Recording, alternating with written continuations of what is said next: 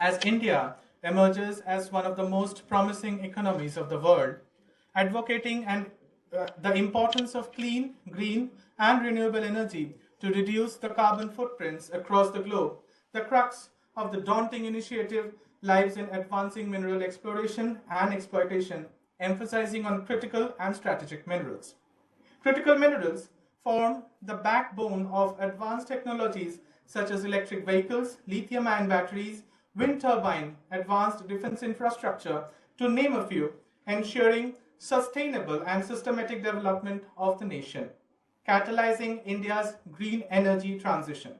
For India, the quest of critical minerals and systematic supply of these crucial resources is more than an exploitation concern, it's a sovereign imperative. Etched in the resolve of a developing nation and gaining self-reliance on the demand and supply sequence is of paramount importance. Geoscientists are the frontline force analyzing and exploring the resource of critical and strategic minerals across the length and width of the country, steering the vital responsibilities towards their goal. This theme meeting delves into pioneering research and path-breaking technological advancement in pursuit of critical and strategic minerals in peninsular India's metallogenic heartland. It is a podium to share thoughtful dialogue and technological insights to seek paths that are wise and sustainable, fueling India's journey towards a cleaner, greener future. In light of these reflections, I request our Honorable Regional Director and Chairman, ACMPPI 2025, Sri Mukundan Sahab, to welcome the August gathering.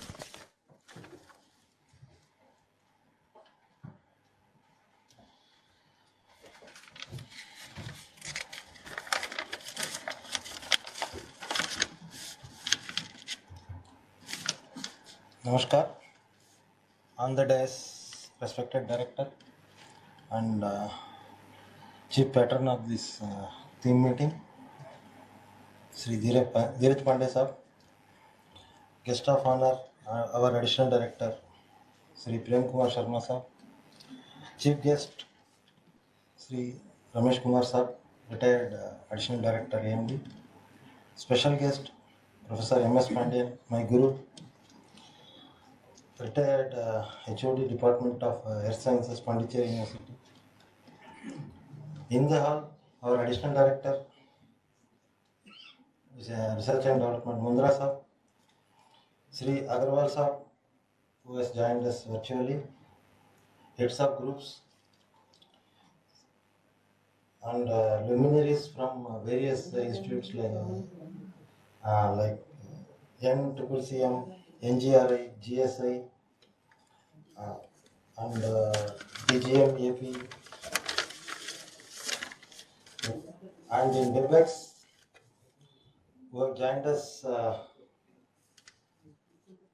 former additional directors, Sri Saravanan Sahab, Sri A.V. Jayagopal Sahab, and Mohanty Sahab, and other senior officers who have joined us virtually, Pan Sahab, Rawat Sahab, and several senior officers have joined us virtually. Present regional directors, Sri Jaideep Sen, Sri Jagdishan, Sri S.K. Das, Sri Bhaskar Basu, Sri S.K. Sharma, and Sri S.R. Mantan were connected through virtual mode, and all other officers, I don't exactly know the count of people who have joined in 60 other officers of all over from AMD, and others are joining also. A very good morning. As AMD commemorate 75 glorious years of contributing towards growth of the nation, we pledge in advancing the legacy of scientific excellence to its pinnacle. To celebrate such a milestone, our director, Sri Dheeraj Pandey Sahab, has given us the opportunity to conduct this one-day theme meeting on atomic and critical mineral provinces of Peninsular India, Insights and Emerging Exploration Technologies, ACMPPI 2025. On behalf of the organizing committee, I extend a warm welcome to each and everyone to the esteemed presence of stalwarts of scientific community I am honored to present the welcome address dedicated to the pursuit of mineral exploration and geological excellence. With glorious legacy of spanning 75 years, AMD remains dedicated towards the exploration for atomic, strategic and critical minerals, contributing significantly to the nation's economic growth and development. Atomic and critical minerals like uranium, thorium, niobium, tantalum, zirconium, lithium, etc. are the building blocks necessary for sustainable development of this country, this society. This workshop is designed in a way to discuss the advanced research, that is contemporary research, advanced research in these fields, and also it aims to indulge into detailed deliberation regarding the future of mineral exploration, incorporating analytical and technological eminence. It is necessary to understand the viable and judicial means of exploration and exploitation of strategic and critical minerals to boost the idea of clean and green initiative, and this workshop would unveil the potential at grassroots levels. Critical minerals form the backbone of contemporary technological progress and are vital for innovation across rapidly evolving global sectors including renewable energy, semiconductor manufacturing, and advanced defense systems.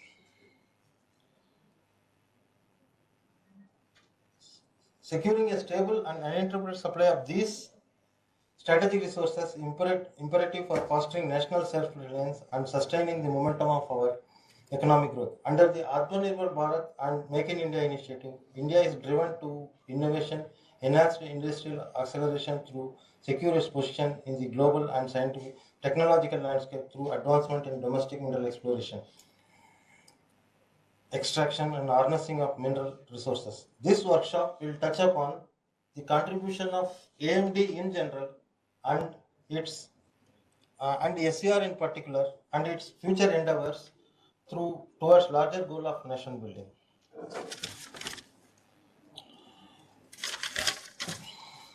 AMD South Central region, riding over its strong and confident shoulders of eminent geoscientists, many of whom are gracing the occasion today. I am seeing many pioneer members of South Central region are here.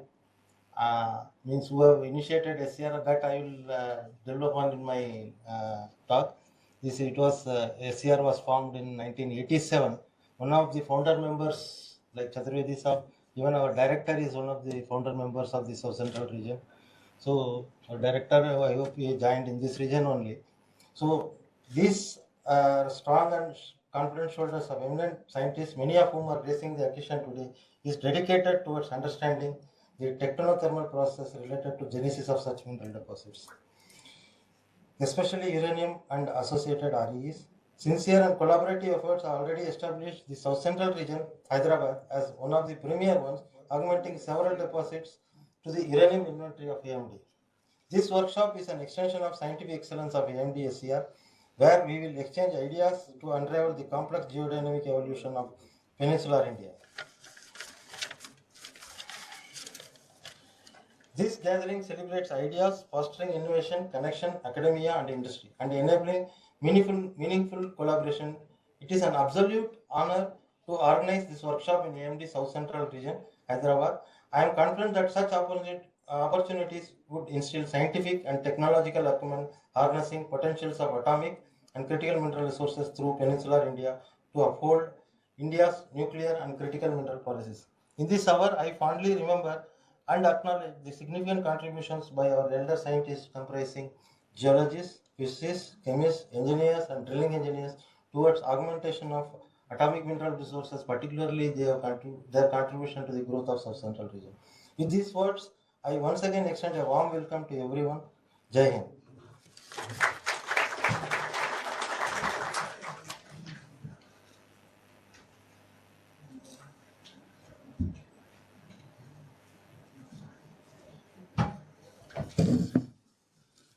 Thank you, sir.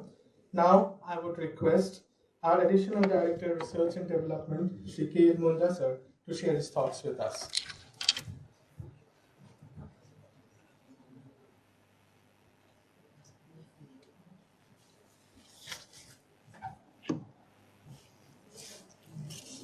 सभी को सुप्रभात. Respected Chief Guest of today's theme meeting, Sri Ramesh Kumar sir, special guest Professor Pandian sir,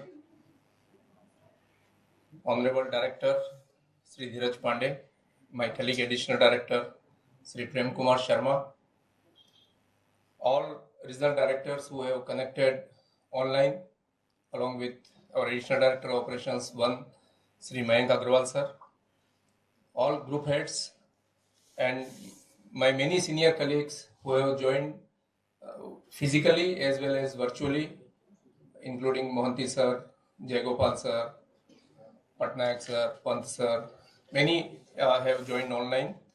So a very good morning to all, and I once again welcome you all.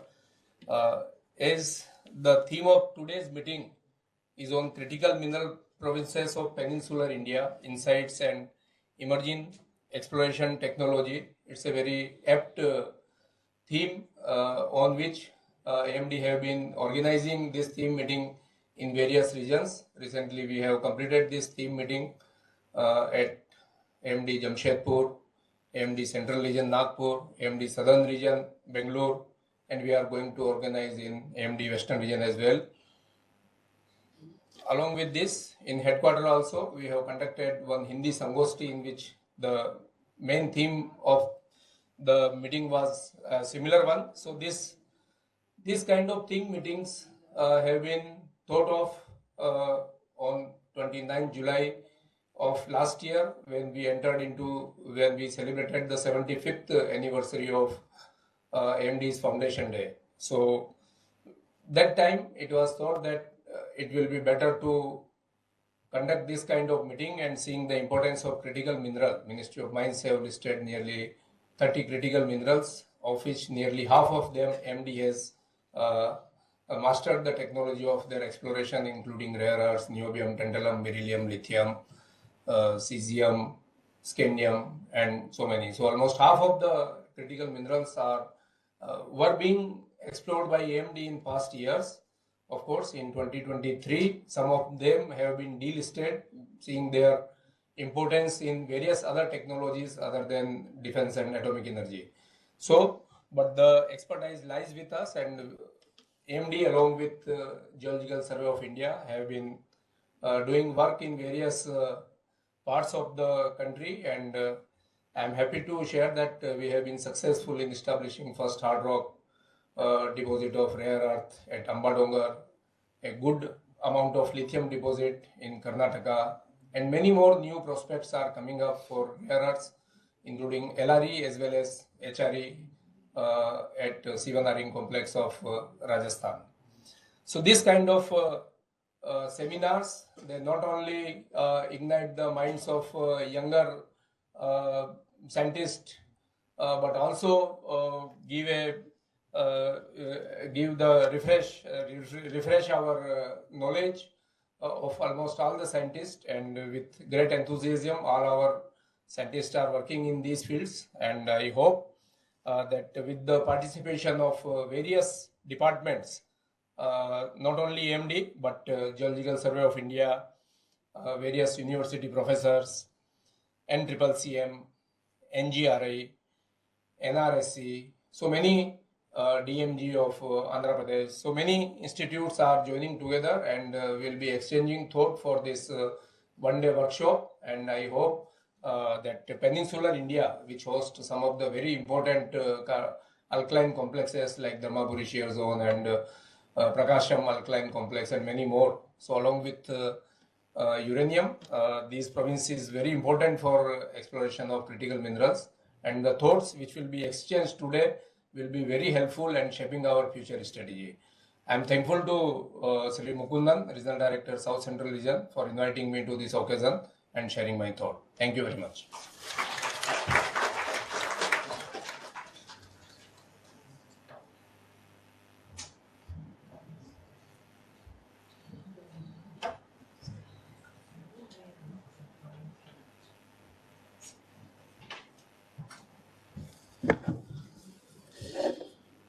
Thank you, sir. Taking the proceedings further, I would request the patron of the theme meeting, Additional Director Operations 2, Sri Prem Kumar Sharma sir, to share his vision with us. Sir, please.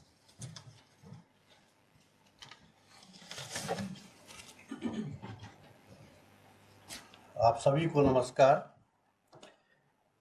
Respected chief guest of this theme meeting, Sri K. Ramesh Kumar sir, our retired additional director AMD, our beloved director Sri Dheeraj Pandey sir, additional director R&D Sri Mundra sahab, regional director South Central Region Sri A.R. Mukundan ji, convener of workshop Sri A.A.P.S.R. Acharyulu ji, our senior retired officers and stalwarts of AMD who have joined virtually, as well as many are present here, ex-directors, ex-regional directors, and the senior officers. Dignitaries from different geological, remote sensing, and mineral sector organizations were present here from GSI, NCCM, NGRI, NRSA, DGM. Virtually attending our regional directors, officials of different regions, and my dear colleagues, officers of South Central Region. I really feel very happy and privileged to attend this theme meeting on atomic and critical mineral provinces of Peninsular India, insight and emerging exploration technologies, being organized by our South Central Region as a part of AMD's 75th Technical Deliberation and Celebration. The theme of the workshop perfectly fits to the need of the time, as the envisaged target of 100 gigawatt green clean energy by 2047 and fast changing mineral sector, especially critical minerals, has necessitated intense and extensive exploration for augmentation of these mineral resources with high grade and tonnage. This meeting is a platform to discuss various aspects of atomic and critical minerals, including their resource status, geological favorable terrains, state-of-art technology for exploration, exploitation, beneficiation, processing, and use in different industries, and laws and regulations, and the future prospects also.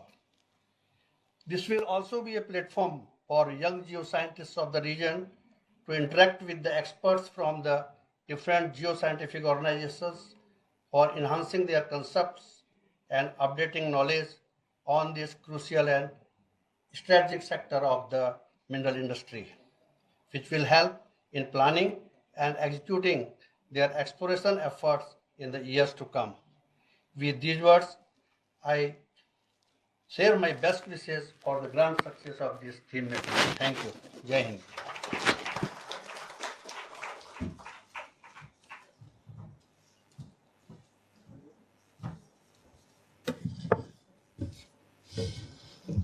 Thank you, sir. Through this theme meeting, we open a window to wisdom, an invitation to listen to the voices of those who have devoted an extended period untangling the intricacies of complex geological systems and tracing the hidden rhythms of Earth. The idea that you will envisage through the meeting has been penned down in a tangible form in a souvenir. I would request the esteemed guest present on the dais to unveil the souvenir. Please.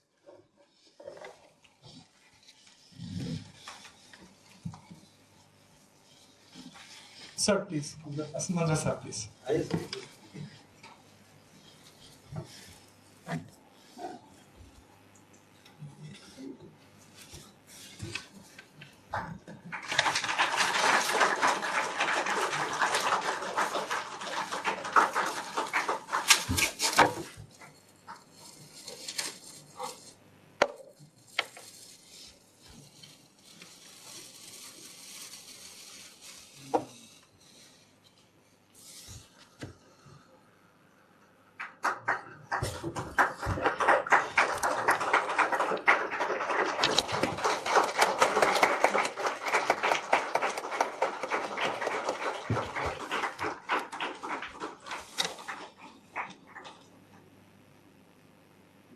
Thank you, sir.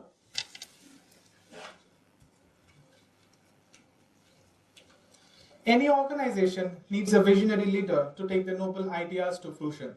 Today, we have with us one such leader, our beloved director and chief patron of the theme meeting, Sri Dheeraj Pandey sir. I would request sir to inaugurate the proceedings of the theme meeting with his lecture. Sir, please.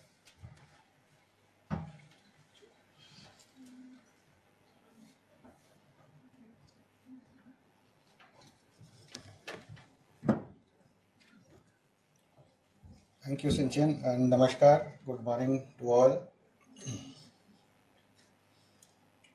Dignitaries on the dais. Our chief guest today, Sri Ramesh Kumar, Professor Pandian, Sri Prem Kumar Sharma, Additional Director Operations 2, Mr. Mukundan, Regional Director South Central Region. Of the dais, Additional Director R&D, Sri KL Mundra. Dignitaries joining us from various organizations, Dr. Praveen, Dr. Babu, Dr. Kulmani Das, my former senior colleagues from AMD, Dr. Best, Dr. Nanil Kumar, Dr. Rahul Banerjee, Dr. Chaturvedi, Dr. Nagendra Babu, Sri Mathur, and many of our former senior colleagues who are present here and online, and dear friends from South Central region. In fact, this is a glorious moment for me personally as well as South Central region, because as Mukundan pointed out, SCR or Central region I should call it, way back in 1988 I joined this region under Sri DC Banerjee, who was our first regional director that time. Dr. Chaturvedi is here, he's sitting with us. He was there when I joined the Central region. We had a rented building, and from those days in 1988, SCR has moved on. Now it has its own building, its own infrastructure, laboratory infrastructure, and to its credit, it has the first unconformity type deposit of India, that is Lambapur. So in fact, it has been a great journey for SCR. And coming to today's theme workshop, as Mundra sir pointed out, this is the culmination of our year-long celebrations. After this, we celebrate one more occasion in Western region on 24th of this month. So this is a series of workshops that have been organized in various regions, and today the same event is now being held at South Central region. And as he also pointed out, the central theme of all these workshops, including the one that we had in Hyderabad in Rajbhasha Hindi mein, it is critical minerals. It is basically an out of focus theme for AMD as such, if you see, because AMD's mandate is basically uranium and thorium. Wherever you go, you are identified by two minerals, uranium and thorium. That is AMD ka kaam hai, uranium और thorium की खोज करना. But why the central theme? Why we have diverted from our central mandate? This is because of the announcement of the National Critical Mineral Mission by the Ministry of Mines, Government of India. And as again Mundra sir pointed out, the critical minerals, the importance of these minerals, probably the world has realized in the last 2 decades. They're important because that importance has come up only when the world has realized that now we have to move on to the energy transition. We cannot afford to burn fossil fuels. So that shift towards clean energy, that has made these minerals critical or important. First important and then critical, because the world realized that the amount of minerals that you require for these technologies, maybe the clean energy technologies, including the EVs and the lithium batteries and all, they require these minerals, which are very important for that industry, and without that, you cannot move forward along those lines. And once the world realized that the importance of these minerals, side by side, it also realized that these are very few. There are very few scarce resources of these minerals. That is what makes them critical. So, what the world realized, say 20 years back, DA has already been instrumental in exploring these, because they have been always critical and important for DA. And especially the so-called rare earths, lithium, their importance was always there, and it still continues because these are critical to DA activities. Then this year also the government announced a nuclear energy mission for Viksit Bharat, And now the role of AMD in this particular mineral sector has diversified and it has grown manifold, because now apart from uranium, thorium, because as Sharma Sahab pointed out, our target of 100 gigawatt nuclear energy by 2047, that will require a huge amount of indigenous resources, because again uranium and thorium both are strategic minerals, they are critical. So we cannot afford to sit back. We have to have the indigenous resources with us. At the same time, when the world is open to us, the market is open to us, we are not shying from importing that, because it is a critical resource. It is what US does. All over the world, you can see countries stockpiling resources. US does not. It always imports oil. It is the largest producer of oil as well as the largest importer of oil. That is because it does not want to handle its resources as since these are open available to it from the Arabic world. So this same method, this same thinking has to be applied to our indigenous resources also. As long as these resources are available outside the country, we should take them and keep stockpiling, or identify the resources, augment the resources, and not exploit them as of today. Then, because of these two missions that I expounded, the NCCM and the nuclear energy mission, our focus for the past 5 years has now been on discovering mineral deposits which are multi-metal. Maybe uranium deposits like this IOCG types, or other elements or other deposits where uranium occurs as a byproduct. So we are not shying away from discovering, say, copper deposits, or for example, say, RE deposits, where uranium may be recovered as a byproduct. So the world is changing, we have to change our thinking also. And this has brought into light the recent discoveries like Giratekudhani in Rajasthan, then Ambardogar in Gujarat, Bhati Khera in Rajasthan. But the Ambardogar deposit, as you know, it contains byproducts of thorium and niobium. Similarly, the Bhati Khera deposits, it's a RE NBZR deposit. And both NB and ZR are critical to DA activities as well as to the industry. So with this focus, now we have also initiated a protocol, SOP you can call it, on sampling and analysis of these samples of during that we generate during exploration, or the mine samples that we are having in the 8 mines which UCL is running. So we are at the same time we are now trying to develop technologies in association with BARC and UCIL and IREL, where we could extract certain critical minerals from the known deposits of uranium which are there, the mines are running, and of course these contain some critical minerals which I will be dealing with during my talk also, you will see. So whether we can recover those critical elements before they go into the tailings, and as a last resort, whether those tailings can be processed for the recovery of those critical elements. So this has been our focus now for the past few years. And another point I would like to highlight here is our collaboration with Geological Survey of India and Ministry of Mines. We have now been for the past, I think, 2 years contributing in a gracious way to the NGDR portal. Our data, the reports, they are now regularly being put into that portal, the NGDR National Geospatial Data Repository. And at the same time, we have been associated with the Ministry of Mines in a number of amendments that have been brought out in the MMDR Act and the rules thereunder. And in conclusion, I would like to say that now AMD has also taken care of, it has tried to adapt to the latest developments, the technologies that are available for exploration and analytical techniques. Like, for example, now we are also into mineral prospectivity mapping using AI and ML. And to our credit, the first hackathon that was organized by Ministry of Mines, AMD won the first prize. So it is a good beginning.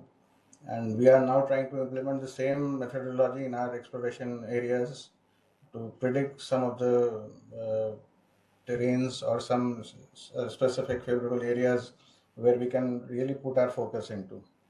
And of course, you'll be happy to know that we are soon going to procure a new heliborne geophysical survey system, Besides, many of the advanced geophysical instrumentation are available with us, and we are augmenting that.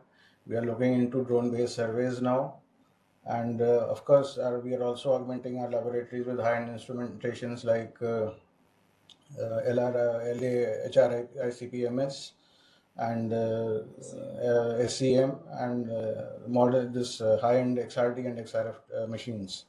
So with these few words, I wish this theme workshop a great success, and the kind of invited lectures that have been organized, they cover a wide variety of themes that are centered around the theme of this critical minerals.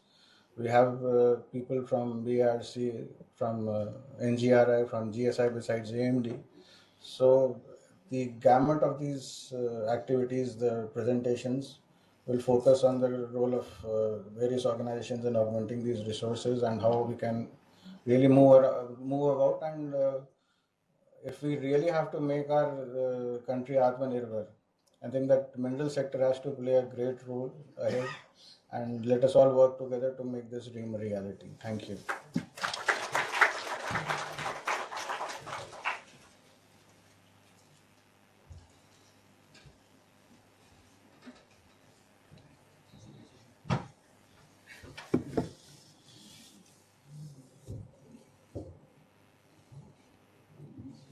Thank you, sir.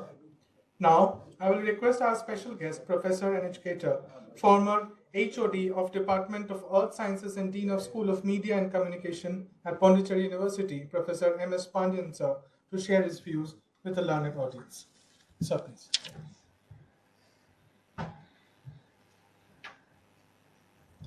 Respected Ramesh Kumar sir, former Additional Director, Honorable Director of AMD, Dheeraj Pandey sir, and Sharma sir and Mundra sir, and Agarwal sir, Additional Directors, past Directors, Saravan sir, and past Additional Directors, R. Mohanty sir and Dr. A.V. Jayagopal, and present and past Regional Directors and scientists of AMD. It's a great honor for me to be at AMD on this auspicious occasion of commemorating 75th anniversary of AMD.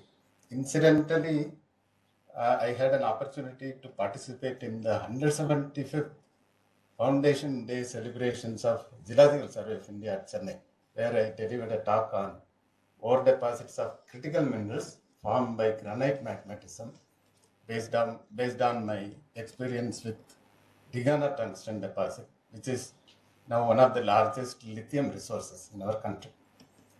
With AMD, I have always had a very useful and academically rewarding collaboration for the last 30 years.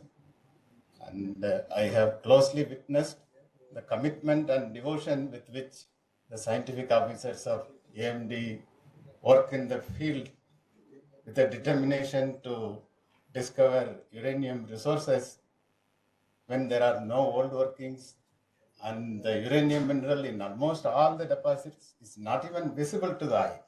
And even under microscope, to identify uranium mineral, so AMD has developed a chromogram test and then alpha track recording. So with all these odds, AMD has been highly successful in discovering large number of uranium deposits and resources all through the country, and it's a tremendous achievement. And so I'll briefly recollect my interaction with the scientists of AMD. And when I took the first batch of MSc students from Pondicherry University in 1995 to Pulivandala, we had an opportunity to meet Mr. Umameshwar, who was in charge of Tummalapalli investigations at that time. He took us to some interesting outcrops and explained nicely about the uniqueness of this deposit. And from that time onwards, large number of students of Pondicherry University, along with the students of many other universities, have been tremendously benefited through the internship program, summer internship program, which is offered by AMD, which is always the most rigorous internship program which is offered by any geoscientific organization in our country. And later, from 2010 to 2016, I had an opportunity to have research collaboration with the AMD through BRNS projects when Dr. Amish Babu was coordinator and also regional director of South Central region. And I had very useful interaction with Sri S.J. Chavan Saab, Dr. Rahul Banerjee, and Mr. Tangavel Saab, who were in charges of Sri Sailam, Palnad, and Rasimala investigation. Through them, I had an opportunity to interact with a large number of scientific officers, particularly Mr. Rajaraman, Dr. Shekhar Gupta, and Dr. Devashish Bhattacharya. So it has been a very rewarding interaction with AMD. And also at the same time, I had opportunity to participate in selection committee meetings for promotion of AMD scientists. I have listened to the work done by scientists of AMD across various cadres, from scientist C to scientist F. And my most rewarding experience with AMD was when I was a member of Apex Exploration Research Advisory Committee for 2 terms, sometime during 1913 to 18 or so. So I have listened to the work carried out by AMD in various regions directly by the regional directors. So it has always been a very rewarding experience for me. And my best wishes to this highly progressive and dynamic organization to achieve much more success in uranium discovery in our country. Thank you so much.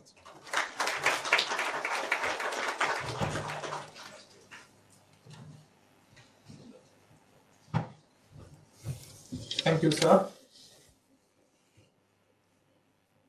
Next, I will now request our coveted chief guest, former Additional Director Shri K. Ramesh Kumar Sahab, to address the August gathering. Sir, please.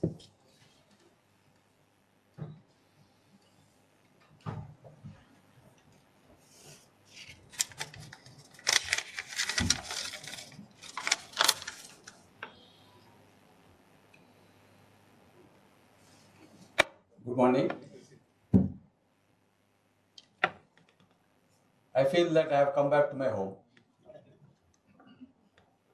And almost everybody in this auditorium I have worked at some point of time in my professional career in AMD. But still the formalities go. Respected Director AMD, Dheeraj Pandey sir, Additional Directors, Mundra sir, Sharma sir,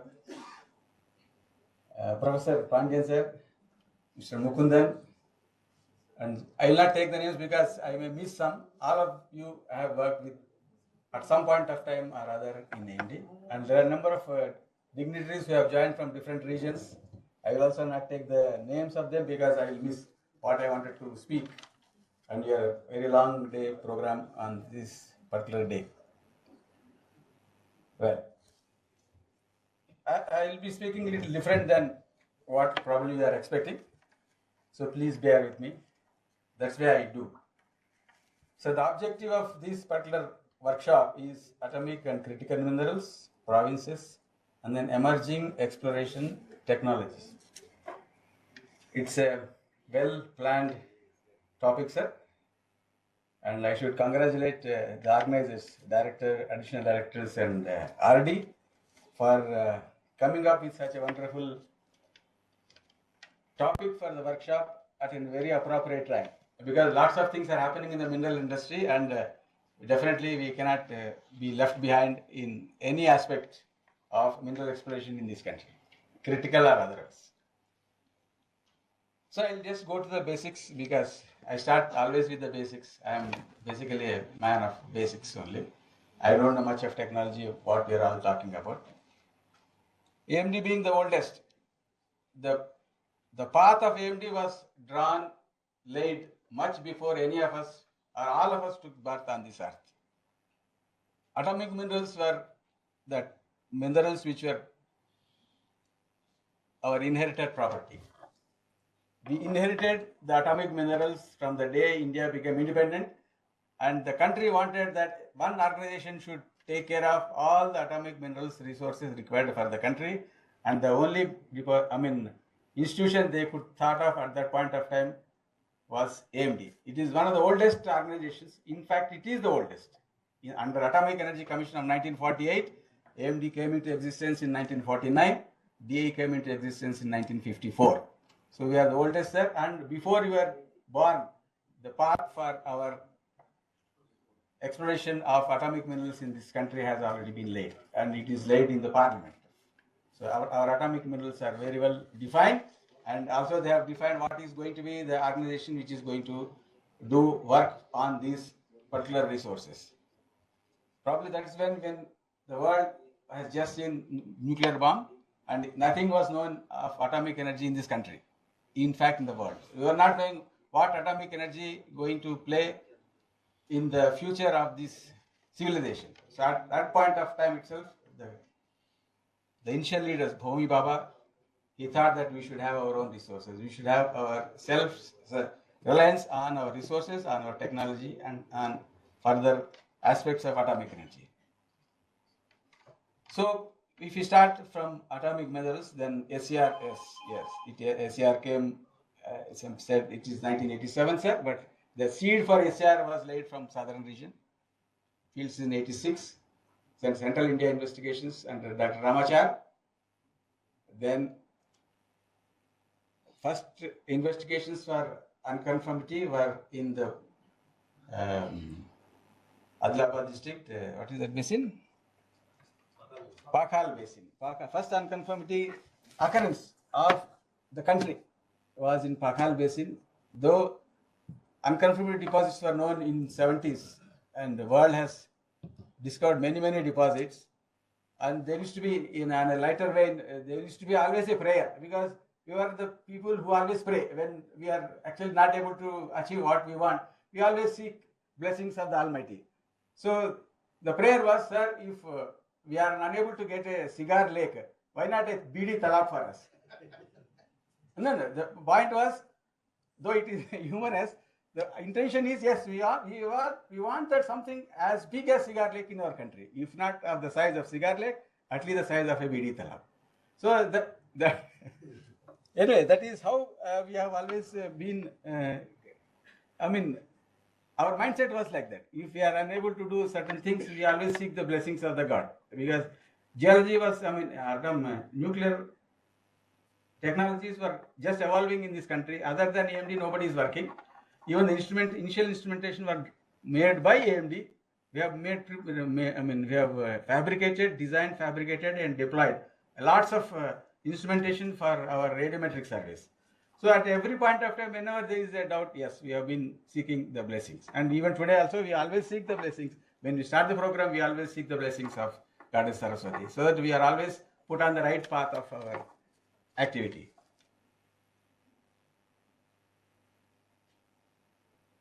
Then yes, when we come to South Central region, the first and the only so far unconformity related deposit, which the monolith of which was very thoughtfully brought out today. So yes, South Central region is the place for unconformity deposit, but much before the unconformity deposit of Lambapur was brought to light, the protor for the unconformity, that is the granite, uranium-rich granites, were known as early as 1980s, early 80s. The Peninsular, you have lots of uranium in the form of veins. There was a time in the history when they wanted to mine out Peninsular and then have a small processing plant and recover uranium. That is when our resources were not in lakhs of tons. Our resources are only in tens of thousands of tons. The time was when if we have a deposit of more than 1,000 tons, it will be a resource of 1,000 tons, it becomes a deposit. Now outside STV, I will not talk about STV. A time was when the mindset was, if you have a resource of more than 1,000 tons, it becomes a deposit. Today it is not. Today it is much bigger than that. Why I am telling all these things is maybe many of the things probably you are not aware, or you are aware and probably have dumped in the what we say in the memories, and after some time probably they will all be faded out. But you should know from where we started. We started because our journey started much before we have even taken birth on this earth. So South Central region, I still put Peninsular as the mother of uranium occurrences of South Central region. Please, I will be speaking what I know. You are free to either take it or dump it. Because South Central region is not just unconformity. Unconformity is a pele. We have discovered. We means I say as a AMD. We means I mean AMD. A uranium occurring in the form of veins. That is what we see even in Lambapur, Chitrial, or even other areas. Even today we find some uranium bearing veins, uranium veinlets in the granite below the unconformity. So the mother ore of all this unconformity is the uranium bearing veins which are coming from the granite. So granite is finally the repository for all the uranium of Peninsular India. I think I have another 5-10 minutes. I can take times. Okay. Now a new topic is coming, that is critical minerals, and on which Director AMD said yes, many of the critical minerals are also atomic minerals on which we are confident, and in terms of exploration, in terms of resource identification, in terms of delineation and all. But I always have a question. I have also been discussing with different people on this topic. When the concept of critical minerals came, it came as a bunch of some 30 entities. Then it became 24. I think today it is 24. And out of 24, more than 50%, they are absolutely have no value in terms of the atomic energy programs of the country are concerned, even strategic programs of the country are concerned. For example, I will just tell one thing, cadmium, for example, gallium. So these are the elements which are recovered simultaneously with some other operations. If I go only for gallium exploration, for example, if I go only for even platinum group of mineral exploration, I have to do something else. That is number one. Number two, I should have a technology. Even today, do we have a technology for platinum group of element extraction on a scale which is required today? Anyway, I leave it to because Babu has a different question mark on his face, fine.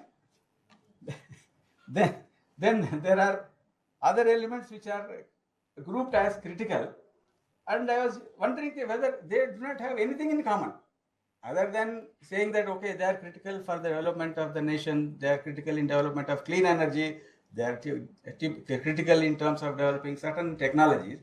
None of them occur together. None of them have same evolution in geological history. None of them have got same technology of recovery, but still they are all put together. See, if I take for atomic minerals, we know atomic mineral geology of atomic minerals, their exploration technologies, their resource evaluation, everything is laid down. We are very absolutely confident of how best we are going to tackle the problem of atomic mineral resource evaluation, exploitation to the scale of even mining and further value addition. But such things are not,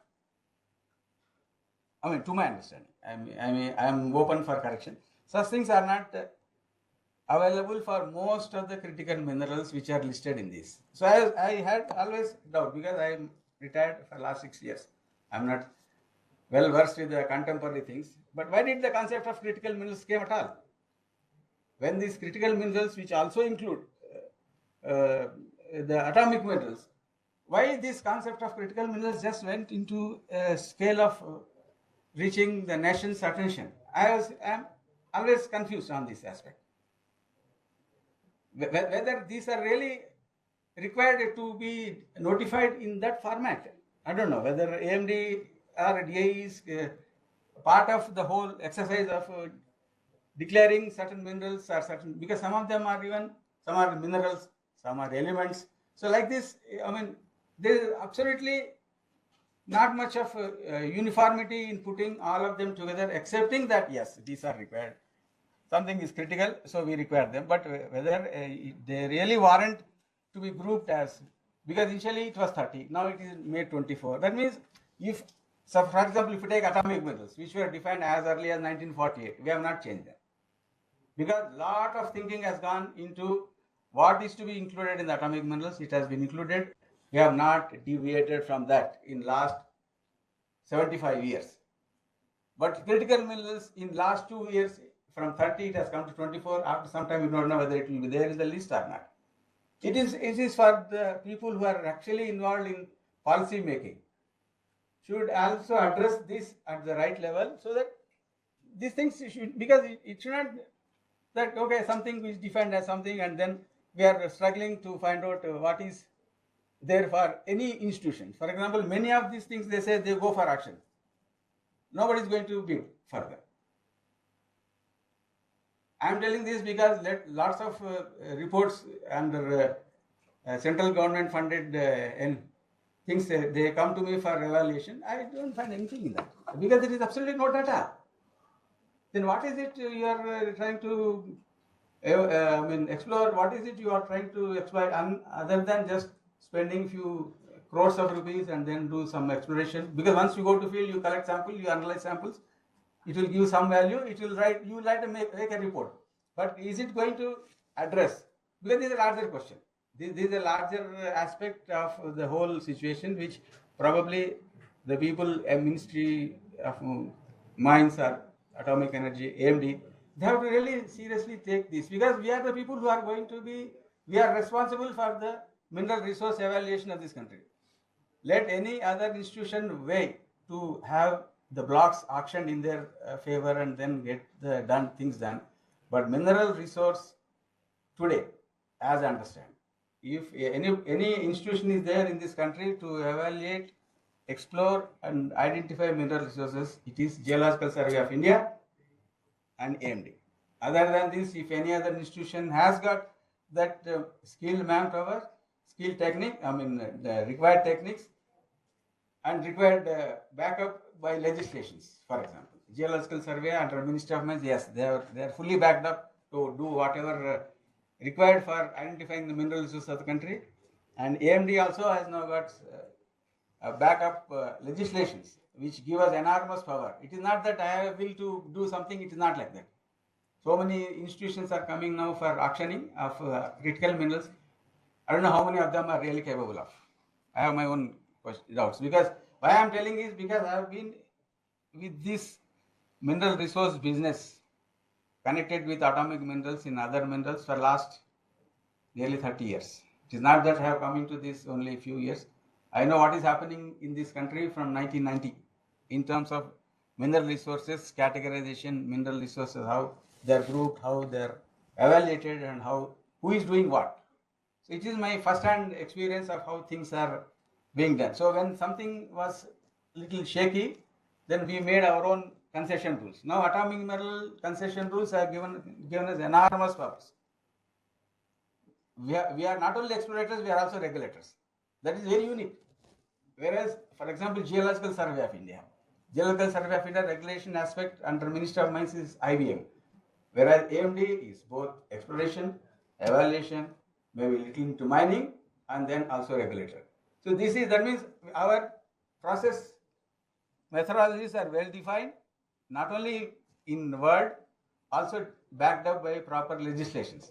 So we are on a very, very firm footing. So I can only say that we are confident, yes.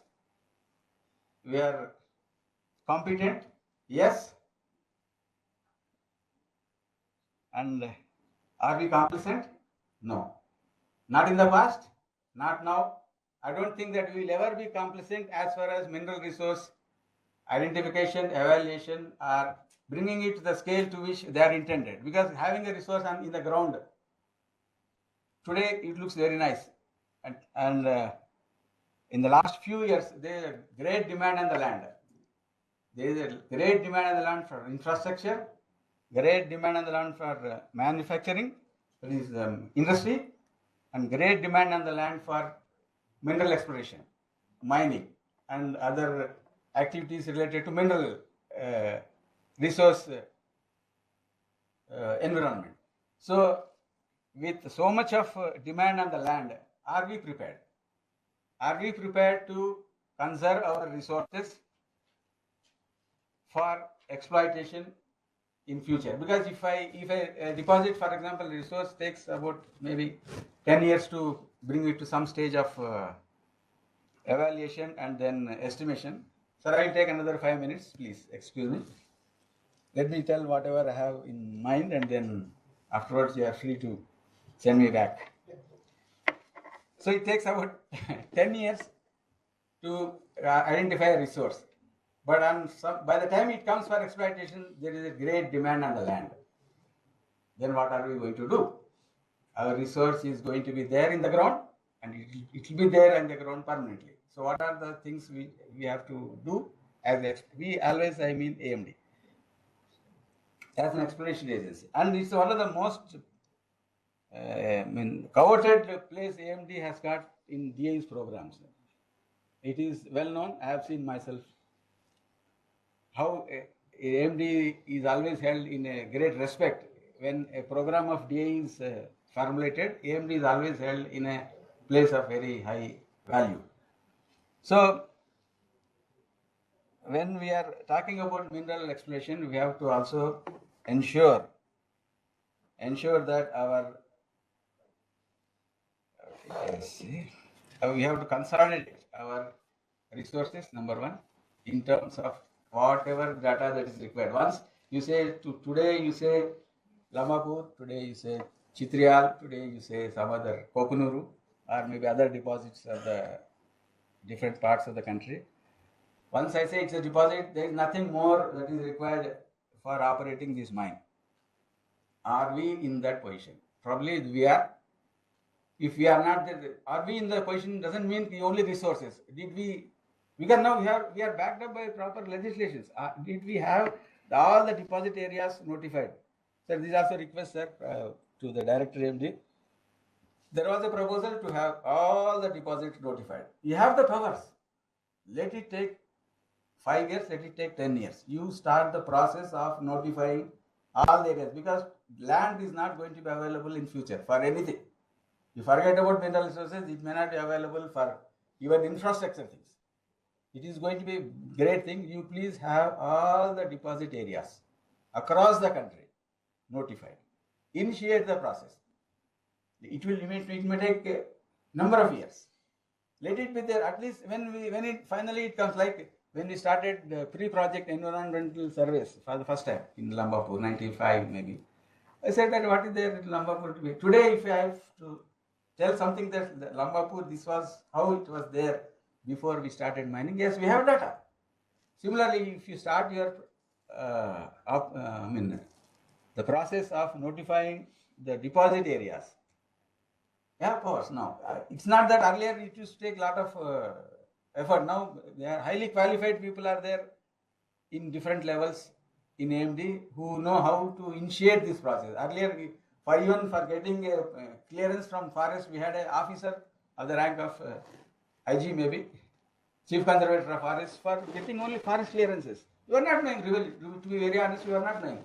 But it is not the case with notifying the areas for our purpose under the existing acts. We have the powers, we have very highly skilled manpower, and I request Director that you please, sir, take this on a very serious footing, and then please ensure that all the deposit areas of not only uranium, of lithium, or maybe in NBTA, other things notified. If half of the critical mineral resources are under the purview of AMD, let us notify all of them. You start the process. If you start, doesn't mean it will come, it will bear a fruit tomorrow. It will definitely bear a fruit after few years maybe, or it may never bear fruit. At least we have the satisfaction that yes, this country needed this many mineral resources, we have identified, these are now under our control. Whether land is available with you or not, and they will come at a much later stage. But what is there within our purview, I think we should do that.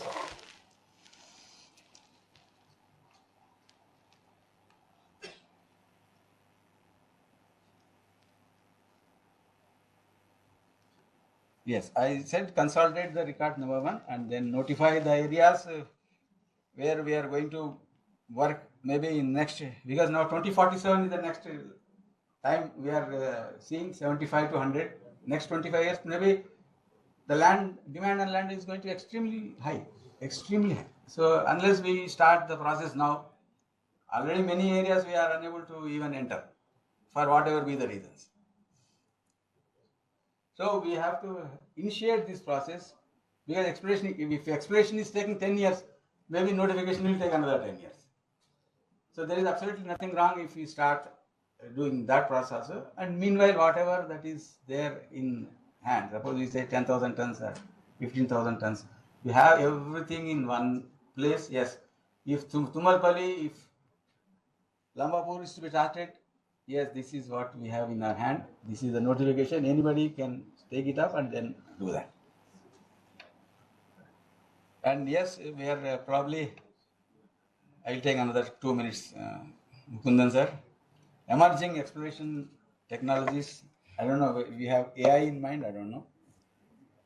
And anyway, once you think of any of the emerging technologies, first of all, you have to understand them first, then customize, and then put them into the thing. But again, yes, you have to, when something new is coming, something is new is going to reduce your time of exploration work. Yes, you should adopt anything coming new, which it has to be customized first. First, most important is you customize it first to our requirements and then implement them. Yes, I expect that maybe in the next few years you also have some technologies which you say they are AI based.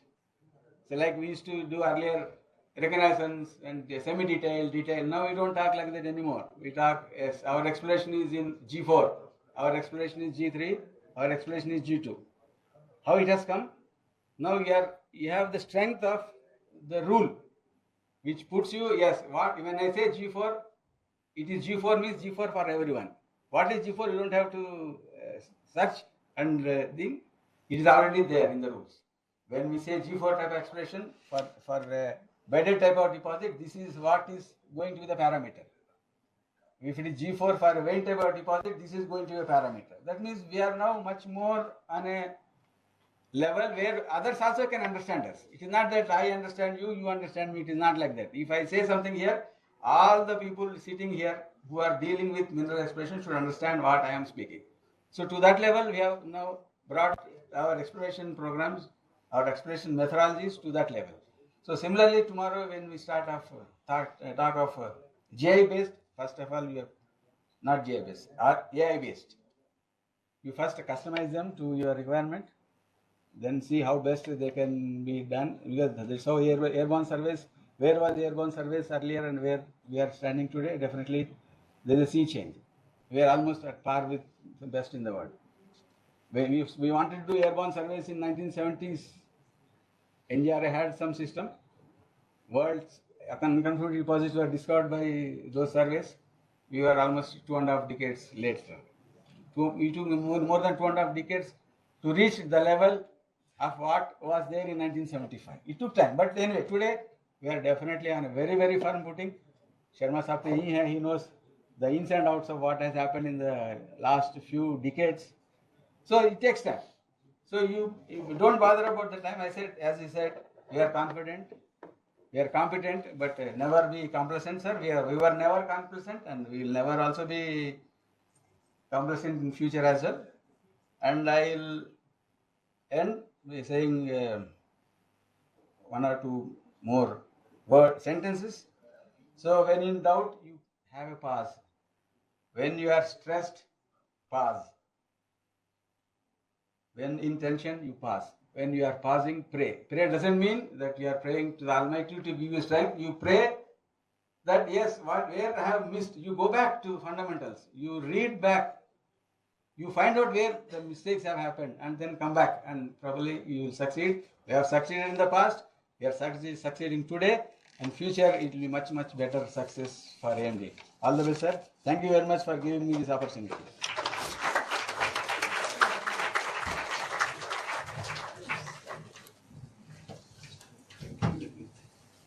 Sir, I missed one point. I'll take one more. Last point. Old PMS habits die hard, so you always add something after the thing is over. Anyway, lots of my former PMS colleagues are here, no problem. What I wanted to say was, if I see this particular workshop as a pixel version of a big picture AMD has in mind as far as critical mineral evaluation exploration of this country. So my again some humble suggestion, because I can always suggest, sir, it is for you to consider discard, is have these pixel versions consolidated. Let it be consolidated by, we have very highly talented youngsters, very competent. You put them together and you see any common things emerge out of that, and out of those things which emerge as a commonalities in all these workshops on pixel version workshops of this big organization. Probably you may have a thematic assignments which will have 2-3 years duration, and then we will have much better platform to talk on the minerals. When we talk of minerals, we don't talk of atomic minerals anymore. We talk of many minerals on which we are very confident. We are very confident on many mineral explorations, not just atomic minerals. So have this in your consideration, sir. Have these thematic workshop things consolidated. Have a big picture, and maybe it can be even taken to much higher level, because access of director MD is very huge. Those who sit there only understand what is the access they have in running the department. Anyway, fine. Okay, so but have a big picture, and then yes, take when we go to 2047, yes, this is what we have thought of 25 years ago, and this is where we stand today. Thank you.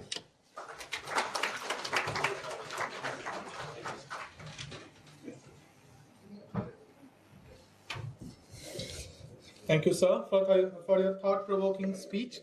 Now I will request respected Director, sir, to do the honor of felicitating chief guest with a shawl and a memento of our love and gratitude. Sir.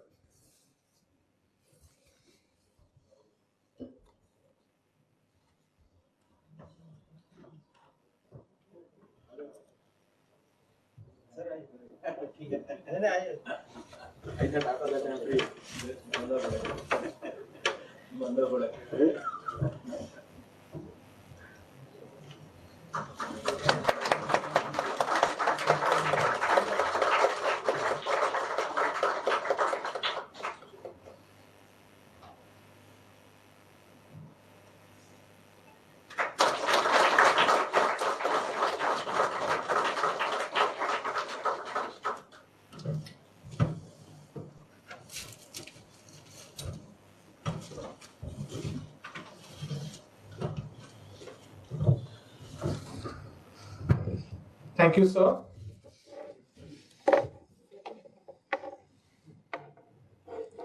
Now, I'll request convener Sri Acharya Saab to come over the dais to thank the esteemed guest for gracing the inaugural program of the theme meeting. Post this, we will have a short tea break before proceeding to the first lecture session, which will be coordinated by Sri Group Photo. Rahul Jaiswal. Now I'll request for a group photo if you. Okay.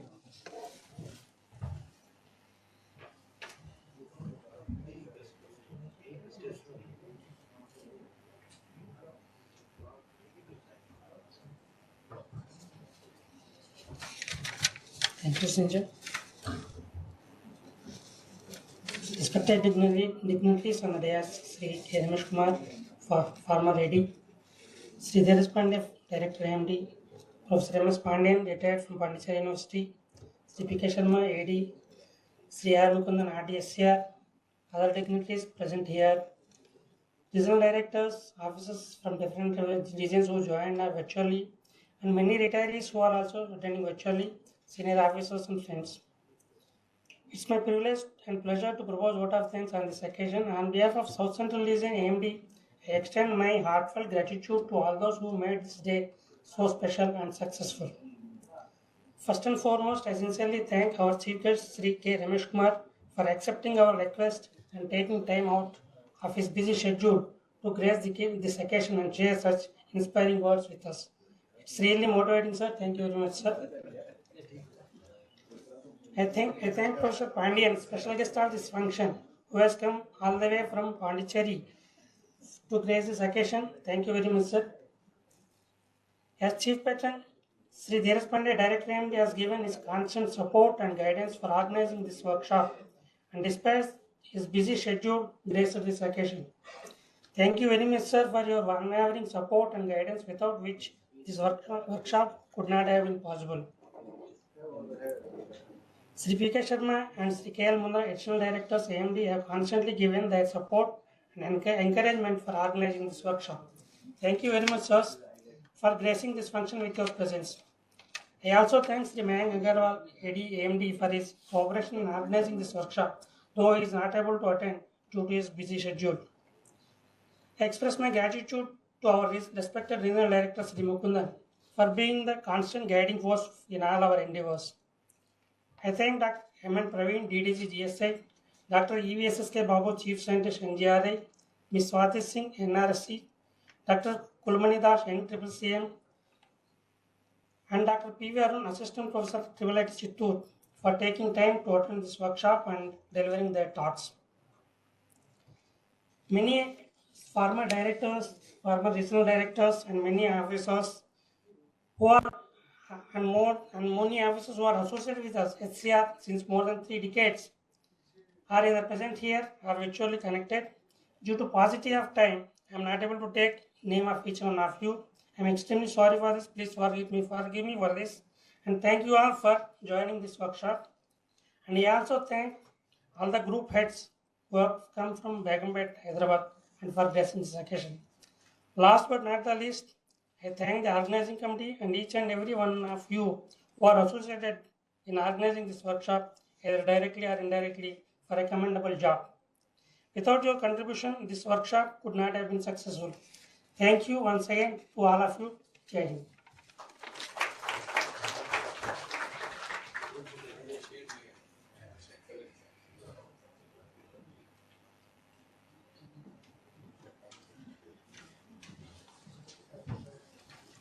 Thank you, sir. Now I will request guests to come to the podium for the portico where group photo will be taken. Sir, please. Good morning and warm welcome to all in today's theme meeting, that is Atomic and Critical Mineral Provinces of Peninsular India, Insights and Emerging Exploration Technologies, ACMPPI 2025. This meeting comprises 3 technical sessions. First technical session of the meeting themed Critical, Atomic and Other Mineral Systems of Peninsular India. It comprises 5 keynote lectures. Once again, I welcome the geoscientists and eminent academicians to enlighten us towards the evolving dynamics of mineral systems of Peninsular India. Now I would like to welcome on stage Sri Dheeraj Pandey, Honorable Director AMD, to share his wisdom with us. Sir, please grace the rise. First, I would like to share brief introduction about Sir Sri Dheeraj Pandey, Honorable Director AMD and an outstanding scientist of AMD. Obtained his MSc in Geology from University of Lucknow in 1987. He started his career as a scientific officer with AMD Hyderabad in December 1988. With over 35 years of dedicated service, Sri Pandey has played pivotal role in exploration and research of uranium and atomic mineral across the diverse geological domains of India. His career has spanned key responsibilities across AMD's regional centers, including Delhi, Jamshedpur, Jaipur, Bengaluru, and Hyderabad, each enriching his expertise as geoscientist. Sri Pandey's legacy include major contributions to the discovery and development of strategic uranium deposits such as Rohil uranium deposits in Rajasthan, Turandi group of deposits in Jharkhand, and Kanchankai Halkal uranium deposit in Karnataka. His noteworthy contribution, nationally recognized, he got honored with DAE Group Achievement Award in 2016 and the prestigious National Geoscience Award in 2019. His commitment to advancing geological sciences is reflected in over 50 publications in prestigious national and international journals and conferences, instilling his reputation as an able leader in this field. I request Sri Dheeraj Pandey sir to come on the dais and kindly deliver his talk.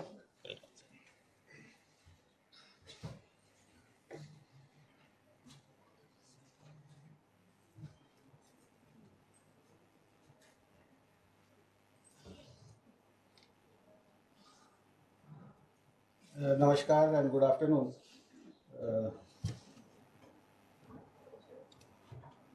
So we are already running late, so I think I'll just present the slides before you, because whatever was there in my mind, I've already told the audience during the inaugural session. So a few slides I have, I'll just skip through and go fast so that we can save some time. So this is all known to everyone, because every year scientists are there in the audience, so I need not emphasize. Only thing I would like to emphasize upon is the fact that the Panchamrit, what our Honorable Prime Minister gave before that Conference of Parties 26 in UK in 21 for this climate action. The first 2 points that we get that come to our notice is India will get its non-fossil energy capacity to 500 gigawatt by 2030, and India will meet 50% of its energy requirements till 2030 with renewable energy. So rest of the 3 points are all related to these first two. So if we can fulfill these first two Panchamrit, the items of Panchamrit, I think the rest we can achieve. Next.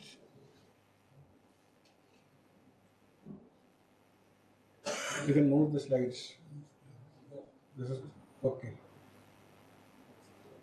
So when we come to the India's power capacity, present power capacity and installed power capacity and the generation, the point to be noted here is that thermal power is still dominant, and it accounts for almost 50% of the installed capacity and 74% of the power generation. And renewables, they contribute 47% of the installed capacity, however, only 25% of the power generation. So this highlights the fact that although renewables are the in thing, I mean, if you need that energy transition, you require renewables. But the investment that goes into the renewables and the amount of infrastructure that you need, that offsets the benefits. Even after 48% of installed capacity, they are contributing just 25%. And nuclear power, if you see, as of today, it is just 1.85%, but it is already contributing more than that, almost double that amount. And renewable energy growth, everyone knows the last 10 years, it has been a tremendous growth in nuclear energy, especially the solar power. If you see the increase factor in the last 10 years, solar power has increased almost 28 times. And solar and wind have crossed the milestone of 100 gigawatt and 50 gigawatt. And the total non-fossil fuel power has already reached this 230 gigawatt figure in 2025. So by 2030, we definitely will achieve the target. And coal, as you see, although it has a dominant share in the installed capacity, but it has continued to decline from the earlier more than 50% to 46.7%. So gradually, it is an understanding that though the thermal power is still dominant, and you cannot just wipe it out of the slate on a single day. It has to be there in the optimal mix, and gradually you can reduce it by increasing renewables and nuclear power. So this is a study by MIT US, where it is evident that it is a complex graph, but what it shows is that if you were to achieve net zero, a minimum of low carbon energy, using only the variable renewables, then the cost goes up, the tariff increases. And what you want is you need low cost electricity for the population. So for that you need an optimal, once you come to in the graph towards nuclear power, you mix both the variable renewables and the nuclear energy, then the tariff comes down. So this shows the importance of nuclear power. And moving towards net zero or clean energy in absence of nuclear energy will lead to enhanced tariff. That is what we do not need. Low cost of electricity to end users is the key. So the large scale contribution nuclear power in India especially has to come if we are to achieve this net zero target by 2047. Everyone knows that the role of nuclear power energy transition, it has the lowest average life cycle carbon dioxide equivalent emissions.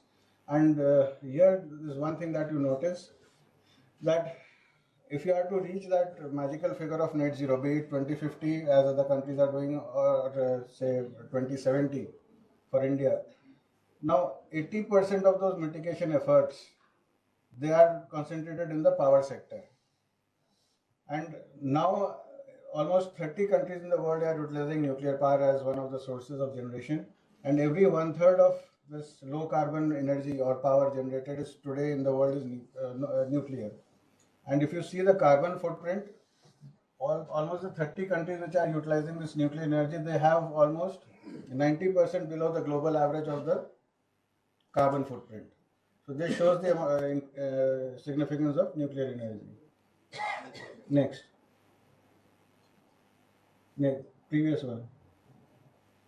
So here what I would like to emphasize is that if this energy transition has to occur, then the dominance of mineral industry will come to fore. You just see one example. This is a conventional car and this is an electrical car, and this shows you the mineral which are being used, the amount of minerals and the different kinds of minerals that are required in this manufacturing. So there's a huge increase in the quantum of minerals as well as different minerals that you require for an electric vehicle. So this, and if you come to these graphs, dominantly they show that if compared to 2020, if you have to have a net zero target of 2050, then various sectors like EV, then hydrogen, then wind, solar, all these sectors, they will increase by 4 to 6 times. And to get this even, if you want to have this kind of a setup, you will require multiple times increase in various minerals like lithium. If you compare it to 2020, by 2040 you will be requiring almost 40 times the lithium today which is available, 25 times the graphite, 20 times cobalt, and so on. So there's a huge quantum of such minerals, specific minerals which are required for this kind of an energy transition. So these are what we call the critical minerals. And why are they so important? This I have already stressed many times during my talk also. Next slide. So these are basically essential for the economic development. If the country has to now jump to $1 trillion economy, 3 trillion, 5 trillion we are talking, then we have to take recourse to these minerals. As of today, they have no substitutes. There are no substitutes for lithium-ion batteries or RE permanent magnets. And their existence, extraction, or processing is restricted to very few geographical locations of the world. And because of that, there is always a risk of supply chain disruptions. That is why they are critical. Next. If you see the condition of RE reserves in the world, 94% of these resources, total resources, confined just to 5 countries: China, then Vietnam, Brazil, Russia, and India. And India holds just 6.27% of the world reserve, and 97% when you come to the production and the processing and beneficiation of rare earths, 90% is confined to just 5 countries, and out of that 68% almost to China. And in spite of India, previously, in spite of India holding around 6% of the reserve and with the rank 5, we are just producing less than 1% as on today. Next. Similar is the case with lithium. Lithium is confined to almost more than 50% is confined to just the lithium triangle, that is Argentina, Chile, and Bolivia. And again, 90% of our lithium production is again confined to Australia, Chile, and China. So this brings on the criticality of these minerals. Next. This is the list of 24 minerals which the government of India has brought out as important for the manufacturing as well as the clean energy transition technologies. And the blue ones that are highlighted here, they were earlier part of the atomic minerals, which have now been removed from that list and put in the Part D of the first schedule of MMDR Act under critical and strategic minerals. Next. Atomic minerals, we are well aware, they are also critical to the country and they are essential to the nuclear power program of the country. They are defined in Part B of the MMDR Act, and they are essential for long-term energy security. And of course, they are highly strategic. Their resources are also concentrated in limited regions, and they are subjected to trade restrictions and bilateral agreements. Next. So this was the list of atomic minerals. 12 items were there originally. Now the first 6 has been removed and kept in the strategic mineral list. And as of today, we have these 7 to 12 that you see these items in the atomic minerals list. Basically, the uranium and thorium and these sand minerals. Next. So, as I was talking, we have made progressive changes in our attitude towards exploration and exploitation of atomic minerals. Basically, what we have done is now we have introduced the concept of conceptual modeling, which was earlier there, but we have combined it with mineral prospectivity mapping using AI, ML, and GIS platforms. We are carrying out this multidisciplinary exploration. Now we are trying to integrate all these different kind of activities that we do, starting from airborne surveys to right down to the drilling. All these now we are trying to integrate in GIS platform and come up with better results, which gives us more confidence. Included is this high resolution airborne geophysical survey, deep drilling, which is presently restricted up to 1200 meters. We are trying to go in for 1500 meter drilling rates. And we have gradually improved and customized our state-of-the-art analytical facilities. And of course, another important aspect is indigenous fabrication of instruments. So way back when the Jadugoda mine started somewhere in 1957, the first mine in India, from that day till today, we have made a huge progress. Presently, we have almost 4.3 lakh tons of uranium resources as on today. Next. This is how we are carrying out airborne geophysical survey. I think another lecture will be there, so I don't want to get into details. Next. This is how the airborne data has been used in Singhbum shear zone. You can see here, we can interpret the airborne magnetic data. You can hear this is a sign of that Tirukocha fault that dislocates the Jadugoda uranium deposit. And you can see the dislocation in the high magnetic trend.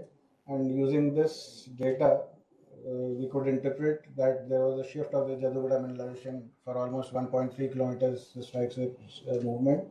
And because of that, we drilled the northern part, the deeper part drilling we tried to do in the Jadugoda north. And gradually, because of the shift, that Jadugoda mineralization has come up in the northern side, and we have established a new ore deposit there. We call it the Jadugoda North Baglasai Mature Deposit, which is now giving us almost 3 times the resource of Jadugoda. So this is one kind of activity which helps us in estimating, proving new deposits and estimating the resources. Next. This is, you see the combined RTP magnetic anomaly map of Savannah Ring Complex. You can see how beautifully the peripheral granites are brought out by high magnetics, followed by this inner low magnetic trends that you see. These are rhyolites, and again some basaltic rocks which are again high magnetic. So you can even map the area and then ground validate it during the course of the investigation, and this gives you a fair idea where you need to drill. Next. Then ground surveys, if you see, we have taken this microgravity surveys in Madlagalla area where we have proved the lithium deposit. Here, this microgravity surveys have been very helpful to us. You see these trends, these lines that you see. These are the low gravity trends among the high gravity trends. And this basically gives us an idea. This is the trend of the pegmatitic bodies which are including the amphibolites. So there is a subtle difference between amphibolites and just including pegmatites in their gravity, which is picked up by this microgravity surveys. And we drilled a borehole in that particular line you see. Previous slide. We drilled a borehole here along this trend, and we could intercept this spodumene bearing pegmatite. So this is the way that these activities are now helping us in our investigations. Then coming to this AI/ML that I spoke of, this is the kind of activities we are carrying out now using different algorithms. These are the known copper deposits in Rajasthan, one this belt, and subsequently using these algorithms you can predict the areas which are in continuation of these known deposits. So this is a mineral potential map from very low to very high potentiality of the terrains, the formations you can predict and go in for ground validation and subsequently drill those areas. So this is one way. Next, this is another algorithm, XGBoost. Similarly, you can predict the mineral potential from very low to very high using this kind of techniques. Next.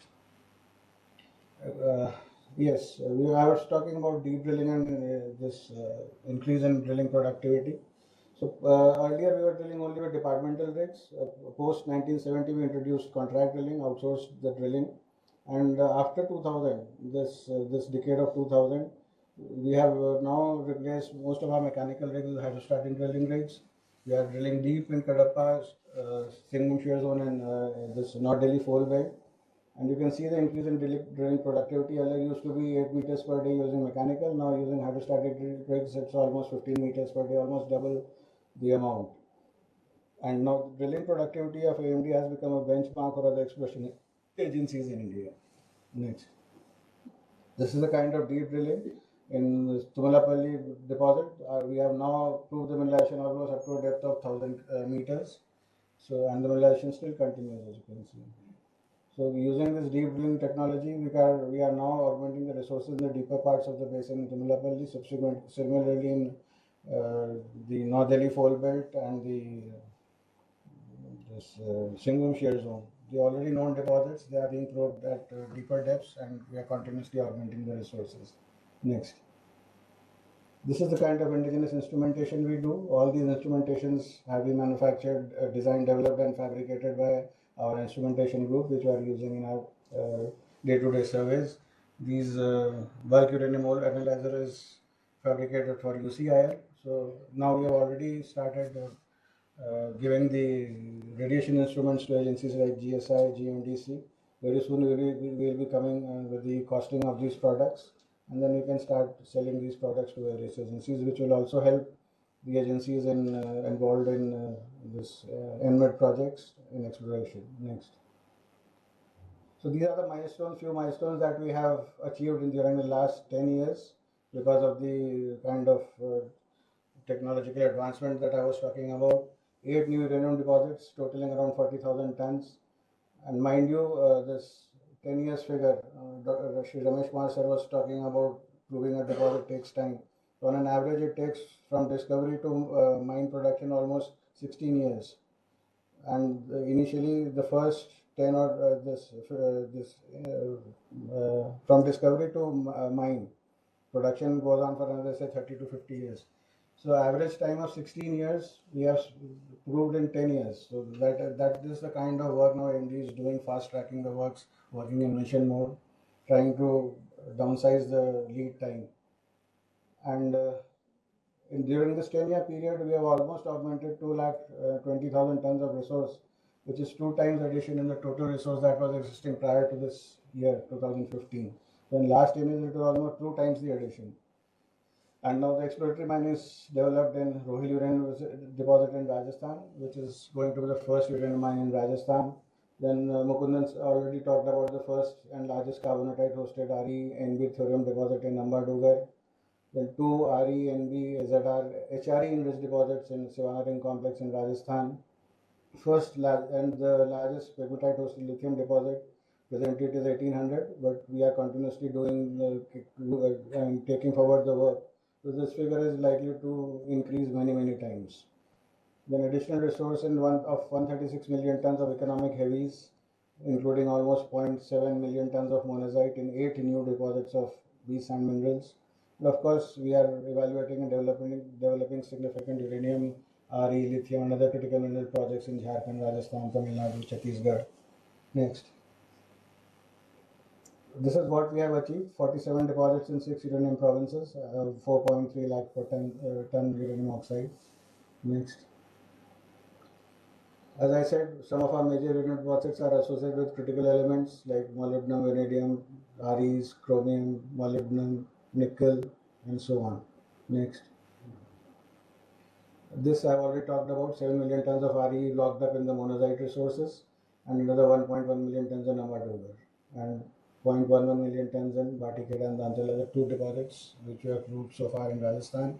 Bhatikeda, incidentally, this deposit is now being put up for auction, and probably in the next month, probably that next tranche of auction, you'll see this Bhatikeda deposit. Next. Lithium, I already talked about, this spodumene induced lithium occurrences in Karnataka, and recently we have identified in Gartara area and Korba district also. Next. This already 136 BSM deposits, and total as on date we have almost 30 million tons of monazite. Monazite, as you know, is a mineral of uranium, thorium, and rare earths, containing almost 10% thorium and 55% light rare earths. Next. This I will leave to my GSI colleague, Dr. Praveen. He will be, I think, highlighting this fact, the National Critical Mineral Mission. So, next. Right, this is the expansion of exploration capabilities that we are looking for. We have already adapted to some of the techniques, but now we are looking for this prompt fission neutron boron logging system. We are developing it with BRC that will enable us to get direct determination of uranium and borons. Then we are this instrument is already fabricated now in consultation with IGCAR. We are looking for to test this instrument using a helicopter. Then this parallel processing software we are developing along with BRC to process the voluminous data of airborne geophysical system.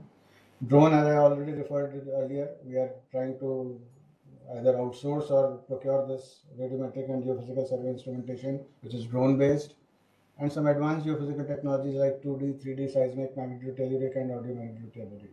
Next. So in conclusion, I would say that though we have already proceeded in our journey for this achieving our Atmanirbharta in these, especially the atomic mineral resources, because that is the primary mandate. But much requires to be done. And as of today, when people ask me whether India is deficient in uranium, why we are importing uranium, I can only reply that as of today, I do not share the view that India is deficient. India has enough resources. The thing is, we have to increase the capacity of mining. We have to increase the capacity of processing and beneficiation. And that goes for all the critical minerals also, not only for atomic minerals. The midstream and the downstream segments have to be developed. There is no dearth of, even for RE, if you say 1.1 million tons of LRE resources in Amadu, we are already 0.1 million tons of HRE enriched deposits in Savannah. So if you mine that, I think that resource will last for almost 30 to 50 years. But who is going to process that? Who is going to beneficiate that? And who is going to use that? That kind of technology, we need that to develop that, or perhaps get it from some counterparts in our from friendly foreign countries, so that we can start utilizing the resources. So thank you all for a patient listening. Any questions?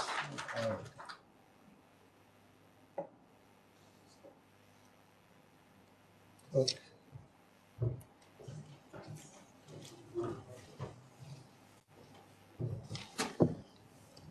Thank you, sir, for informative and engaging talk and highlighting the role of MD in changing India's energy scenario. Now I request our Regional Director and Chairman Organizing Committee of this theme meeting, Sri A.R. Mukundan, sir, to felicitate the speaker with a token of gratitude.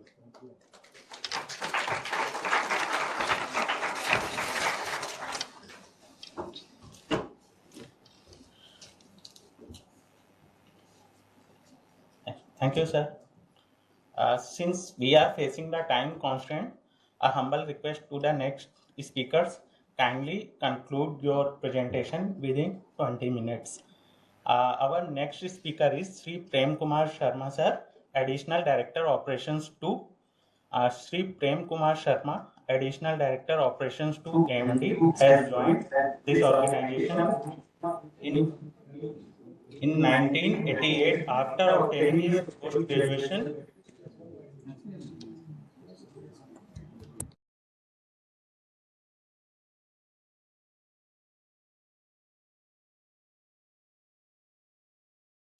years to AMD. His exceptional work spans the entire length and breadth of the India, and an expert of aerial survey and remote sensing, Sri Sharma has played a pivotal role in unlocking the enigmas of diverse geological domains.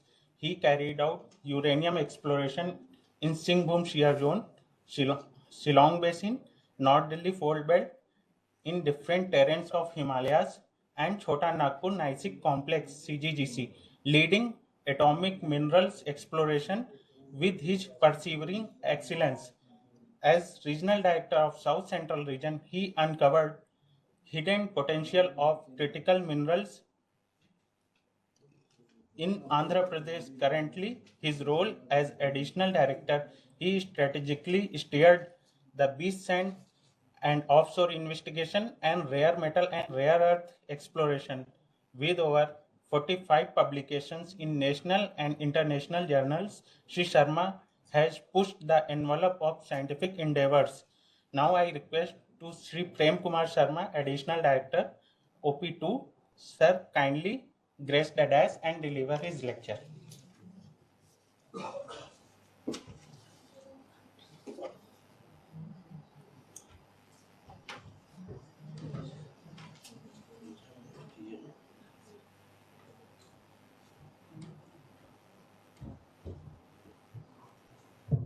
Again, now start to all.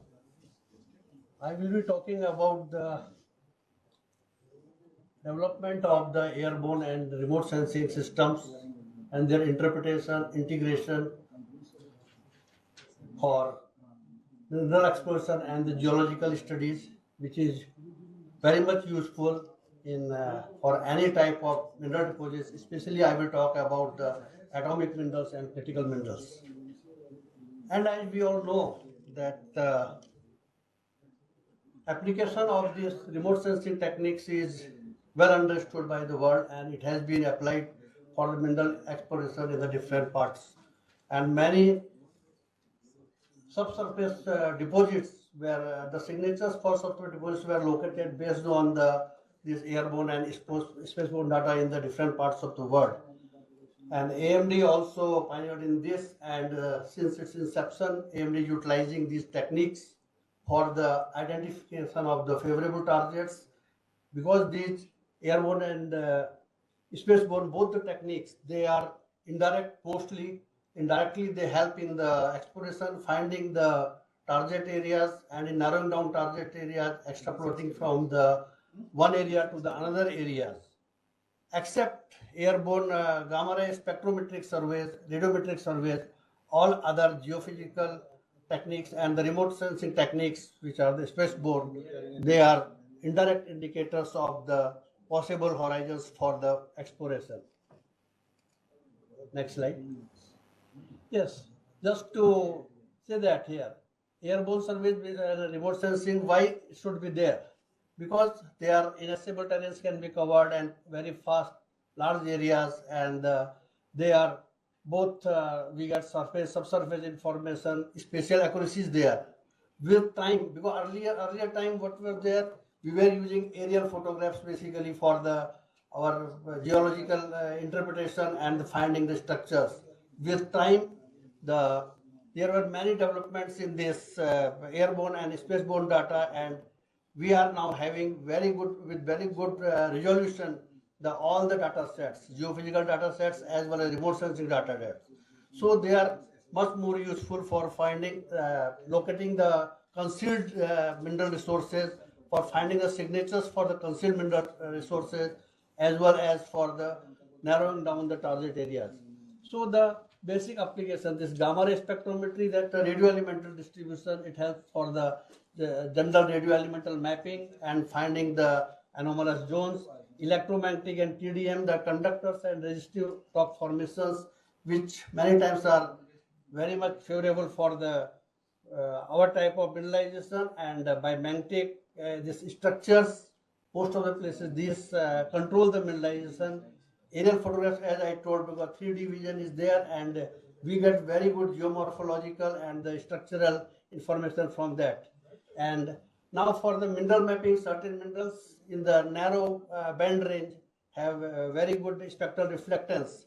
So that can be mapped, and the certain broad minerals can be mapped, and different features on the Earth's surface with that narrow band spectral reflectance can be made. As told that LIDAR is also being used for the digital elevation modeling and the topography.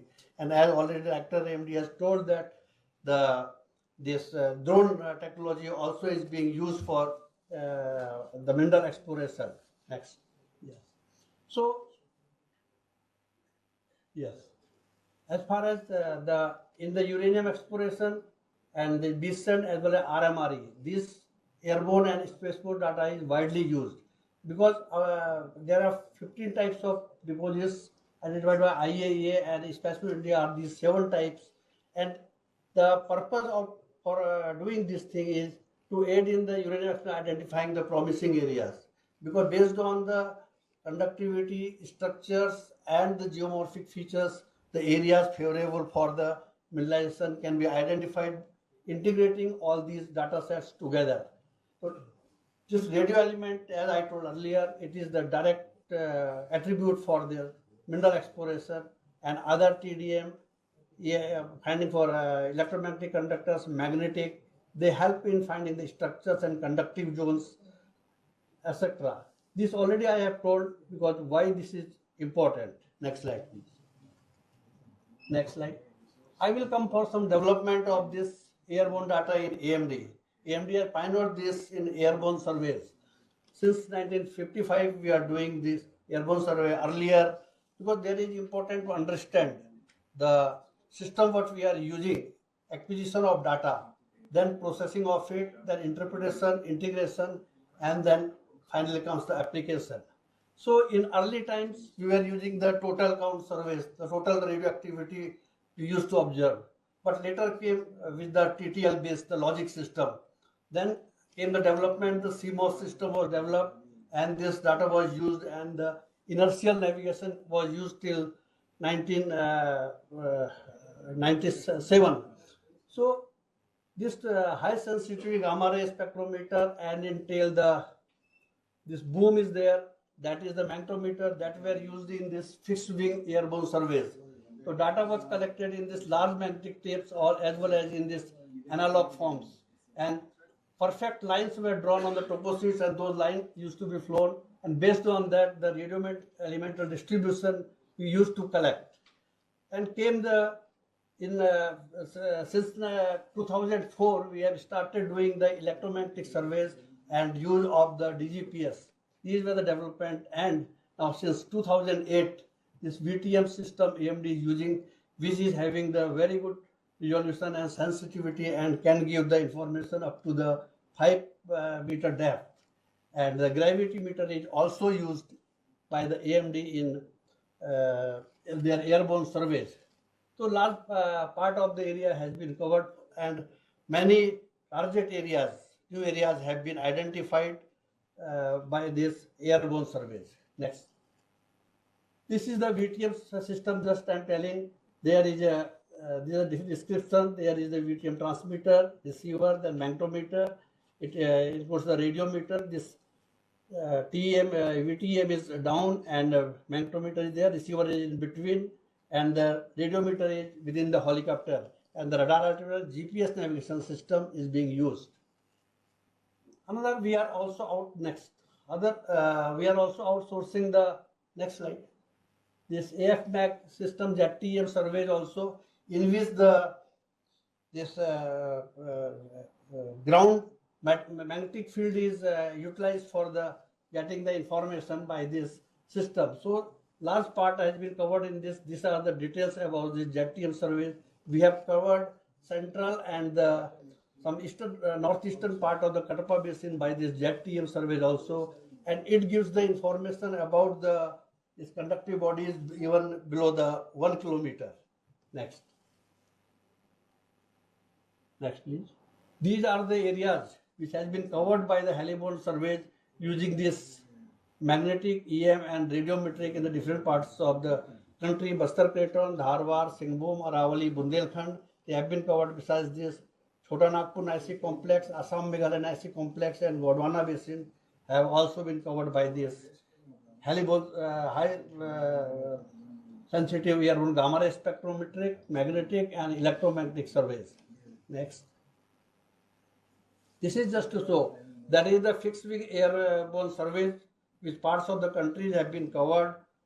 That is only the radiometric and the electromagnetic surveys, and this all the parameters radiometric, magnetic and electromagnetic is part by heliborne surveys it has been covered. Next. Just to show here that what data we get from this electromagnetic, magnetic and gamma ray spectrometry, different type of images we get by the electromagnetic, magnetic, which helps in finding the conductors by the EM method and the discrete conductors by this magnetic data, mainly the structural features, magnetic domains, basement configuration. They are the indirect tools, while this gamma ray spectrometry, this total uranium, thorium, potassium, their ratios, we can pick up the radiometric anomalies, higher zones of the radioelemental distributions, and besides the delineation of the different radioelemental in these zones, which tells about the geology of that area. Next, please. Coming to the remote sensing, AMD since beginning it utilizes the remote sensing data. Earlier, till 1988, only the foreign satellite data was available, but after that, IRS, Indian number of series of satellites have gone and the very good data is received, and AMD is using that data throughout. It helps in geological mapping, mineral exploration and resource management. In this, we see that these parameters can be covered by this using this satellite data, and it very much helps in identifying the different rock types and extrapolating them, and by limited ground checking, large areas can be covered, and the areas with the favorable geological setting, structures can be delineated. In the resource management, the site selection and geotechnical investigation and environmental mapping, vegetation cover mapping, this data is used. So based on this, many target zones have been identified by integrating this remote sensing data with the airborne magnetic, radiometric and electromagnetic data. Next slide.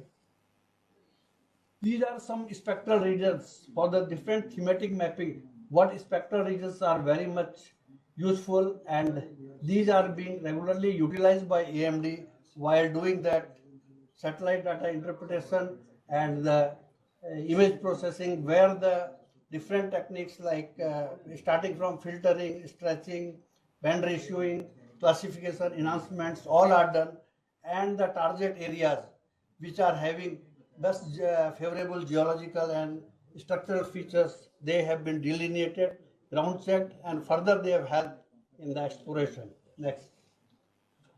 These are just the list of satellites what AMD is using.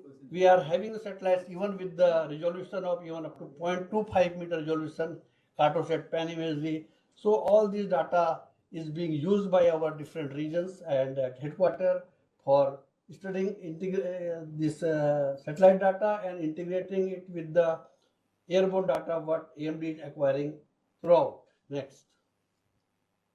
This is a hyperspectral remote sensing. As I told, it is helpful. Certain minerals, each minerals have very narrow bands, and in the mineral mapping, soil properties like moisture, organic content, and vegetation crop mapping, this hyperspectral remote sensing is being used. Next. The future, and it is already started, this unmanned aerial vehicle board drone systems, which is having advantage of it is in this effect of cloud can be mitigated, and there is very good spatial resolution successfully implemented. This technique has been implemented in the RE deposits in the Namibia and in the Finland. Next. Coming to the some case studies, as please, my friend Mr. Mark will be dealing with the many case studies in the southern India in the later in his talk, but I will be telling some case studies by the airborne data what we have done. This is the area coverage in the northern and the south central part of the Kadapa basin by this TDM surveys, time domain electromagnetic VTM surveys and AFMAG ZTM surveys in the eastern and the south central part. So coming to this northwestern part where this VTM surveys have been done. Next slide. This is the radiometric ternary image of this northwestern part. Here we see that basement rocks are having the high uranium, thorium, potassium and high uranium thorium ratios, and high uranium thorium is also seen along the fractures which were interpreted by the satellite data and magnetic data, there also there is the alignment of the higher uranium, thorium and potassium. Next.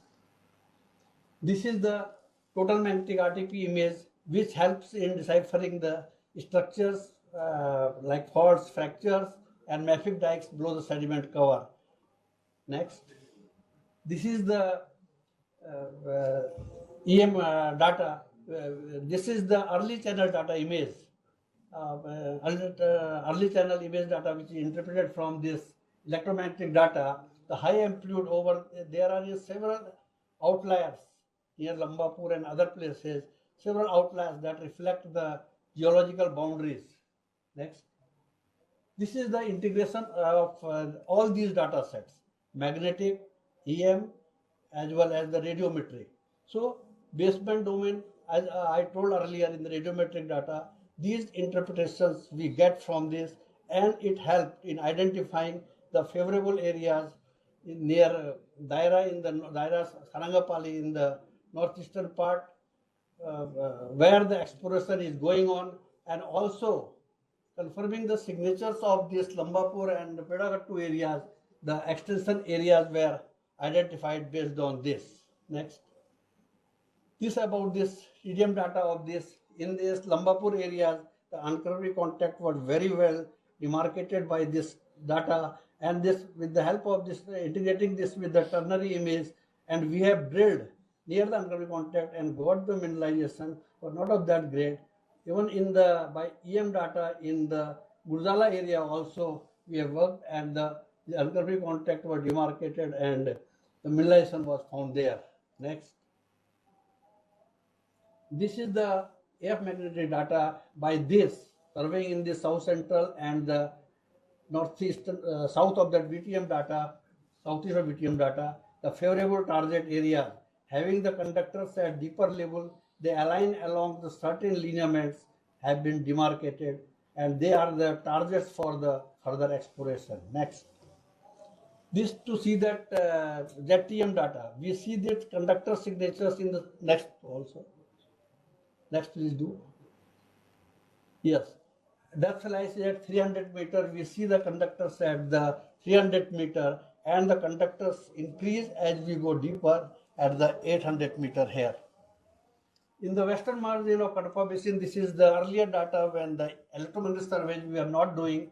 So integration of this airborne radiometric and the remote sensing data coupled with the magnetic signatures, this geological mapping based on the radio elements has been carried out, and favorable areas along the unconfirmable contacts have been identified. Next. This is just to show in a slide how we approach for the integrated approach from selecting the study area and satellite data interpretation, incorporating this with the radiometric image, magnetic image, time domain EM, and finally integrating all those data and selecting sites for the further exploration and extrapolating the areas from the known to unknown. That way, this remote sensing data and the airborne data helps for the mineral exploration. Thank you for your patience.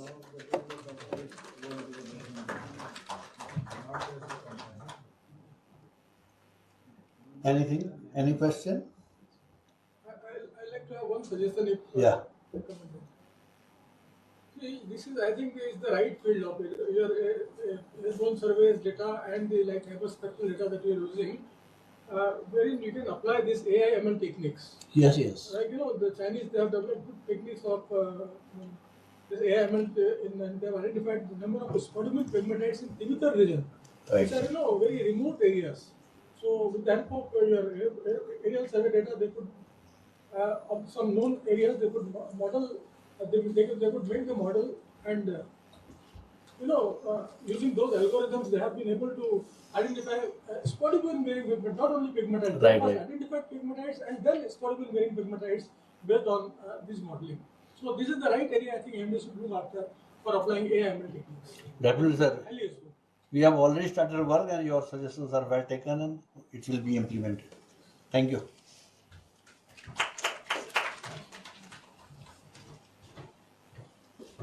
Thank you, sir, for such stimulating talk and sharing the technological advancement and their role in exploration activities. Now I request our regional director, Sri Mukundan sir, to felicitate the speaker with the token of affection.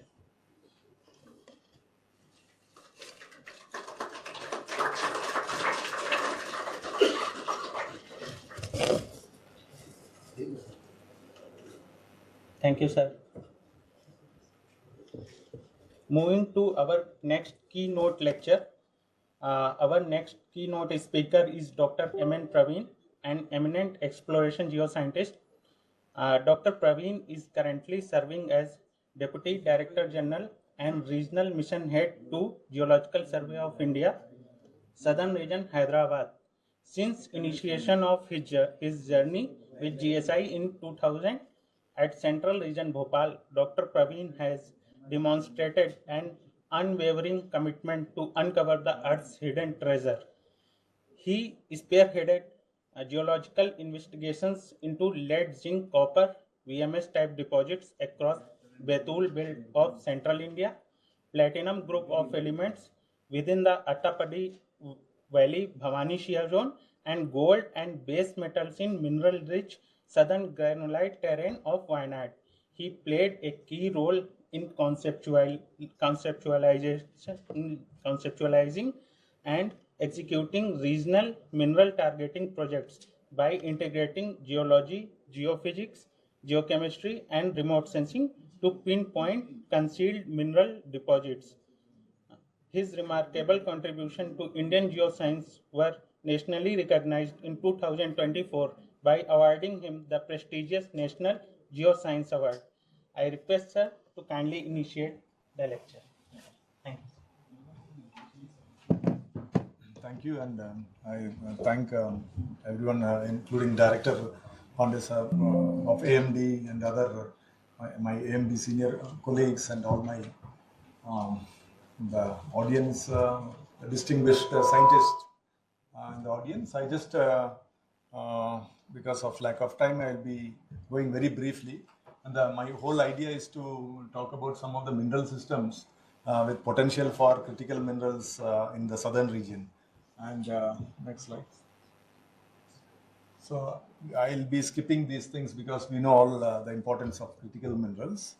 So the importance in the national economy, and of course in Ministry of Mines we have identified a set of 30 critical minerals, out of which, as someone noted, 24 are more critical because of maybe the supply scarcity and vulnerability of supply chain. So that may be the reason the 24 were selected out of the 30, because even copper is a critical mineral, but copper is not as critical as perhaps lithium.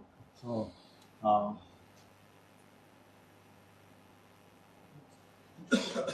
so when we talk about mineral systems, because the talk, essentially the talk is about the various geological systems where critical minerals can be enriched. So you have in AMD, mostly you are doing for uranium. So you talk about unconformity related mineral, uranium deposits, which are totally different from your shear zone control mineral uranium in the Jaduguda or your IOCG type uranium deposit. So these have different parameters of the source and the migration of the fluids, hydrothermal fluids, and ultimately the deposition of uranium.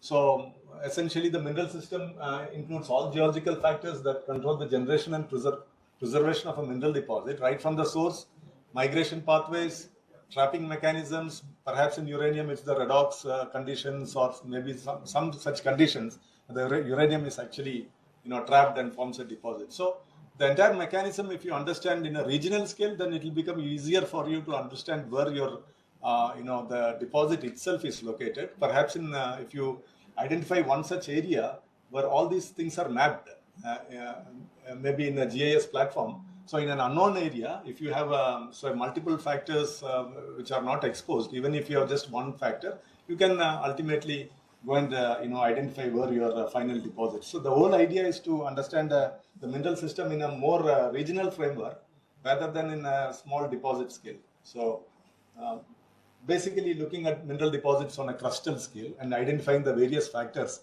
that govern the deposition or formation of a deposit. So, as I said, for critical elements of a mineral system, initially you need the favorable geodynamics, because geodynamics involves possibly the subduction setting, or maybe a rift zone where the heat is generated, the magma is generated. So if you have a favorable geodynamic setting, and then it has to overlap with a kind of area which have a source. In your case, it is uranium, but for critical elements also, if you have a lithium source, if you have a kind of niobium, tantalum, or whatever critical mineral, that source should be there, and the geodynamic setting should be there, a magmatic event which actually drives all these elements which are there in the source through a kind of major plumbing mechanism where a huge hydrothermal system or something is generated. So you need basically primarily a geodynamic setting, the source rocks, and then a kind of a plumbing mechanism, everything to operate simultaneously to form a mineral deposit. And even after forming a mineral deposit, you need restricted post-ore exposure, because you don't want the mineral deposit to be eroded. So your mineral deposit has to be preserved. So if all these factors are there, geodynamics, the fertility indicates the presence of your critical elements. If it is for critical minerals, or if fertility for uranium means if you have uranium in the source, and then you have a favorable architecture and ultimately the preservation. So the whole idea is worldwide. Actually, we are if you look at exploration on a regional scale, people are more and more employing this approach, so that they have a holistic understanding of mineral deposits rather than just looking for a copper deposit, gold deposit, PG deposit, because mineral system like IOCG and all have, as someone earlier, Pandey sir also pointed out, that we have a multiple elements. It is in IOCG or iron oxide, you have Re, gold, copper. So all of these form a particular, and every mineral signature has a fingerprint. It's like a signature. If you see a mineral deposit, like I worked a lot in VMS deposits.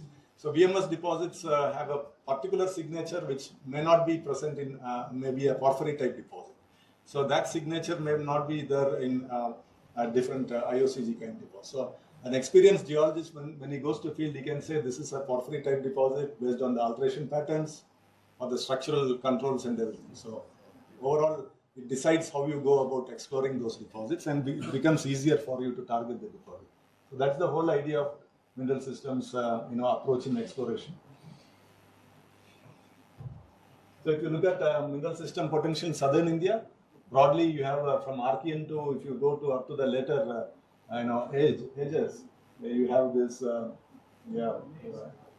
from the mafic, ultramafic rocks in the Sargur schist belt, older supracrustal, you have the critical elements like PG, nickel, cobalt, and then you have metasedimentary rocks you have in the condolites. Graphite is a very important critical mineral because it's also very important for the transition and battery minerals. So graphite is present here, the Eastern Ghat Mobile Belt, even the Kerala Condolite Belt, and all these greenstone belts are important for copper, cobalt. And as we know in Marlagala and all these pegmatites, and we are here in Amreshwar we have pegmatites. We have pegmatites in Mangalore schist belt. They're all there for lithium, and the granites and pegmatites, mostly in the granitic terrain, is important. In these sedimentary basins, we have some lithium and phosphate as well. So if you look at what are the potential mineral systems in southern India that may have importance for critical minerals, I would say right from earlier Archean, 3,500 million years, right to recent placer deposits, the entire the history, we have the formation of different episodes during which the critical minerals were formed. The mafic, ultramafic mineral systems, nickel, PG, chromium, and titaniferous, vanadiferous magnetite deposits in the Mesoarchean formed during the early when the early Archean crust was formed, and the differentiation the differentiation of these magmatic rocks caused deposition of accumulate in the gravity settling process, and you get the chromite and PG associated, and then the late fractionates of that incompatible and slightly incompatible titanium, vanadium, magnetite formed on top of this deposit. So that's how the critical minerals are formed in the mafic, ultramafic coastal systems, and they are mostly in the Sargurs. As you know, the Sargurs are the older supracrustals, mostly found in South Karnataka, and north of Tamil Nadu and all these places. And you have the chondrites, which are basically high-grade metasedimentary rocks, Eastern Ghat Mobile Belt, Kerala Chondrite Belt. So a lot of graphite is there. And all these granites, you have molybdenum. In GSI, we have worked out some deposits in Malatguda, Ashapura. They're all neo-Archean in age.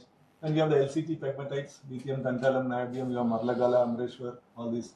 And of course, you have the Mangalore schist belt also. And the fault control copper gold Machnur type deposits is neo-Archean.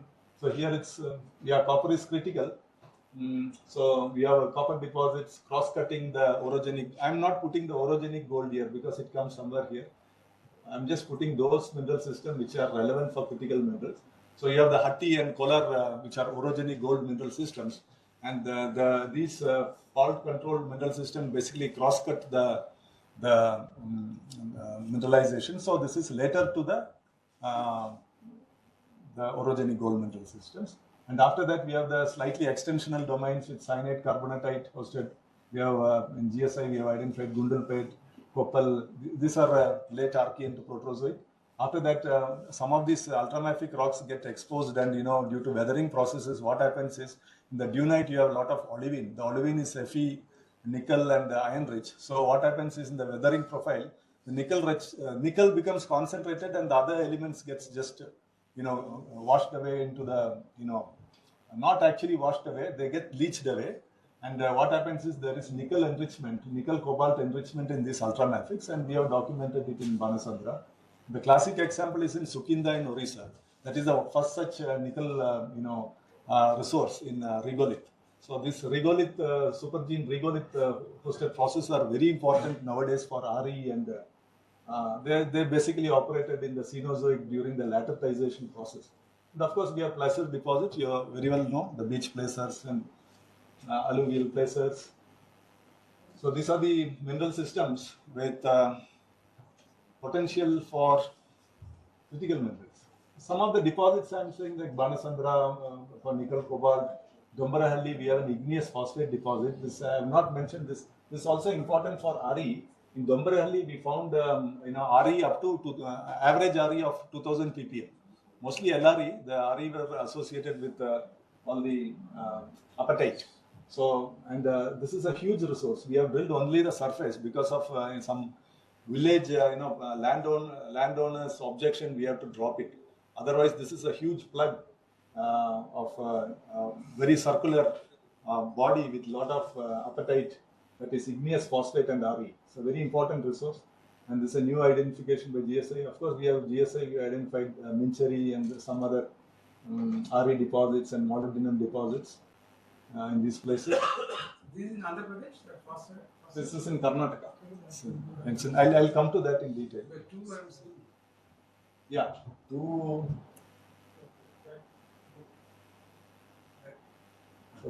Yeah. This one, huh? Actually, this green dot actually. This green. This green is 1. This is 2. So this is in Koppal district, Karnataka.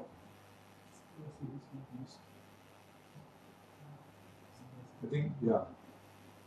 So broadly, if you can see, it is just an arbitrary thing. It's not a very, very logical or whatever. But I have just divided this into one domain here. This is the Dharwar Platon, and this is another domain, which is includes the Kadapa Basin and the Nellore schist belt and the Eastern Ghat Mobile Belt, domain 2, which is having a particular set of mineral systems, as you can see. And the domain 3 is the southern granulate terrain, mostly shear zone hosted, all this Dharmapuri, molybdenum, and you have the Kerala Chondrite belt with graphite. So broadly, we can divide the southern India into 3 broad domains with different mineral systems, as you can see here. So broadly, if you can see, this is a granite greenstone terrain, and mostly amphibolite, low-grade, metamorphism, whereas here it's a high-grade metamorphism in the domain 2. So you have more high-grade, and this is also high-grade terrain. So in domain 1, we have ultramafics in Sargur schist belts, as I mentioned here. All these ultramafics here with nickel, cobalt, PG. The close-packed granite as such, these red ones are very important because these are highly fertile granites with potential for copper.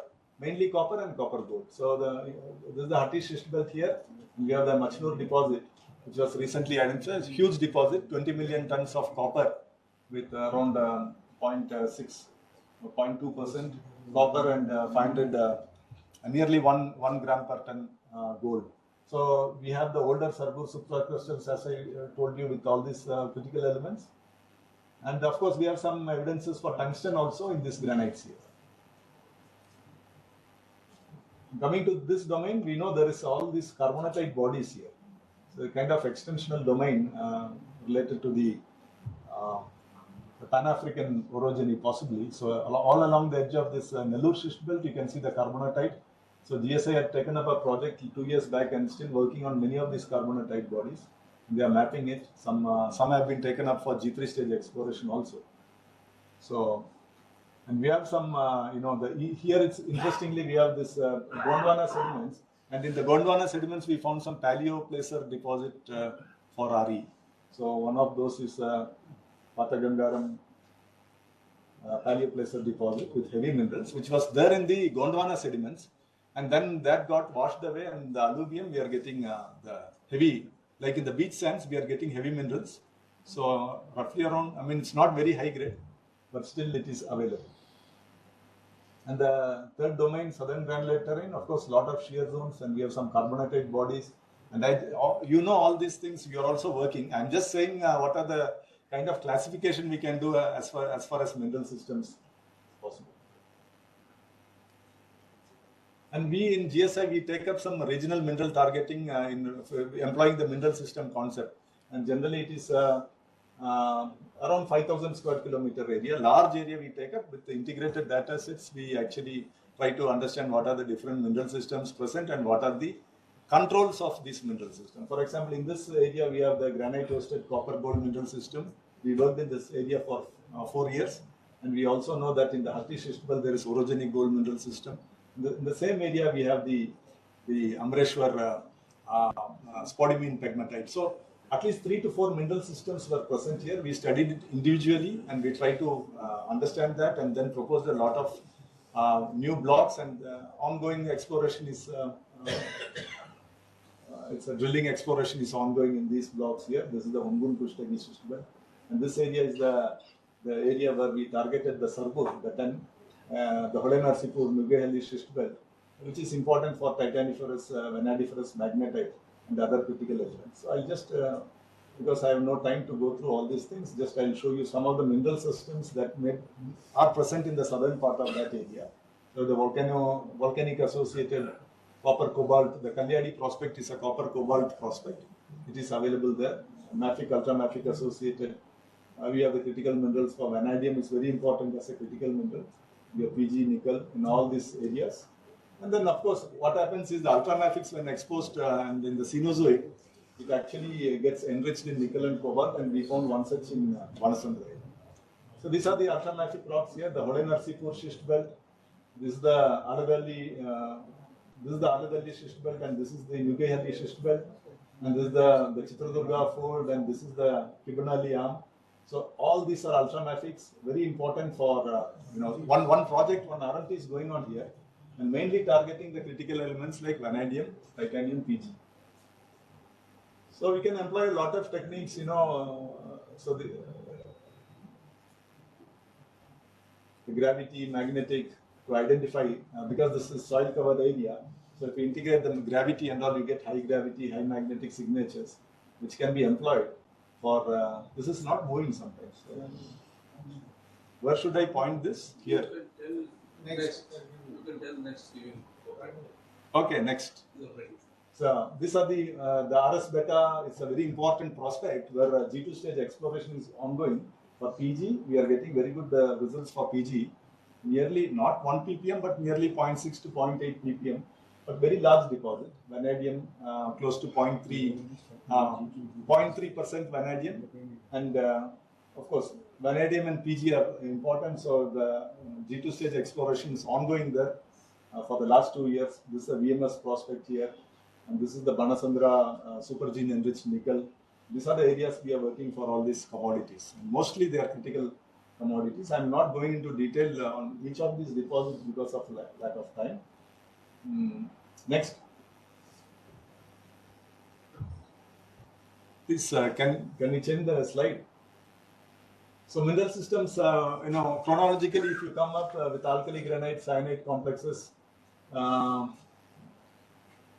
we have next one such body here, as I said, a major intrusion of cyanide. In the cyanide, we have some ultramafics also associated. This is also a huge, maybe around 2 square kilometer body. And when we map this entire cyanide, because this came up in the NGCM, we had a good, RE anomaly in the stream sediment. And this was taken up for large-scale mapping. And at that time, this area was soil covered, but it was understood that the entire body is a kind of phosphorite, which is a apatite-bearing, diopside apatite-bearing ultramafic rock. And we found that this is very rich in RE as well as igneous phosphate. So later on, the detailed exploration was taken up in this area. Next. So you can see this is a very circular body. It's an igneous, intrusion within cyanide.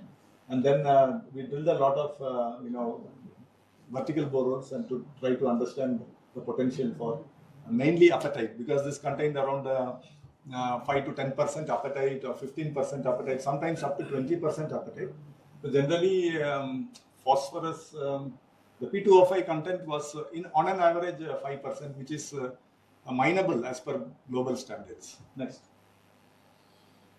So you see the white color, these are all apatite. So the apatite is also having RE. So consistently, this is having 2000 ppm RE. And the RE is easy to extract also because it's just there in the apatite. But the problem is, there's a lot of objection from the villagers, and we could not go for, actually there's a huge body, but we could not go for entire drilling of that area. So basically the rock is actually classified as a phosphorite, and phosphorites are very common in the Sweden and all those places, Norway and all, where they are classical apatite RE deposits. Next. So these are the magnetic as well as circular gravity anomaly, all the vertical borers you can see. Next. So geophysical modeling was done, and we found that it goes down at least 1 kilometer depth. So we have just drilled here. So you can imagine the kind of resources that may be available if you go for underground mining. So this is just very superficially we have estimated 3.28 million ton, and as you can imagine, it can be more than many times that. And 5% P2O5, even phosphate is also a critical mineral. This is done in G3. Yeah, we could not go for G2 actually. Yes, so you're not giving for that helmet projects. So they have this for some kind of auction or something. It has been kept on auction, I suppose. With composite license, they get. Yes. But this is to be a huge resource. Yeah. This looks like very unfortunate that we could not follow it up. Any niobium data for this phosphorus? No, niobium was not there much. Because phosphorus should contain very high niobium. Is it? Okay. But I don't remember. Phosphorus cannot be without niobium. But I don't remember having observed that much niobium. You have not analyzed. No, it definitely it has been analyzed. So we will anyway take your suggestion and go back and look at it for niobium. Thank you, sir. And Mincheri is a very small RE prospect, hosted within alkali granite in a quartz vein with lot of fluorite and other alteration. Next. So allanite, britolite, fluorite, steen, and small resource was estimated. Very rich in RE. At places it contains 5 to 10 to 20% RE, but very concentrated. But it's a vein type deposit. Next. And then of course the Korati cyanide and all, I'm not going into detail because you in AMD you know very well in the Dharmapuri shear zone. We have the Korati cyanides with some associated ultramafics. Basically it's a mafic, ultramafic, alkaline intrusion. Just like cyanide, I think wherever we are getting this circular intrusion, we should be careful and see those ultramafics whether they are containing RE, because that is the case we found in Dombrahal. because these are all alkaline intrusions. Again, this is the carbonatite associated with the cyanide, pority. Next. I'm not going into detail, you know this. Next. This is how it looks like, the calcite, apatite, magnetite. Next. Next. And of course, paleoplacer in the Gondwana, that rift zone, that Godavari rift zone, we found some paleoplacers. Next. The different kinds of sandstones were mapped. Next. And some of these, you can see this heavy minerals here. So this again gets reworked during, alluvial, this thing transported, and, all these places, if you analyze, it's more than 500 ppm RE. So mostly monazite and other things. It's an example of a low-grade paleoplacer deposit. Next. Next. And very important, type of deposit worldwide is in China and Myanmar and all. The regolith enriched type, because worldwide, if you see, most of the heavy minerals manufactured, produced from China, it's called the ion adsorbed clay deposit. And they are typically low grade, but because of the low complexity of the ores, it can be beneficiated easily. Next. Banasandra nickel cobalt prospect, as I earlier showed, we have around 2.47 million tons with an average grade of 0.7% nickel. And again, nearly 300 ppm cobalt. But the same issue like Dombarali, it's there are local protests. Otherwise, it's a very huge body. Next. And this is the kind of lateritization that is developed. It's an ultramafic rock, but you can see some greenish color here, but mostly these are ultramafics. And nearly 30 square kilometer ultramafics are there, but only a few areas are, they're available for exploration. Mostly there are villages. You see, this is the Banasandra ultramafic. It's a huge body. But we could explore only here, the southern part, and a little bit here. So in you can see the detailed map of Banasandra. Mostly they're all, you can see serpentinite and various varieties of ultramafic rocks. So these are actually lateritized, and you can see serpentinized and lateritized, and this is the profile here. These are the unaltered serpentinite, the saprolite, and these places you can see the kind of nickel enrichment. It may not be clear. Next. But I think when we drilled the vertical boreholes, we have different zones here. Zone 1 with 10 meters with 0.6% nickel. This zone 2, zone 3, this 5 meters, this 7 meters. This again 10.2 meter, 0.5% nickel, 182 cobalt. Next. So this is how it looks like. In the laterite also you get around 0.4 to 1.5% nickel. Magnetite bearing serpentinite 0.4 to 1.6% nickel. These are some of the sun images and all with the nickel in the laterite. We have some clay with the silicates with the nickel. Nickel and silicates will be there in the laterite, whereas in the serpentinite you get some primary and the secondary nickel sulfide and other phases. Next. The typical profile you can see 0 to 100 meter continuous enrichment is there for nickel, and the unaltered ultramafic generally have 3000 ppm nickel. But if you get the higher above, I said, because of the enrichment of nickel, up to 1.5% nickel is there in the limonitic laterite. Worldwide, see, this is the major source of nickel. 40 to 50% of nickel worldwide is derived from nickel laterites, especially in the countries like along the equator, like Indonesia, Malaysia, and all these Australia and all these countries. But in India, although we have the resource in Sukinda, we have not yet started mining there. This is the only first time we have reported in southern India the case of nickel enrichment. Next. These are as I mentioned, these are the countries along the equator because of the favorable climate, hot, humid, and highly rainfall kind of climate. You get along the equator all these deposits, and you don't get it in the lower. So regolith ion adsorbed clay deposits are very important. In South China, the IID type deposits are formed by subtropical weathering of very young biotite bearing and peraluminous granites. And this is supplying 80% of the HRE worldwide and some part of Myanmar. South China and Myanmar contribute to 80 to 90% of heavy RE that we are getting. And we also have to look for similar settings in India, where if we have some peraluminous granites which is actually lateritized, then we have to look for that. Next. So this is the place, you see this round dots, you can see that which is not filled. Those are the IID type deposits, which are very important for, because the importance of iron absorbed clays, this RE is actually absorbed. It is weakly, attached to the clay molecule. So what happens is you can easily leach it by acid, just leach it with weak ammonium sulfate, and the RE actually goes into the solution, and it's easily you can collect the RE by draining it and collecting it in a kind of pool. So RE gets leached if there is a iron absorbed clay type deposit. It's very hard to get RE out of the monazite and other things. That's why worldwide, even if you have 500 to 1000 ppm also, this becomes economical. So this is the typical profile. You can see I have taken some paper, and the bedrock, saprolite. This is an example from Madagascar, and this is an example for China. So these are the, next. So China dominates rare earth supply with 65% mining and 70% processing, 90% share of RE. Actually, for China, the Myanmar is currently the third largest source of RE after China. Most of Myanmar's RE is exported to China.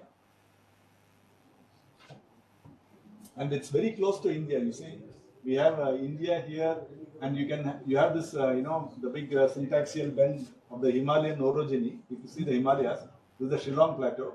The younger granite actually folds down here, and you get a lot of younger granites here, and those are the source for heavy RE. And we have to look for those if present in this part of India, because this is the place in Myanmar that is supplying more than 50% of the world's supply of HRE. Next. So as I said, what they do in China is actually these hills are highly, residually enriched, 1000 to 2000 ppm RE, and they actually drill holes and inject ammonium sulfate on the hills here, and it is collected in a drainage pool, and the RE get leached from these mountains, and they are collected in the drainage pool, and this will be highly enriched from 500 ppm to 1000 ppm here to maybe close to 1% or so, and then that is taken away to China, and they actually extract. In fact, I happened to visit Myanmar last year with the Ministry of Mines delegation. We had a lot of discussions with these people, and they were also telling that we can also supply all the RE, to India. And some discussions was going on with the ministry, but nothing has worked out after that. Because as you can see, Myanmar also has a border with India. So the summary and way forward is critical minerals, of course, as I showed you, occur in a variety of mineral systems. We have to know how to target them. And we have to actually carefully look at regolith enriched. That's because it's easily leachable. So instead of going for very hard targets, why not look for easy, leachability is an issue, isn't it? So thank you so much.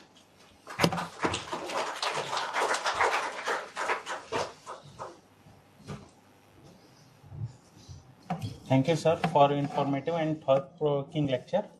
Now I request to Sri Mukundan sir kindly felicitate Dr. Praveen with the token of gratitude.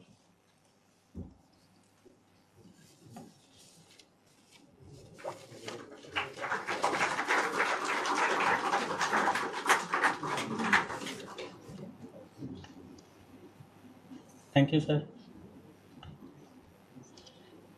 In this series of lectures, our next speaker is Dr. E.V.S.S.K. Babu sir, a geoscientist of international repute. Dr. Babu earned his PhD from Trinity College, University of Cambridge, under the guidance of renowned scientist Professor T.J.B. Holland, FRS, and Professor David M. Pyle. Since 2002, he had been... Please, let me get more time for my talk rather than an introduction. I've worked in AMD for 4.5 years from 1997 July 24 to 7 February 2002. Then I joined NGRI. Joined as an academician in the Maharashtra University and then moved to the exploration agency. Now I'm with the R&D agency. So, give me the... straight away, please project my talk because I don't want to keep you away from your lunch. So I'm going to add a little bit of salt to what Praveen has served us so that it will be more tasty. Pinch of salt will give you more taste, otherwise it will become. And basically, I'm going to go into more details, more. Yeah, that's fine. I'll move around. So more into the basics of it rather than going into the way he has shown all the deposits and other things. So I'm going to talk more about what I was told, what I was taught when I went to Macquarie University, where I interacted with CSIRO Australia and also with Geoscience Australia, where we were trained on how to look at mineral deposits. So basically, if you want to discover a big major mineral deposit, you have to understand the architecture of the whole lithosphere. We are standing on the crust, and below us 35 kilometers or so, there is a lithosphere, and no new magma forms in the crust.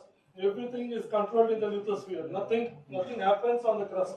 Even a small fault, even a small earthquake, everything is because of lithospheric changes. So you have to understand what is happening with lithosphere. Easily then you can follow what is happening with the mineral systems behavior. That is what we are told, and we still believe it. So just forget about it. We don't have time to understand the entire stuff. So just see, this is about greater than 2.5 GA, 2.5 to 1 GA, and less than 1 GA. That is the history of the Earth. So when you look at it, you can see several spikes here. There are several spikes here. Say for example, if Earth is born at 4.5 GA, there are spikes at 3.9 GA, then 3 to 3.3 GA, 2.5 to 2.7 GA, 1.6 GA, like that. When new magma is brought into the crust, there is something called vertical tectonics, there is something called horizontal tectonics. When magma is brought from bottom, it is a vertical tectonics. When it is plate tectonics is bringing more crust to the surface, that is horizontal tectonics. At this time, there are several spikes. Each magmatism brought a new set of elements. Elements, I would say, not even minerals, elements to the crust. That is all the elements which were redistributed are concentrated. That is what is the mineral deposit, what we talk today. All these different spikes also created a lot of disturbance in the lithosphere, where even westward velocities under the crust in the lithosphere are different because of these spikes. And it is evidenced by kimberlite-borne xenocrysts and xenoliths, which give this information, because present day geophysics gives us only present day architecture of the Earth, whereas these kimberlites, which are coming at different timings of the Earth's history, 1.1 GA, then 650 MA, 440 MA, 65 MA, 56 MA, like that, they bring material from deep, from as deep as 440 kilometers. We know diamonds coming from 660 kilometers in Brazil, which are super deep diamonds. So now we know from those kimberlites are explosive volcanics, they bring material from very deep. So we know what is happening, frozen in conditions. So we get material, we can understand what is happening at that depth based on the several other parameters. This shows how the lithosphere-atmosphere boundary is changing from Archean to present. And also, when Earth formed, there was no atmosphere. So there were whiffs of oxygen, little bit of oxygen present, and immediately whatever volcanic sulfides are converted to oxides. That is where BFs are formed. And our Shingam crater is hosting one of the oldest BFs in the world, 3.3 GA BFs in the world. So which gives us a lot of information how these elements were redistributed within the Earth's crust. So then we have a great oxidation event when more BFs formed, when in the presence of oxygen, when prokaryote, eukaryote bacteria, they started growing. So how different planets, they lost their life through plate tectonics is like 4.53 GA. There were only vertical tectonics like this. There is a transition. Now what we see there is the current day tectonic scenarios. So if you understand the sequence of events, how the different magmas are formed in the Archean and then Proterozoic and now Phanerozoic, we can understand what kind of elements are brought to the surface. That is what we were told. We talked about SELM. Crust is always coupled to the SELM. The top 35, how it behaves, how it grew. There are a lot of estimates. These are like crust didn't form in one single day. It is uniformitarian, non-uniformitarian theories are there, and based on just geochronology, this Rhino et al. They gave this kind of curve, and other things like crust is also forming and also getting distracted through plate tectonics. So there is no uniform crustal growth. So based on this, they have made several growth curves, and this also has connotation with reference to the stability of those elements on the crust and also recycling. So now when you look at this picture, that is all about Archean data. all are 4G and above. There's only a place called Zack Hills in Australia.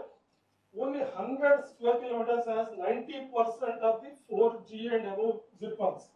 That means Archean crust is not preserved. So all is destroyed. So other places, what you have, there is only one place called Acaston in Canada. You have 4GA rocks, 4 billion year rocks. That means Archean crust is not preserved. Archean crust is redistributed. That is how mineral systems got affected and also redistributed and different deposits are formed. Sorry. And when we look at the SWR tomography picture of today's geophysics, you can see the cores here. There are 3 anomalous cores like this. And you see at India, there is no such core. Our lithospheric key, the crust, lithosphere below the crust is removed. For some reason, whether it is because of the movement towards Himalayas or for some other reason, or anomalous heat flow, or because of Indian plate moving up on the plumes, we don't know actually, this has moved. So we have to first start with, when you're looking for mineral discoveries, you have to understand this process, at what time this has happened, why this redistribution has taken place. So you can see here, it is 125 kilometer depth picture, this is 350 kilometer depth picture. There is no route in any case in India. So same thing, if you look at even the P-wave velocity picture of South Africa, for example, 600 to 700 MA, 1.6, 2.5, you can see the P-wave velocity differences. Cratons are very deep roots, as deep as 300 kilometers. Whereas the fold belts, what we talk about EGMB and all, they don't have deep roots. So this is where the exploration actual activity should think in this initial stages. Of course, Praveen has shown a lot of mineral systems behavior and how it works with reference to specific rock types. This was our main idea of taking up this project, collecting topography, collecting geological boundaries, collecting the moho, and also lithospheric conditions. This is what we were initially started this project with Macquarie University, Australia, where kimberlite pipes will lead us to the lithospheric structure and also why the different depths in the moho. For example, under cratons it is shallower, under disturbed cratons or mobile beds it is deeper. You can see this red color. So and also these kimberlites, the sampling 2.5 GA, 2 GA are younger lithospheric roots. So this is a journey within South Africa. It's a big work based on CAPOL project. It's a multidisciplinary, multi-country project. And luckily, when I was at Macquarie, I was also part of this project. And similarly, they have done a project called lithoprobe across the Canadian continent and across North American continent.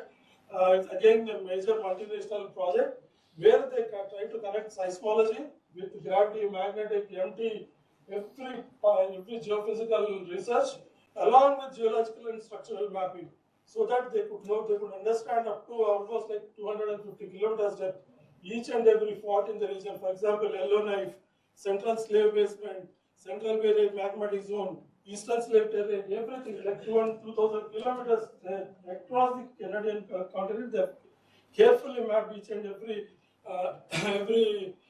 lithospheric break, every structural break, every fault. You can see here there are a lot of intrusions here, and this setting is different from a magmatic setting from here. That is what controls the different mineralizations in the terrain. I'm giving a simple example of what mineral systems behavior, what I was telling. In a lithium-ion, lead acid battery, there are a lot of parts. The way it is assembled, it became a system of a battery. Battery has a shelf life. A battery has a life with the best before date, whereas there is no shelf life for the material that goes into the battery. If you know how battery is assembled, you know how to disassemble the battery. Similarly, a magmatic deposit, when you find a mineral deposit, if you know how it is assembled, you know how to disassemble. This is very, very important. Discovery is one aspect, how to retrieve the material is another aspect. When I was at AMD, there was a big challenge with reference to Tumalapalli deposit. Whether they should take a phosphorate route or SD route, phosphate route, that was a big problem, how to treat Tumalapalli. So entire focus of BRC and ODG, AMD was on that. So similarly here, you have to understand with reference to scale, like for example, at the global scale, cratonic scale, province scale, district scale, deposit scale, with reference to time, you have to understand how these different elements or element systems have come together to form a deposit. Then it is easy for us to decipher, and it is good for the water racer to formulate a plan how to remove the metal carefully and how to make it maximize the benefit from finding a deposit. Again, exploration is very capital intensive and a time intensive process. As sir I rightly mentioned, it takes about 12 to 15 years, 12 to 18 years from starting of exploration to mining stage. And again, in India, AMD is a government agency which is going for exploration. NMDC is a government agency that is going for exploration. Otherwise, in other countries, there are private agencies that go for exploration and they change hands. Once exploration is not going economically, they'll sell the company to another person. Like that, the discovery goes for a long time. And for example, to discover a gold, it takes about 1 in 2000 or 1 in 100 exploration programs. Gold, if it is successful, it is break even. So that's why very carefully when we plan, we should plan carefully for exploration projects. That is what we were told at CSR. So again, it's a recent paper of Muller et al. They try to classify these mineral systems behavior into magmatic hydrothermal, basal hydrothermal, sedimentary, and other types. So it is a simple diagram which gives us some idea about how different mineral systems like carbonated RE, niobium, like that, the different mineral systems, what are different mineral systems available, and what time of the Earth's history you can actually hunt. So by doing this, and also the different scenarios, it's just a cartoon, simple cartoon, which clubs what all Ravina said, IOCG, VMS, sedimentary, exhalative, SEDEX, and all that in one cartoon, how systems behave in the crust and mantle, and how to target. That is what is the basic idea, and rest of the areas, geographic areas already Praveen covered. So same thing I am showing it here, like a simple magmatic hydrothermal and hydrothermal deposits, how they move, how the different even formation of beams, formation of fractures, everything is controlled by if crust is moving, crust is not moving just like that. Lithosphere is moving the crust. So naturally the discontinuities that form, the fractures that form, it is having indirect connotation from the movement of the lithosphere. So that's why we have to understand this behavior properly. So then, even for example, lithium from evaporates, how it forms is again a kind of a cartoon which tries to tell us how understanding SCLM is important in such type of deposits. And another thing, when we were around, this was a massive project going on in Australia where the continent-wise magnetic and then gravity, ND model edges. At that time, there was no popularity on uranium blend edges. They were doing ND model edges. And also Aster, they were trying to cover, and magnetotellurics, it just started at that time. And also they put 30 vibro-size equipment in one line. And they were trying to develop a seismic 2D image across such transects. And they tried to come out with a continental, like the way I've shown lithoprobe, that they are trying to do a continent-wide transects across Australia to understand the fracture systems, the faults, folds, and different rock types, clubbed with rock types, trying to understand which mineral deposit can potentially occur at a particular place, so that minimizing the exploration activity. So because it is Australia's huge continent and its exploration is very expensive, even for example, magnetotellurics, to do a 3D body modeling. So they were trying to understand from different perspectives. So this was all part of our growth at that time. So similarly, ND model edges and created geophysics, and now clubbed with these red lines are all shear zones and major lineaments, and also deep structural faults which were identified seismology. So you can see here these are all red dots are all copper, gold, and lensing deposits, and also some of them they were prospected or already mined, and also they found prospective zones along these lines.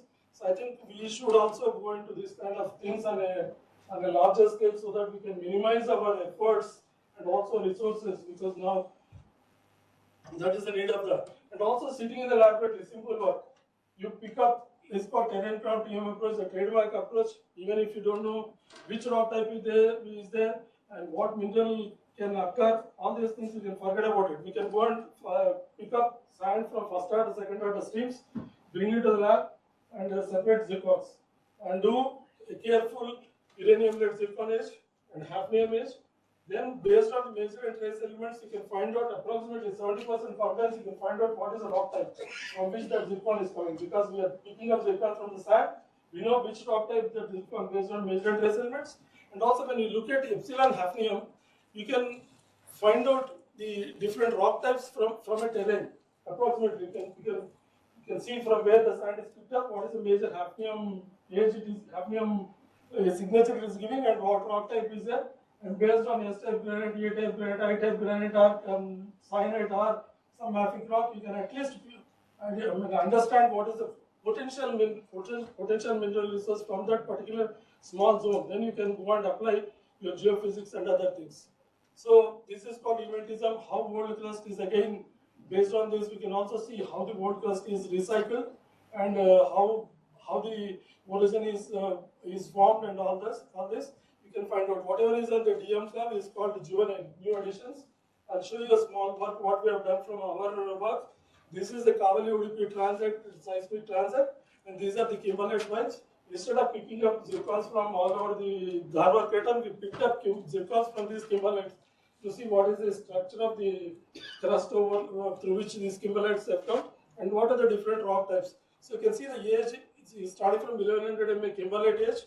You have a 2.5 to 2.7 GA major crustal addition age, and around 2.3 also there is a small cluster here, and 3 to 3.3 there is another event, and 3.6 the oldest is zircon, 3.578 is the oldest zircon found in this kimberlite. That means although we don't have any 3.5 GA rocks on the surface of the Dharwad crater as of today, but the deeper parts of the Dharwad crater still we have 3.6 GA rocks preserved. That is what is the interpretation. And you can see here, as I mentioned in those spikes, we also have 3.3 here, 3.3 and 3.5 here, and 2.5 GA new crust additions to the Dharwad crater. And these are the different rock types that are sampled. Similarly, when you pick up garnets, if you do nickel thermometry and thorium barometry, you can place a garnet in the CLM stratigraphy. Based on that, we have put from 230 kilometers to almost like 100 kilometers depth. We are finding garnets from different parts of the CLM. So based on this, we also know, for example, this is XMG of Alvin model and zirconium. Based on this, we know up to 100 kilometers are homogeneous. The lithosphere is homogeneous. Whereas 125, you start seeing metasomatism. What it means is that EDC double the collision is visible at 1.1 GA. The collision event was much older. So this is again the model CLM rock types like melt metasomatous, peridotite or arthrobargate, whatever is the rock type. The proportion also we can find out. So having said that, so we know about SCLM, how the different tomography of Dharwad SCLM and also the how the crust is behaving. So I'm not going into this huge list of 30 REs. I'll just quickly run through few pictures. Not even mineral deposits in the country, what you people are experiencing. I'm just trying to think a little bit on this. So this picture has already been shown. So this is about lithium occurrences, and most of the point I want to emphasize is most of them are pegmatite from pegmatite. Only from a small place like here is all from exhalation deposits or brine deposits. So most of that is all from pegmatite, and if Riasi stuff is proved, it is India will be a 6th place. Riasi is not proved, it will be somewhere else, maybe other places. So again here, in GRA, also paper on niobium tantalum from AMD's work when I was working with AMD. At that time, I worked on Maragalla pegmatite, and we did a careful study with O.P. Somani in those days, and I think he's somewhere else now. We tried to understand how the metasomatic front from the margin of the Maragalla pegmatite worked and how niobium tantalum moved to the edge of the Pluton and also the lithium. At that time, lithium was not a big thing. We had to look at NVDA and we are just done with it. So then, that is why the zoned plutons are always helpful in understanding the metasomatic fronts and how the pegmatite evolves. And every pegmatite need not have niobium tantalum. Every sulfide deposit you need not. So for example, a small area across. One side will be SO2 rich environment, another side sulfur dioxide poor environment. So you'll have different sets of trace elements, different sets of mineral deposits based on EHPS conditions in that front. So similarly, when lithium forms, how it goes into brine. So comical cartoon, so no problem. But just for an idea. Similarly, copper, again, as Praveen mentioned, there are a lot of copper deposits in the country. K3, Nimkatana, Malajkand in Madhya Pradesh, Singham, copper belt, the Ingaldan. All these copper occurrences, they have a different mineral systems. And I'm happy people are writing A&ML, they're trying to write. But issue is every mineral deposit is unique.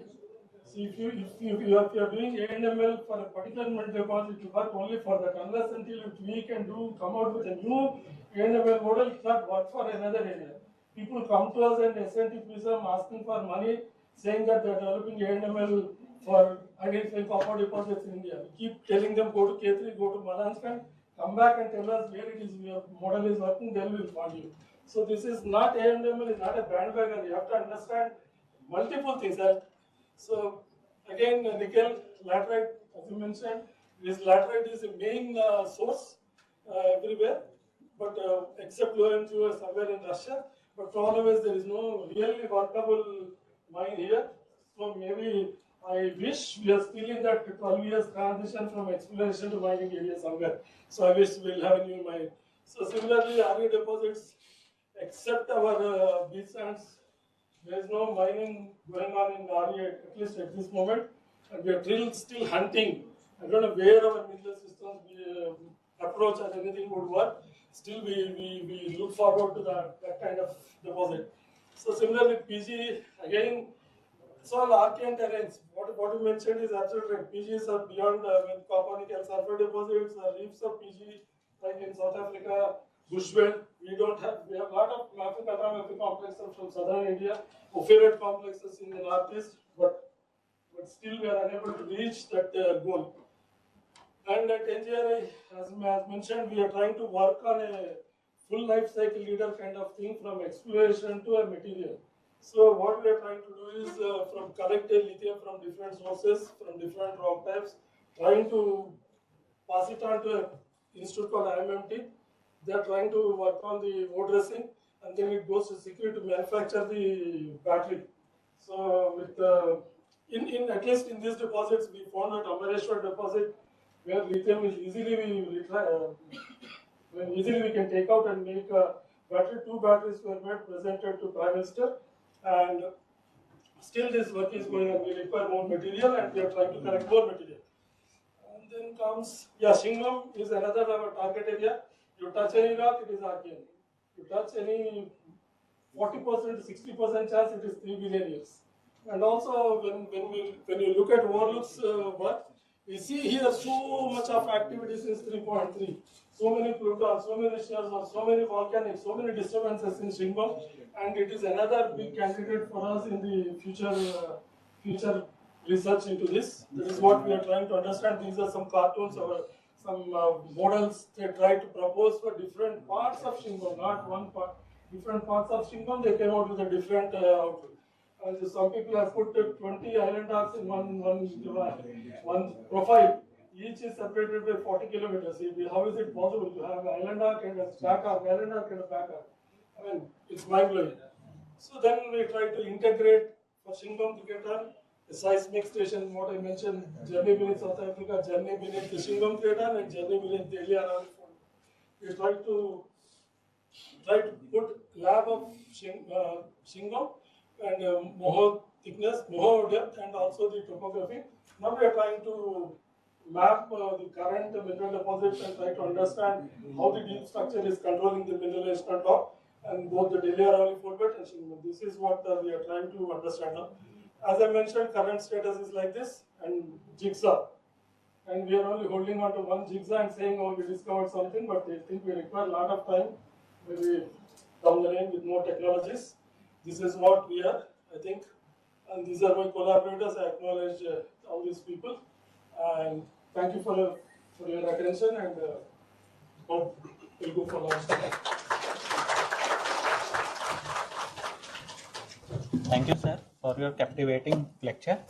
Now I request our regional director, Mukundan sir, kindly present a token of gratitude to Babu sir. I have one small observation on the whole lecture. Nature is very kind because there is one episode after other episode took some time, but the cascading flow of slides, information packed, that is tremendous. Thank you.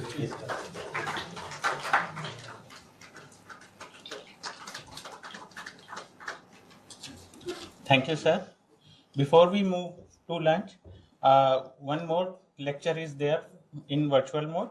Kindly bear few more minutes. Our next speaker is Sri M.B. Verma, former director AMD.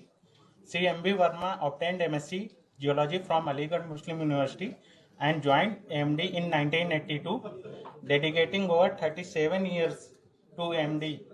His leadership as Deputy Regional Director of Southern Region, Regional Director of SCR, and Additional Director, and eventually the Director of AMD has made significant contributions. Renowned for his vision, integrity, and commitment to AMD, he pinnacled as an outstanding scientist, an honor that reflects the depth of his expertise and the magnitude of his impact. Now I request to Sri M.B. Verma sir kindly deliver his lecture. So, very good afternoon. Okay. Very good afternoon. I hope that another 30 minutes I will be the stumbling block between your lunch and my presentation. I hope you will not mind. So, first of all, heartiest congratulations on 75th anniversary of Foundation Day. And I am thankful to Director AMD and Mr. Mukundan, Regional Director, for giving me this opportunity. Actually, my talk is more a story rather than any presentation.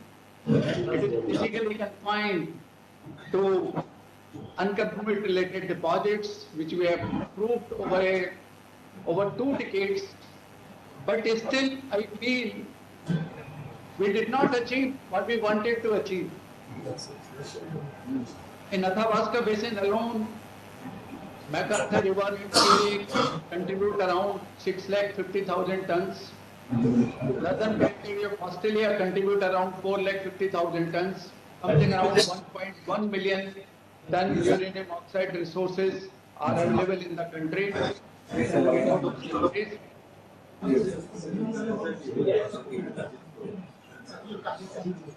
Am I audible to you? Yes, sir. Okay.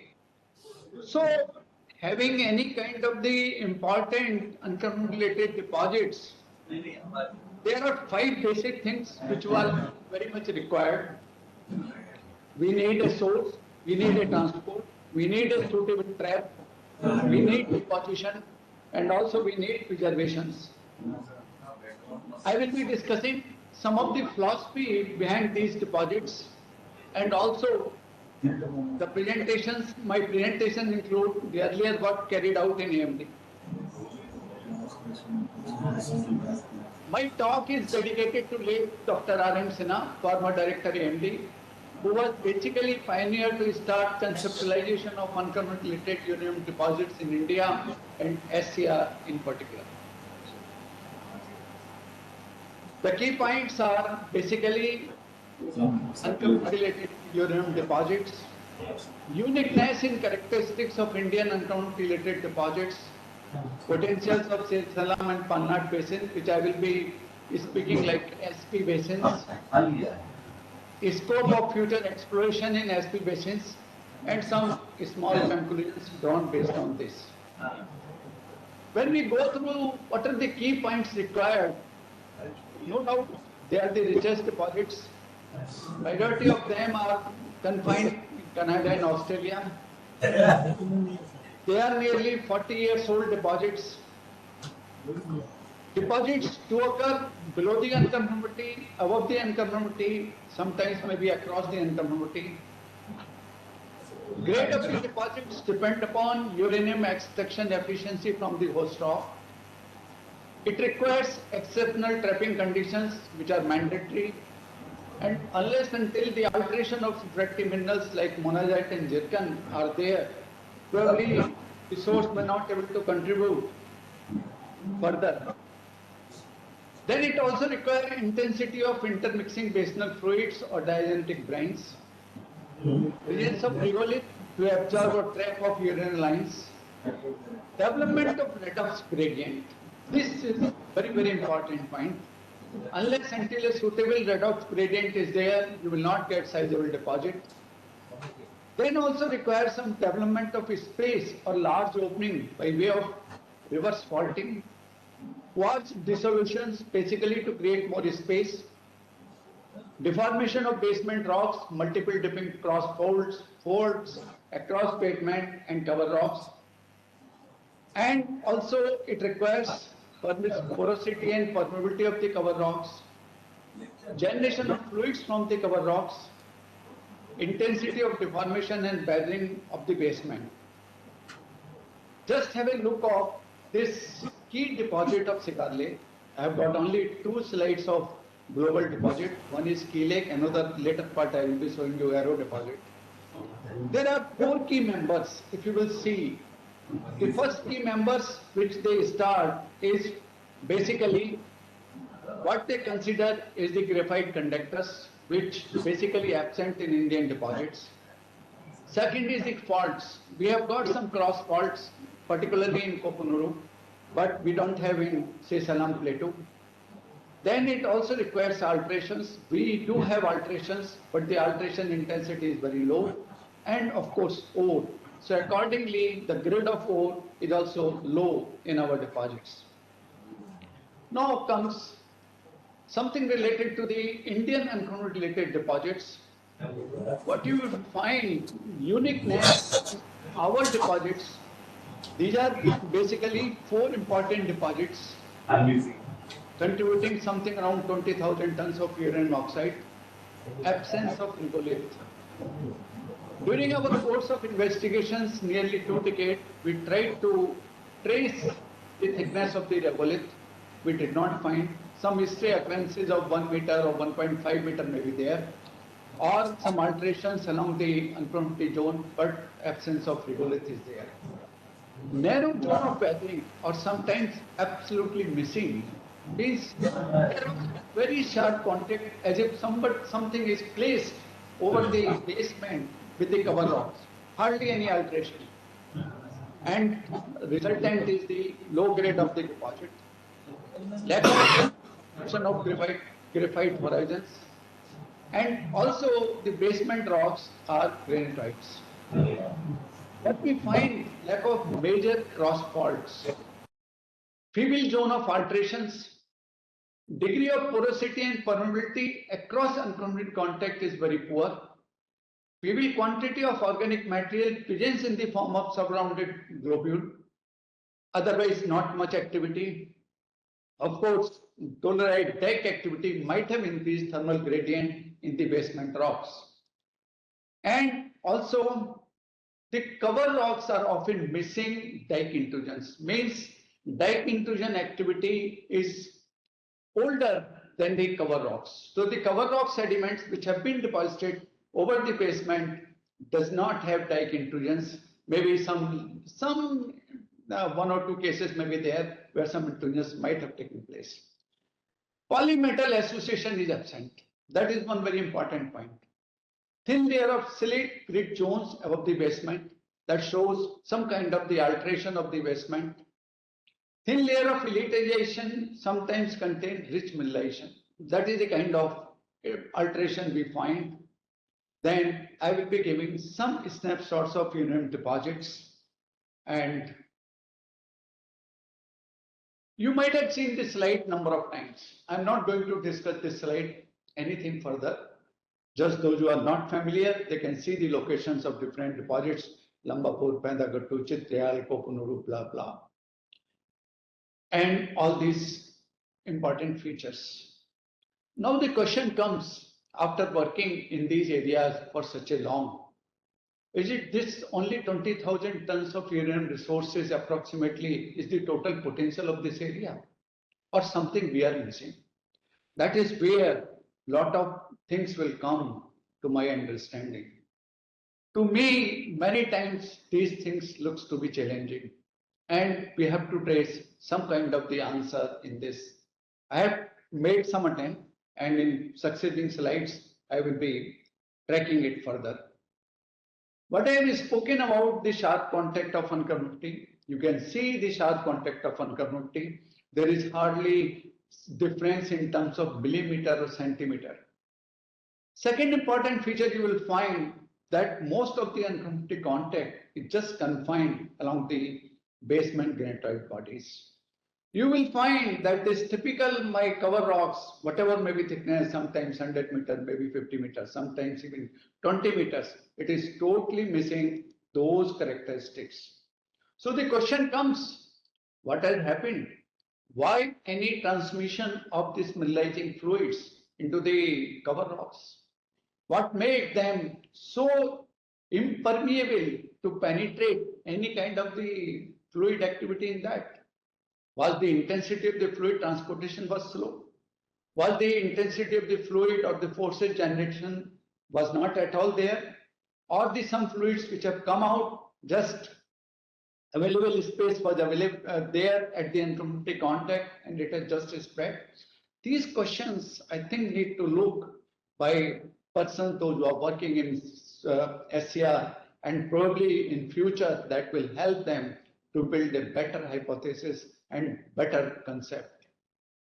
But I was earlier speaking about the slide, this is another deposit of Kopanuru, which is well-known deposit, number of bands. But in this deposit, you will find some answer. There are faults are there, which are cross over the basement and going into the cover rocks. And the mineralization is also, you can see that the mineralization found very close to the unconformity contact, plus the mineralization has got some kind of the penetration because of the presence of faults, it has gone into the cover rocks. And these are some discrete minerals and all these things are reported. These are all old slides, nothing more to say, just to put certain things like major alterations we come across in the form of pelletization, silicification, chloritizations. Sometimes the genolithic folder rocks are also reported in the cover in the basement. Alterations in the basement granite is also not very impressive, rather I can say. Sometimes this rocks looks hardly they have got any kind of the alteration.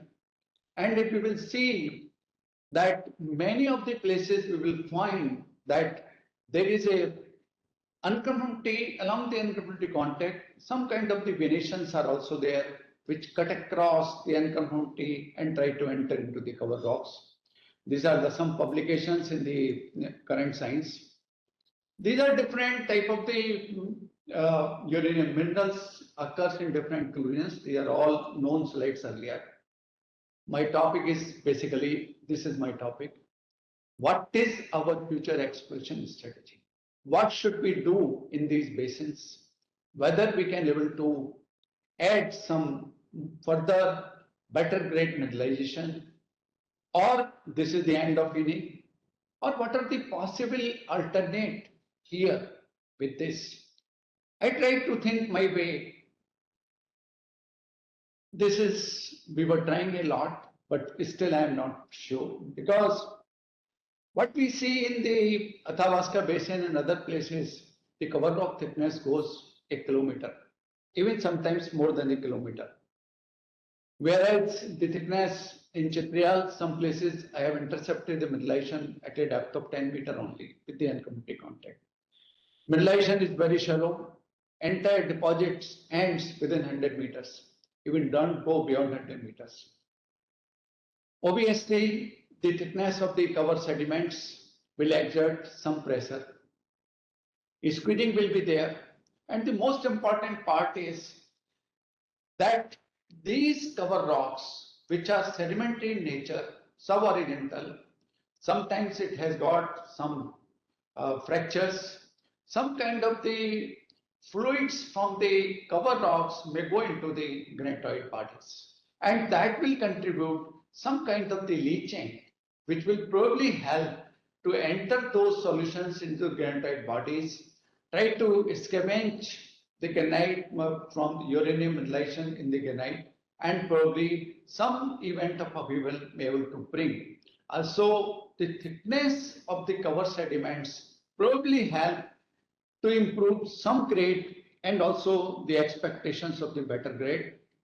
long back, maybe about 10, 15 years back, I remember we tried, but we did not get entry. Hope future sometime we will get it. Now the next part is areas northeast of S2 basins to trace possibility of rich part of uranium mineralization in fractured granitoid in the basement. What happens? Basically, the uranium mineralization along these unconformity contacts have come mainly from the granitoid bodies. There is no other source. Mother is granitoid bodies. Is it all the uranium which is present in those granite bodies have come up and spread along the unconformity contact, or some places like Kopanuru deposit where it has gone into the cover sediments? I think I disagree, and probably most of the persons sitting in that August audit gathering may also be disagree that the mineral fluids which were there in the granite may not have come in all totality. Only some part might have come, some part might have traced. Therefore, we need to look some deep faults, deep fractures within the granite system, which may be one of the target. And most important is also that there are some large scale dike intersections are there in the granite bodies, which might have played the role to increase the thermal gradients. Those may be important target for looking for some kind of the future exploration. So now the question comes, how and why? If suppose we want to go for some kind of the exploration in the basin, what should be our strategy? How to go ahead? I attempted little bit. This is a map, a very barren map, what we are looking to you. What you see, I have plotted two types of the areas. My first area, where exploration along the northeastern periphery of Sisalam, partly Sisalam, and entire Palnad basin has been explored. Most of the places explored, hardly there is anything, there is no sizable deposit left out along the periphery. Next comes, these are the areas where need some kind of the exploration still. Try to enter into Sisalam basin, but be sure that the basement should be granite. There should not be some kind of the older cyst belt or other should not be the basement, otherwise our whole target will be defeated. And third part is again very interesting, which is attempted time to time, but our approach is half-heartedly approach, I can say. This is the contact between the Kurnul's and Nalabalai basin, which need to be require lot of reinvestigation. Now, let us look philosophy behind this. What you see, the uranium mineralization, this is Sisalam, maximum confined along the basement granite and basement granite bodies. Even in the Pedagattu also, Chitrial also it is confined. Even in the Pedagattu also it is confined. What is missing? The thickness of the cover rock, very small thickness, ranging from 30 to 50 meters. No conduits for solution activity, hardly any conduits. Ore body is tabular, just occupied thin non-conformity contact. Mineralization is episodic. Need to look major cross faults. We are missing this type of the cross faults. Had it been some kind of the cross faults which are going from the basement, coming to the cover rocks, probably might have given major thrust to the mineralizing events. But this is one part which we find it is missing in these sediments. Whereas if we will go to the structural map surrounding that area, we find the picture in the basement is totally different. What we see coming very close to this peripheral contact along this whole part of these granite bodies which are exposed in the northeast part, which has got a lot of cross-cutting fractures, all these things, but those fractures are confined into the basement. Starting here, some Pythagoras cyst belt and all those things are there, then basement fractures which are coming, but these cover rocks are later. Cover rocks are not affected. Lot of mobilization is there within the basement granites. What you are seeing, this beautiful chlorite along the fracture zones, these are from the Chitrayal. Even we will find that the fractures granite bodies, that the solution, uranium bearing solution has come as it has percolated along the fractures and formed the rocks. Next, you see the uncomfortable contact. This uncomfortable contact is very, very sharp.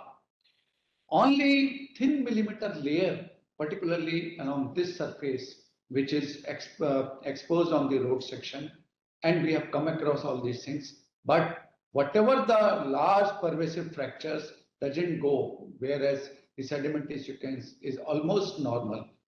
Similarly, if we will see the granite bodies which entered into the Chitrayal area, these are the typical weathered granitites, whereas a very clear-cut sharp fractures along which those granite bodies entered into the Chitrayal. You will see a lot of set of fractures, and to surprise, a core which I have intercepted just at a depth of 10 meters. The thickness of Sisalam formation was here only 10 meters, and in that 10-meter sequence, we find a grade of 0.175% mineralization of 5 meters thick. At 10.75 meter in CTR 178, anybody want to verify, they can verify. And what we will see, this typical this dolerite dike body, which is mineralized. So the question comes that the mineralizing fluids were also post dike injections, or maybe sin also, but I have not done that much of work. I can't say very confidently, but definitely I can say they are pre cover-ups or prior to the sedimentation of the Sisalam formations. So what is our future exploration strategy? Subsurface drilling in deeper part is okay. Areas northeast of SP basins, there should be the dike intersections. Similarly, one should look north of the Chitrayal plateau also. Plan some exploratory drilling to the tune of 500-meter depth at least to unearth deep solution activity related to dissolution of quartz or percolation of fluids along the fractures of faults and remobilization during dolerite dike intrusions. Again, this is an old map. These are all fractures.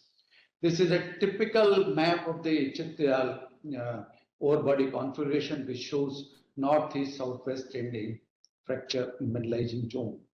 Why I have put up here is basically, we will find the major fractures trailing within the granite bodies of Chitrayal, north of the Chitrayal. This is the Chitrayal plateau. If I am wrong, please correct me. And the scale is something around 0 to 2 kilometers. They are trending north-south. My mineralizing fluids are trending northeast, southwest.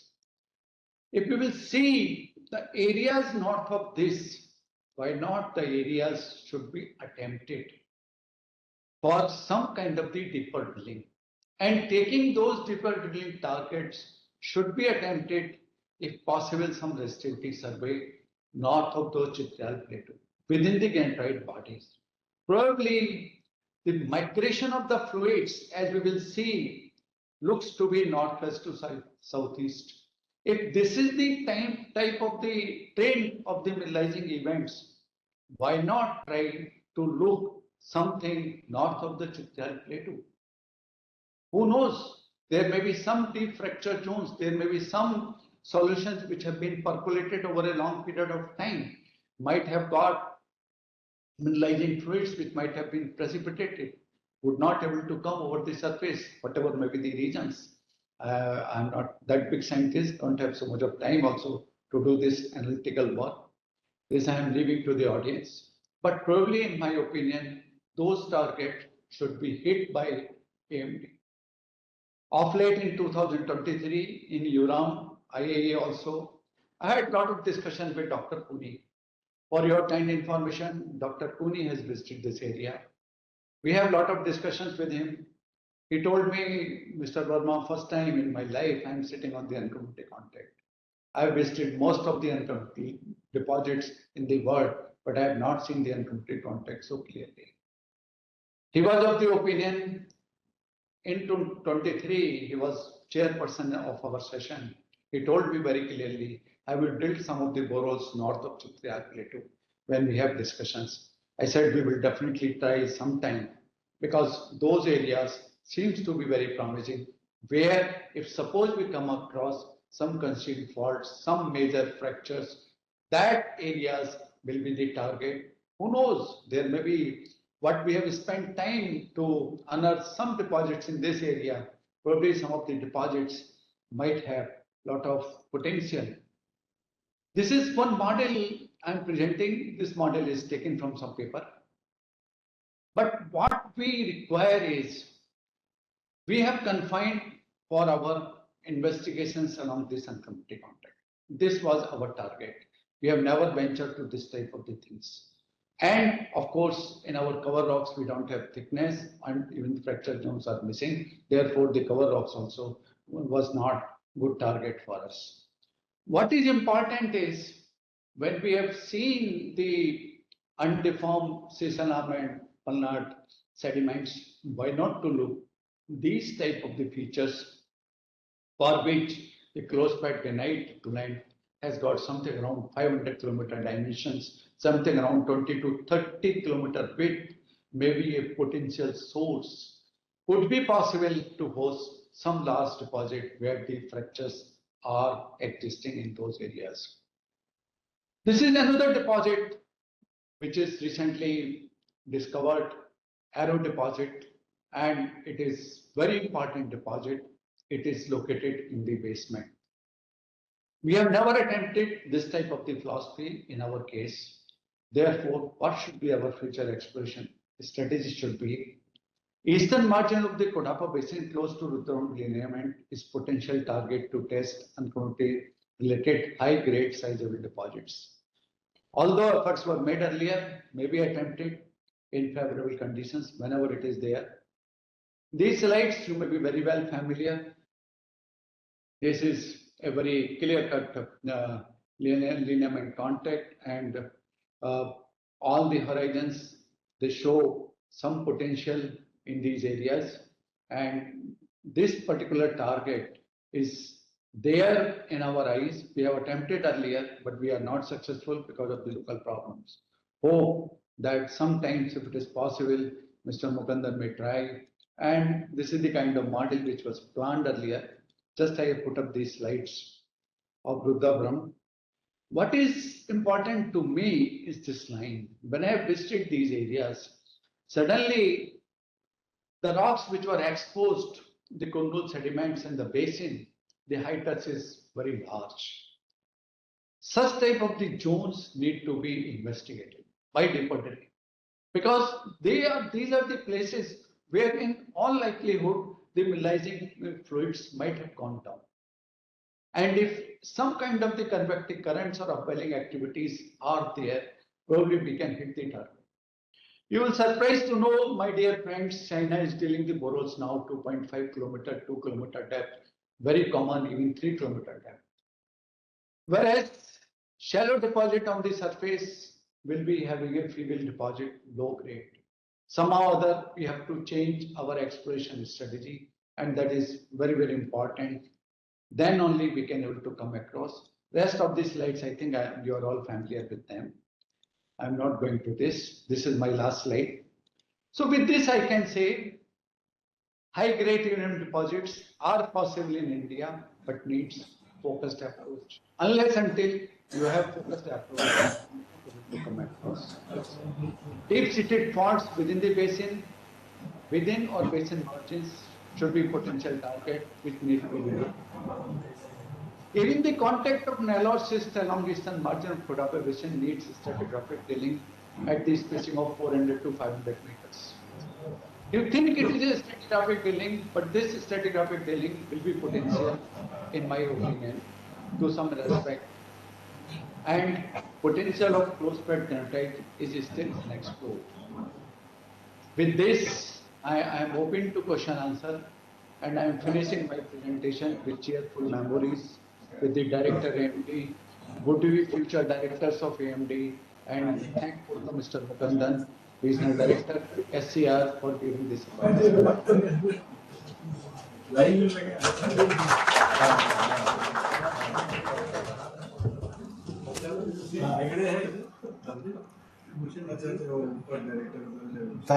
you very much, sir, for a nice presentation. Sir, am I audible to you, sir? Mukundan. Yeah, I can listen to you. Yes, sir. Thank you very much, sir. Nice presentation, sir. And kindly accept our memento, sir. And Okay. we'll be sending that by post also. Thank you, sir. Thank you. Okay. Thank you so much. Thank you so much.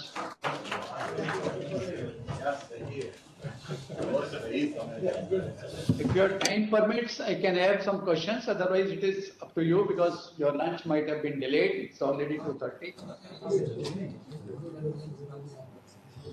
Thank you, sir. Now I would like to invite on stage our additional director R&D, Sri K.L. Mundra, sir, to give concluding remarks about this session.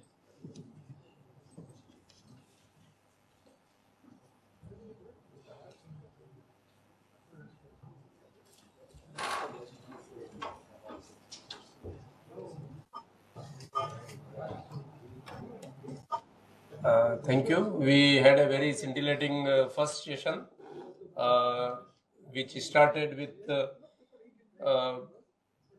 the talk by Sri Dheeraj Pandey, Director AMD, followed by a talk on integrated remote sensing, airborne, geophysical, and various other methods by Sri P.K. Sharma.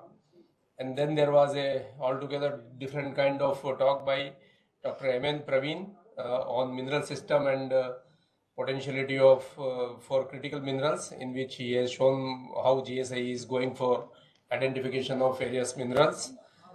Then we had a talk by Dr. E.V.S.K. Babu, who gave a very wider overview of metallogenics of critical minerals across the globe. And the last session was given virtually by our former director and presently consultant NSCS, Sri M.B. Verma sir. So he has shown that how Nalamalais and other areas are to be targeted. Of course, there are some practical difficulties in taking up those areas, but those are really very good areas for unconventional type of deposits, and I hope we will be able to take up those areas on the suggestions made by you and all our speakers. So I hope all of you have enjoyed these talks, and I thank you very much. For concluding, although we were a little late for lunch, but we had very good session. All these 5 talks were excellent in my opinion. Thank you very much.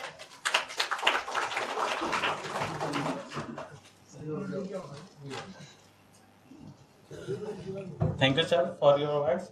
Now I would request to our RD Mukundan sir kindly present a token of gratitude to our additional director R&D, Sri K.L. Mundra sir.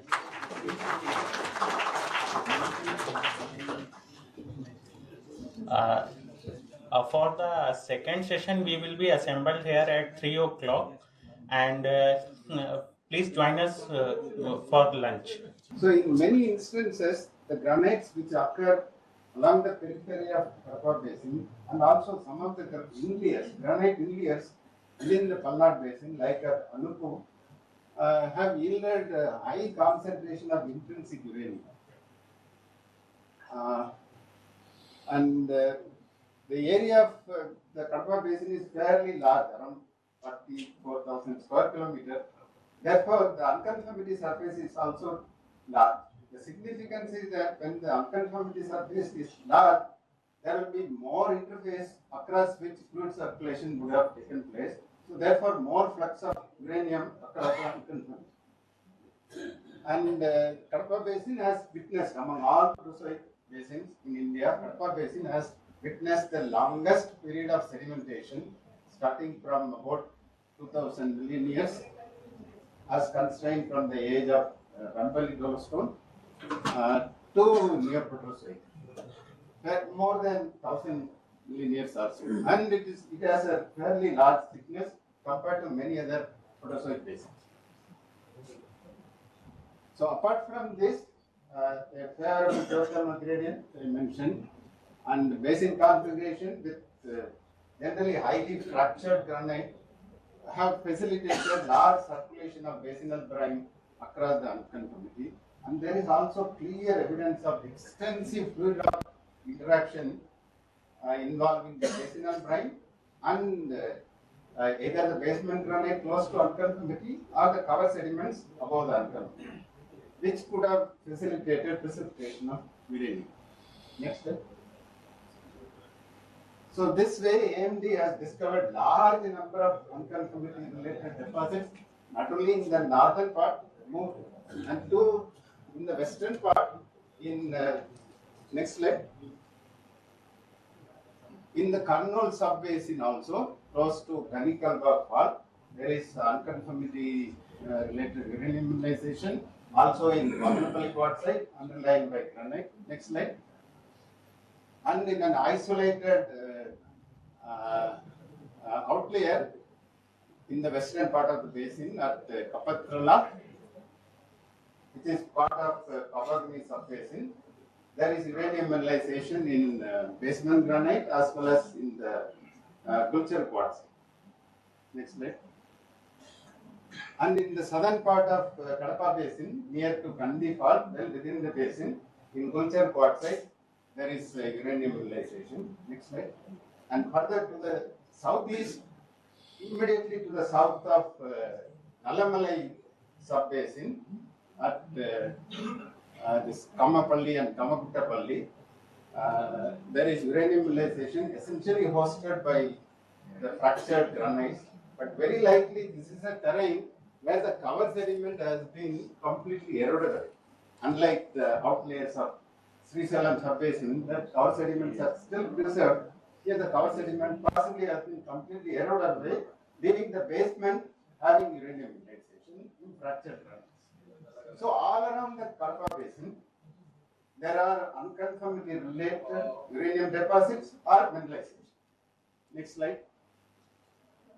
Now we will try to see whether Marwar basin has a potential for unconformity related uranium deposits or not. We will look at some of the parameters. Next slide. In fact, some of the geological factors of Marwar basin are much more favorable for unconformity related deposit than Kadapa basin itself. One, it is by and large underlined by Alani rhyolite and granite. Leaching of any metal from volcanic rocks is a much easier task by fluid rock reaction than leaching a metal from crystalline rock. So it is actually a better source than the granite, basement granites of Kadapa basin. And then there is a Pokhran border bed at the unconformity, which would have enhanced the permeability of basinal brine across the unconformity. Recently, felsic tuff has been identified within Jodhpur group between Sonia formation and Girmakar formation. This also could have contributed uranium. And the distinct advantage of this basin is that this has a well-preserved evaporite bed in Hansaran formation. This, when the basinal brine passes through evaporite bed, the salinity will increase enormously. The reason why almost all the uranium deposits of Athabasca basin are high grade is because of the hypersaline nature of basinal brine. All the measurements of fluid inclusions from ore deposits and also in areas where there is no mineralization have shown that the salinity of basinal brine is in the range of 25 to 40%. This is usually common in magmatic fluids. Here the basinal brine also has such a high salinity. Initially there were some views that the fluid may have passed through a evaporite bed which is now not preserved, but the present view is that evaporation of seawater beyond halide saturation level is responsible for hypersaline nature of fluids in Athabasca basin. But here we have a evaporite bed itself. within the Marwar Basin. And the predominance of red sandstone, comparable with the Athabasca group. And the basin area is also large. It's around 1 lakh square kilometer, which is nearly same as the Athabasca Basin. But the factors which are against the formation of unconformity type deposit is that the thickness of the basin is very small. Maximum thickness is reported to be around 2 kilometers. Although in Athabasca Basin also, the maximum thickness is around 2 kilometers, but many studies on ore deposits close to unconformity have shown that the pressure at which fluid inclusions were trapped correspond to 4 kilometer thick basin. So at the time of ore formation, the basin thickness must have been around 4 kilometers. But here in Marwar Basin, the maximum thickness at any place is around 2 kilometers or so. And the serious problem is that the deficit is that it formed much later period, toward the end of Neoproterozoic, extending into Cambrian. And the geothermal gradient would have reduced significantly by that time. So basinal brine may not have circulated the way it has circulated in Kadapa Basin. But there are many favorable factors for unconformity type uranium mineralization in Marwar Basin. Next slide. So third question about source of uranium is well documented. Many studies by AMD scientists have shown the presence of allanite, sphene, monazite, zircon as minor minerals in granite, both in the outliers, basement granite of outliers, and also in Anuppur granite, with the relatively high intrinsic uranium concentration. And some of the studies by AMD officers have shown that Srisailam quartzite also contains these oxidation metals. So there is a possibility that along with basement granite, Srisailam quartzite, which is often a red sandstone, could have also contributed uranium for the formation of these deposits. In Athabasca Basin, actually there are two distinct views about source of uranium. One group believes that carbon-rich metabolites, which contain graphite, are the source, but there are also equal number of scientists, including Kurt Kaiser, who has proposed uranium deposit classification in a triangular form. They believe that the electrical minerals having uranium could have contributed uranium for this deposit. So this is also possible. Next slide. We'll move to the fourth question. How uranium was leached and transported from the source. There is ample evidence of circulation of additional fluid across the sediment, cover sediment, as well as the basement granite. And there is also evidence that this fluid is basinal brine. Next slide. In a wide range of depth, during our DRNS project, we studied some sections in Chitrial, Lambapur, Petagadu, and also some granite quarries close to which there are unconformity. We could calculate the depth of those granites which are exposed in the quarry. It's around 120 meters. So we have studied a depth range of 0 to 120 meters below the unconformity. In the entire depth range, chlorite veins are invariably present. And these epidote veins are generally away from the unconformity. There is only one place in the southern arm of Chitrial outlier at Rekalagata where epidote veins are there just at the unconformity. But AMD has found that that part is not mineralized. So where epidote veins are there is no mineralization. And quartz veins are prevalent in a wide range of depth in basement granite. Next slide. And in the cover sediment, also quartz veins are fairly common. Some of these are fairly thick near to an engineering college. Between Puppanuru and that engineering college, there is a very thick quartz ring close to the unconformity.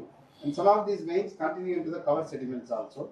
Chlorite veins are relatively less common in cover sediment, and epidote veins are not at all present in cover sediment. Next slide. We have studied fluid inclusions on quartz from various types of veins, and we observed that this biphase inclusion, liquid inclusions are the most common one, and the polyphase ones, which contain solid crystals, are also there, but essentially in the basement ground. These are related to interaction of basement brine with the basement rock. And composition also shows that these contain NaCl and CaCl, whereas the aqueous biphase inclusions are dominantly NaCl. They represent the basement brine, and these represent the brine which interacted with the basement rock. Next slide. So in a number of 9 boreholes, we studied fluid inclusions at different depths. Very few are mineralized samples. And generally what we find is that most of the aqueous biphase inclusions are NaCl dominant ones.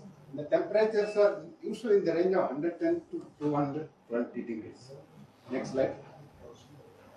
This is from Kopanur borehole. Next slide. Okay. So there is evidence of circulation of basinal brine from cover sediment to the basement, and how uranium can be leached. Some studies carried out in close-put granite, where the granite has undergone hydrothermal alteration, have clearly shown that allanite and spin are prone to dissolution precipitation when they interact with hydrothermal fluid. That means they can dissolve and reprecipitate in a different phase, and when they reprecipitate, they release uranium and Re. This has been very well documented in close-put granite, but the fluid here is not basinal brine.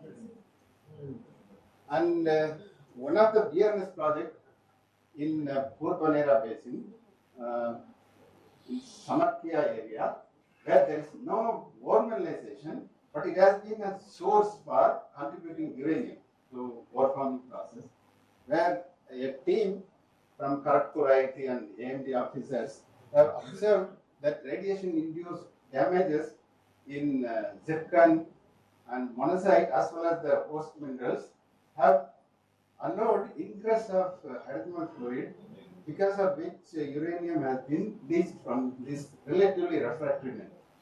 So all the accessory uranium-bearing minerals in basement granite and the cover sediments of Kadapa Basin could have contributed uranium either by dissolution precipitation or due to radiation-induced effects.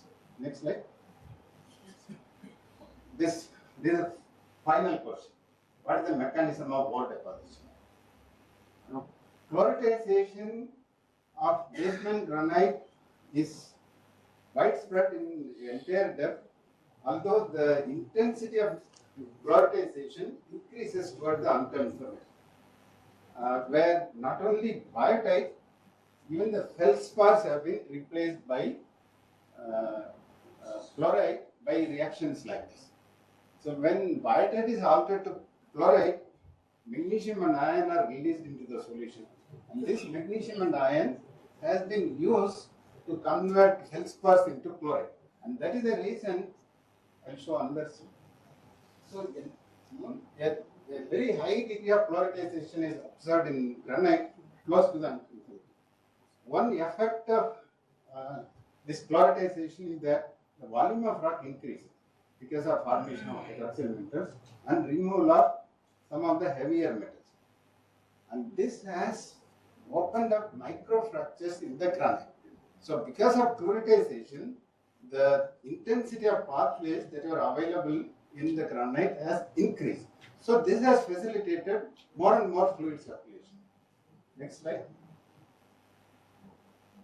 And close to the unconformity in Pedagatu, Nambapur, and also Arvitanda, you could clearly see, even in outcrops, extensive siltization of the granite.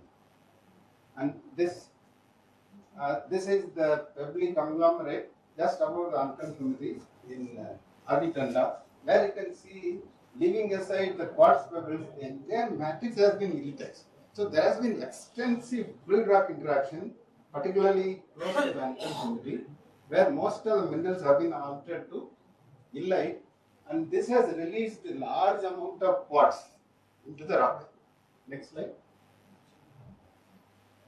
So during illitization, not only the feldspars have been altered to illite, even the previously formed chlorite. Chlorite is the first alteration mineral which has formed. And during fluoritization, some fractures have developed because of increase in the volume of the rock. And during illitization, okay, the previously formed chlorite also has been dissolved. And this phenomenon also results in development of microfractures. So this again increases the circulation of basinal brine, particularly close to the unconformity. And where illitization is intense in granite, the iron which is released, Fe2 plus released from illite, has either formed pyrite, possibly the iron released from chloride during illitization has acted as a reductant to precipitate uranium. We have evidence for that. So wherever uranium minerals are there, there are ferric hydroxide stains. So that iron that actually come from chloride during its dissolution at the time of illitization, and that has not only formed pyrite but also has acted as a reductant for precipitation of uranium. And the microfractures which develop due to illitization are also mineralized. So this is a vein which contains quartz, illite, pyrite as well as uranium phases. Next slide. And we did EPM analysis of fluorite in a wide range of depth in the AMD lab, and all the chlorides which are present in the entire depth range, they are planar chlor with relatively high FeO content, and among the samples which we studied, the highest FeMG ratio, Fe by FeMG ratio, was observed in a mineralized sample. And so this is a earlier stage alteration. When the granites were undergoing chloritization, not the iron magnesium which went into solution, it has followed some fractures where it has precipitated as vein chloride. And during the same stage, the granite was altered. This is granite which has been extensively chloritized. The one sample which I showed earlier is the section from there. So this is in granite and this is in vein, but their formations are related. Next slide. This is the last slide. In the cover sediments, uranium mineralization is either associated with carbonaceous matter. In basement granite also, there are quite a few instances where microfractures in granite contain carbonaceous matter. This is also evidence of circulation of basinal brine across the unconformities. So the carbonaceous matter has been transported from cover sediment into the basement granite along microfractures, where some of the uranium mineralization in basement granite is associated with carbonaceous matter, which is more common in cover sediment. When we visited Dwarkapuri prospect, when Rahul Banerjee was there, I remember seeing one borehole sample where there was a large chunk of carbonaceous matter in black shale having very high radioactivity. So in cover sediment, carbonaceous matter has by and large acted as a reductant, and possibly pyrite also may have acted as a reductant in some cases. Next slide. And I'm thankful to the director and BRNS for the opportunity to do this work. It was in 2010 to 13. And Dr. Ramesh Babu was regional director and also coordinator of BRNS project. Later, Ramesh Kumar Saab became coordinator. And Chaman Saab and Dr. Rahul Banerjee were in charges of Sri Salem Basin, because of whom we could not only visit interesting places in the field, but also we had access to a large number of boreholes. That's where Mr. Rajaraman and Shekhar Gupta is. And these were research students who worked in this department. Next slide. Thank you so much for this opportunity.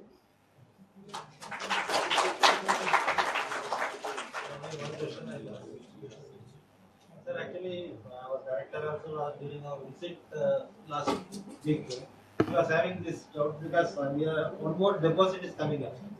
After east of Prasad Bokunuru, at Damatala, Varlitanda area, one more deposit is coming nearly about 20 kilometers east of. That is also almost, the characteristics are similar to our Bokunuru area. So three different loads. No, not loads, sir. That it is controlled by the conformity between the basement granite and the Baganapalli. So our problem is that the alteration which is clearly here, that in Kokunuru, that utilization, it is not much, it is not prominent. Serialization is more prominent. And fluoridization of the basement, of course, it is there. But the alteration is completely different.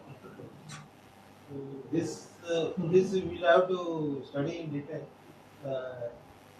Between sensitization and utilization, there is a subtle difference. When illite is formed, some more of potassium and some more of silica is removed from the feldspar, thereby opening more fractures. So fluid circulation is significantly increased when illitization takes place. But what is common to both is that during alteration of feldspars to sericite as well as illite, acids are consumed. So there will be an increase in pH, which can also cause uranium deposition, provided space is created. This chloritization and illitization, so we could not observe extensive sericitization in the areas which we studied. Yes. But these two alterations have significantly lowered the density of the rock and created microfractures, thereby enhancing the fluid circulation. That deposit almost matches the characteristics of the suicidal soil, like Chitri because most of the utilization is in the basement of 4 meters with minor amount in sediment. Of course, we get in sediment also. Minor amount in sediment. So that these alteration patterns are almost absent. We have to study in detail. Every component is essential in ore formation. Like there should be a source, good source, either in the basement or cover sediment or both. And uranium should have been leached efficiently from the source. And what is common to all the known unconformity related deposits, as far as I know, is that fluid rock reaction is responsible. When the oxidized brine carrying uranium reacts with either basement granite or cover sediment, many high-dust minerals are formed, more open spaces are created, and the reaction further increases. And if any reductant is available during those reactions, then uranium gets precipitated. Pyrite is also very less, and organic matter is also that is the question. How uranium is getting?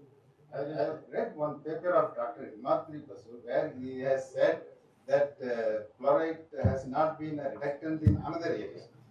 Chloride has helped only to absorb uranium, but whatever texturally we observed in this area clearly shows that chloride has been dissolved during utilization, releasing iron, because there is pyrite formation is invariably associated with dissolution of chloride. And in some places, along with chloride dissolution, uranium precipitation is there. Wherever uranium precipitation is there, there is ferric hydroxide staining. So that is how we could relate that chloride dissolution has facilitated precipitation of uranium, and there is also high iron bearing chloride in these areas. Sir, related to that, when you are seeing that chloride is altering to light, it is dissolving. Dissolving and then later from that solution it yes, is it has released some elements. Yes. Then feldspar is replaced by illite. Texturally you could see that. But chloride is dissolving in the hydrogen. And then it is forming illite. that space is occupied by Ille. The space created by dissolution of chloride is filled by Ille. Like formation that some fluid flow is there. Lead formation is later than chloride. Later than Chloride formation. fluidization. Yes. Then whatever the dissolution Fe is releasing from that pyrite or Fe plus 2 is coming. Yes. That is either acted as a reductant or precipitated as pyrite. Here on this context, what is the fate of magnesium in chloride and how the sulfur for pyrite formation has been sourced? Titanium and chloride. No. Chloride, magnesium is there, sir. Because whatever is in clinochlor mainly, but we have seen also magnesium that goes into solution, brine. That is moving out. Yes.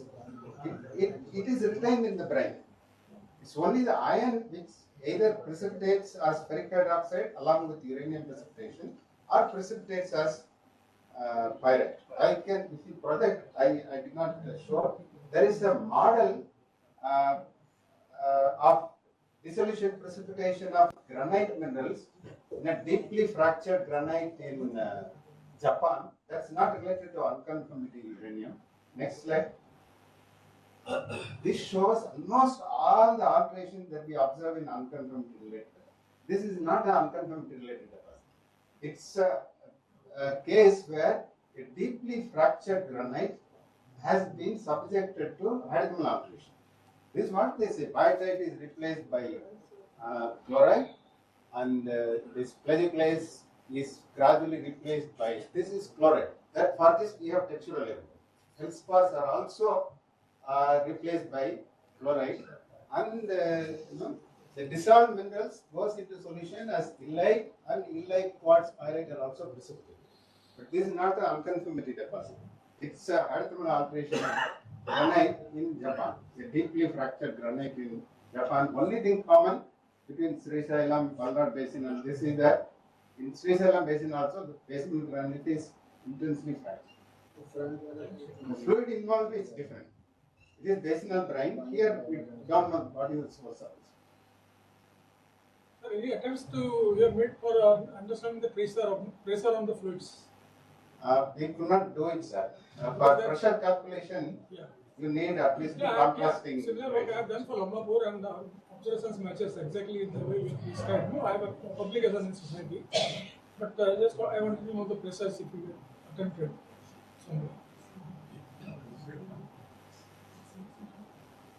Pressure on the mineralized fluids.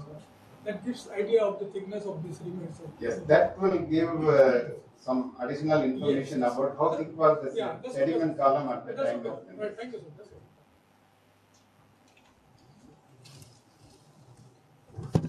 Thank you, sir, for such a captivating lecture. I think, like me, all of you are fortunate enough to listen to him. We have colleagues who are students of him in AMD and GSI. Thank you so much, sir. Now I request our beloved Regional Director, A.R. Mugundan, sir, to give a token of love.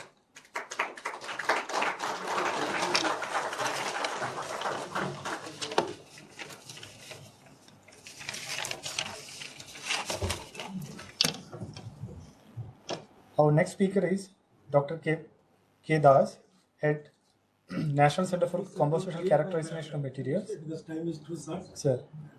Sir, good afternoon to all of you. I will be brief. I have no intention to spare your time.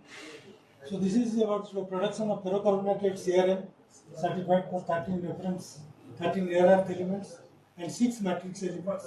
A collaborative work between the ARC and AMDR. So this is the nameplate of my center, Laboratory of Atomic Research at Hyderabad. Next slide, please.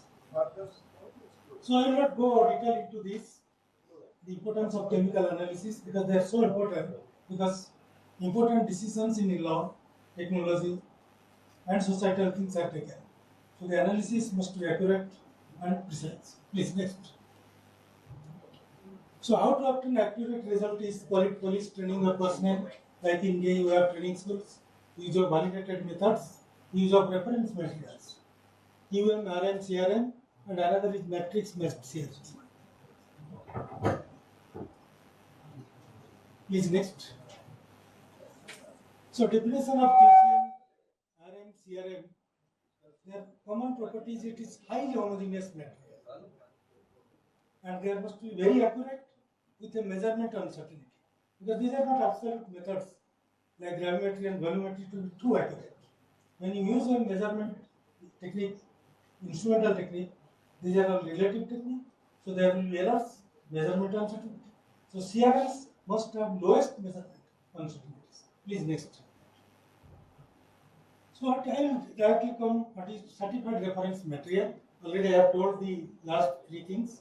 Reference material, homogeneous, metrologically valid procedure must be used, accompanied by ARM certificate with measurement uncertainty, and the metrological traceability to the SI units. Here I have put NIST as a bracket, question mark, because many a time even NABL directors, their assessors come to VRC, to my lab, and they say, why your CRM is not traceable to NIST? I say, but they are ignorant about this. This is never the case. All, even NIST CRMs themselves are traceable to SI units. So these CRMs are produced in a very large quantity, 5 to 100 kg. There are exceptions, like CRM of DNA. It is produced hardly in 10 gram to 20 gram level. Next. So what is the importance of CRM? This is the picture of the 31st president of USA on which Hoover Dam is made. And he was the only engineer educated from Stanford University. And when America was in Great Depression in 1930s, in the last year of his address to American engineers and scientists, he said, CRMs are the best for mass production.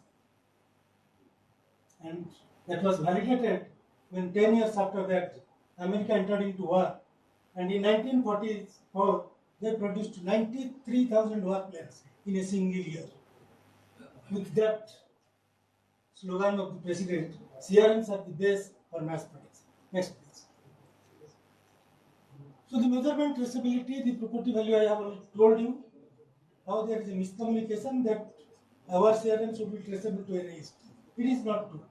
So to counter that, a big argument took place between the assessors and my laboratory. I gave them this same reference, which is published in Analytical Chemistry, written by NIST scientists themselves. They themselves are telling that no CRM should be traceable to NIST. It should be traceable to SI units. Next, please. So coming to this picture, I will just tell one thing. The quality assurance, the production of QM, CRM and RM is an inalienable part of DI programs. If any one of you read the biography of this person, B. Krishnamurthy, he writes in page number 23, and B. Krishnamurthy is the person who revolutionized BHEL, Maruti Udyog Limited and SEL. Otherwise, these three industries would have seen the sunset in their career. And he writes that when I saw that there is no quality policy in BHEL, I approached the then chairman of DA, Dr. Hominath Setna, and influenced him that you spare your quality control manager so that he will be heading BHEL next to me. And he did that.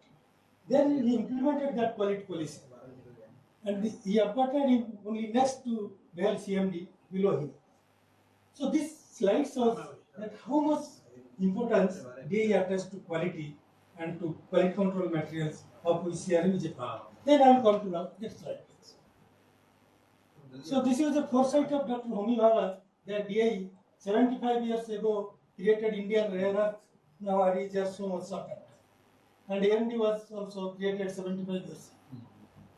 And when our chairman came last year to our headquarters, AMD headquarters, his whole speech was dominated just with rare earth elements, lithium, tantalum and niobium. Nothing about uranium.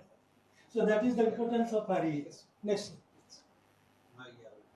So the rare earth elements plays important role. I will not go detail into that, but I will come to what our AMDR has done. That they have discovered ferrocarbonatate, which is a rare earth material in Ambadongar. And here what happened when our present chairman was director of BARC, he initiated that why NCCCM will not produce certified reference material of rare earth when AMD is already exploring that at Ambadongar. So he gave this task to NCCCM. So I think it started 4 years back, 5 years back. But please, the analysis of rare earth is the most challenging task. because we don't have ICPMS. And I will show you when ICPMS how helpless when it comes to analyze rare earth elements by mass. Next, please. So, 20 kg of ferrocarbonate material was given by AMD, and this was first processed, initial processing at their Hyderabad facility. Then the material was shipped to less than 100 micron. We got 17.9 kg. Then it was homogenized in our facility at BRC, and we got around 175 bottles, each containing 100 kg. Next, please. Now comes to characterization. This method is an existing method by ANDR.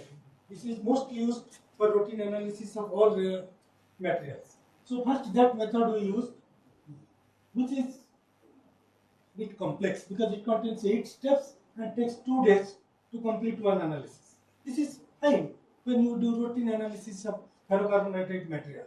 But that method cannot be used for characterizing a CRM because the measurement uncertainty will go up. That is not accepted. Because for CRM, the measurement uncertainty must be as near as possible. So both AMDR Hyderabad and NCCC and BRC, we reduced that method to a 3-step method. So the number of steps reduced by 5 steps were eliminated, and when it was taking 2 days, it takes only 3 hours. So both in terms of number of steps and the time was reduced, and this was published in the Springer journal. Next, please. And here what happens, we have used that method for the homogeneity test, because homogeneity test is the first we have to carry out. So ICQES, ICPMS, NRTC NALCO was used, and 2 independent methods, digestion methods developed by NCCC and BRC and ANDR Hyderabad were used for ILC. Traceability and validation of the certified values were established using a matrix-based CRM. Let me tell you, this RE2 is a Chinese material. But now when our NABL team came, we got the certificate, it is not a CRM. It is only a reference material because the statement for traceability is not mentioned there. Next.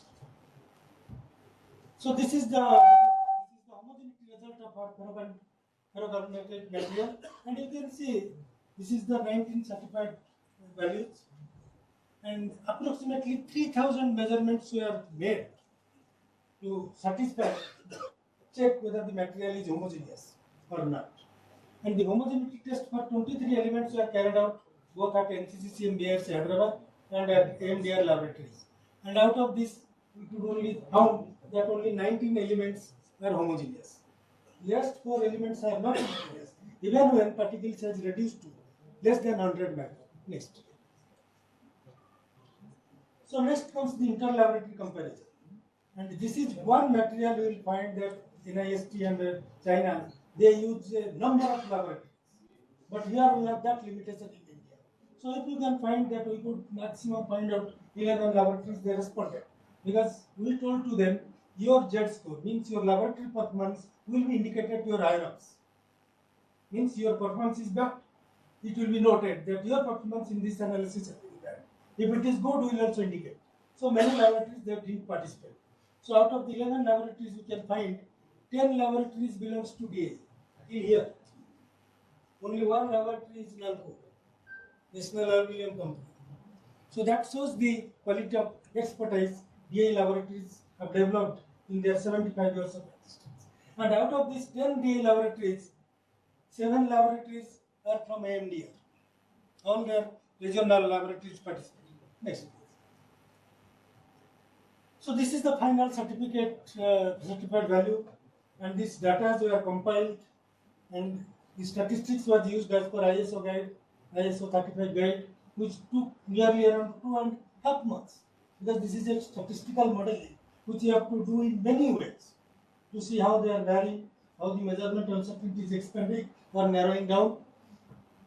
And finally, these 19 values were certified, and you can see the matrix elements are these 6, which are in percentage, rest are in ppm levels.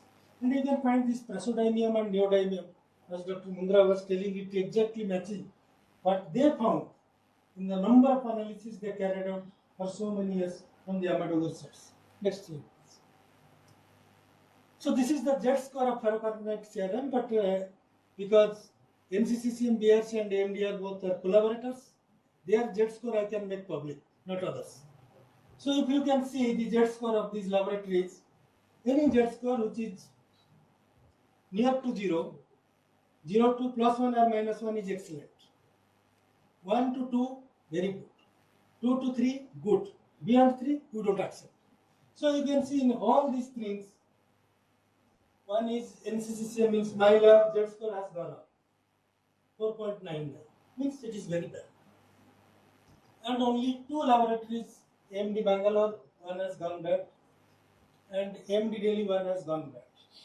But rest of the things you see, what kind of excellence these DA laboratories have developed during 75 years, that they have showed this kind of competence in analysis of rare earth materials in the matrix.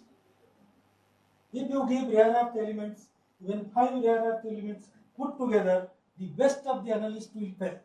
They cannot even select which line is interference free to choose for. Now, next please. So this is the certificate that has been made as per ISO 034 guidelines with a statement of traceability, and we have included in this certificate the whole history of this candidate CRM, from where it was taken, how it was processed, who were involved, what are the laboratories they participated, what are the bottlenecks we faced, and what is the demerit also. Some of the values you can see here, these are indicative values. I cannot see here, I think tantalum, lanthanum, and holmium. These 3 things, these 3 elements we could not certify because their uncertainty range swelled up. Next please.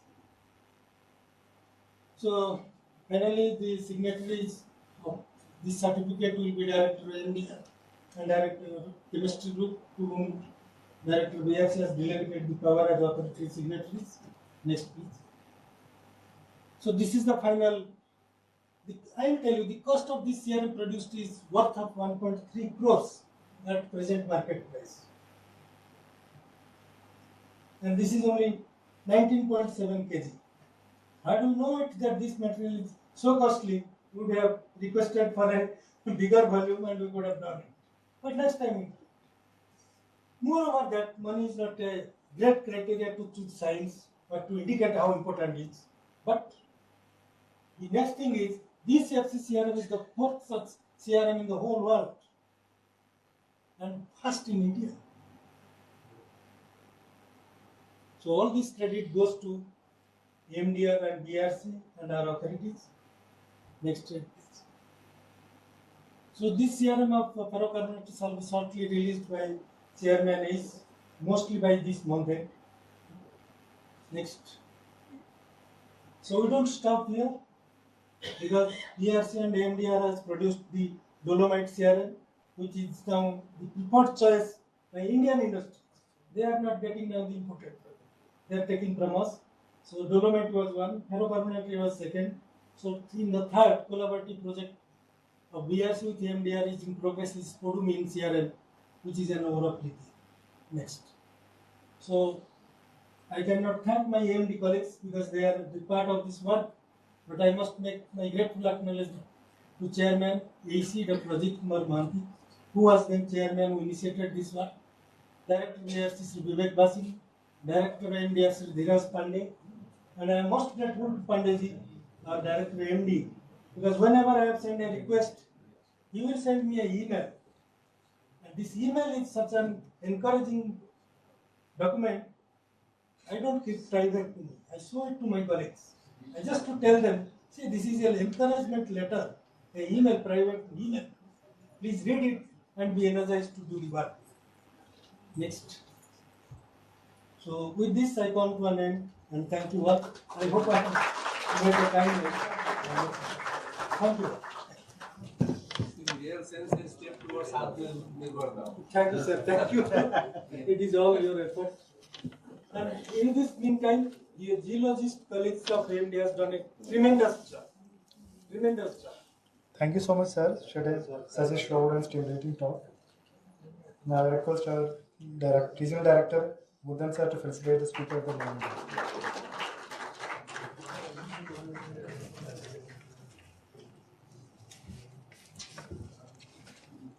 Now we have two eminent scientists who are joined over WebEx who will be delivering the lecture.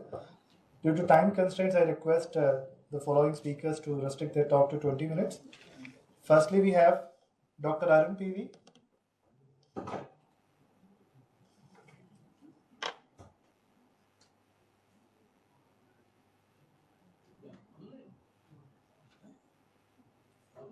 Dr. Arun PV, an accomplished researcher in geospatial intelligence, obtained his PhD in IIT Bombay and completed his postdoctoral fellowship at Ben Gurion University, Israel. He was supported by the prestigious fellowship from Higher Education Council. Currently, he is serving as an assistant professor at IIT Sri City, Tirupati, where he leads the spatial analytics and machine intelligence group. His expertise spanned remote sensing, deep learning, explainable AI, and reinforcement learning. He has over 50 publications to his name. Sri Arun heads key national projects funded by ISRO and DST and actively contributes as a reviewer and technical committee member in leading journals and conferences. Sri Arun PV, over to you, sir. Thank you very much for the kind invitation and opportunity, sir. I hope I'm audible. Yes, please share your presentation.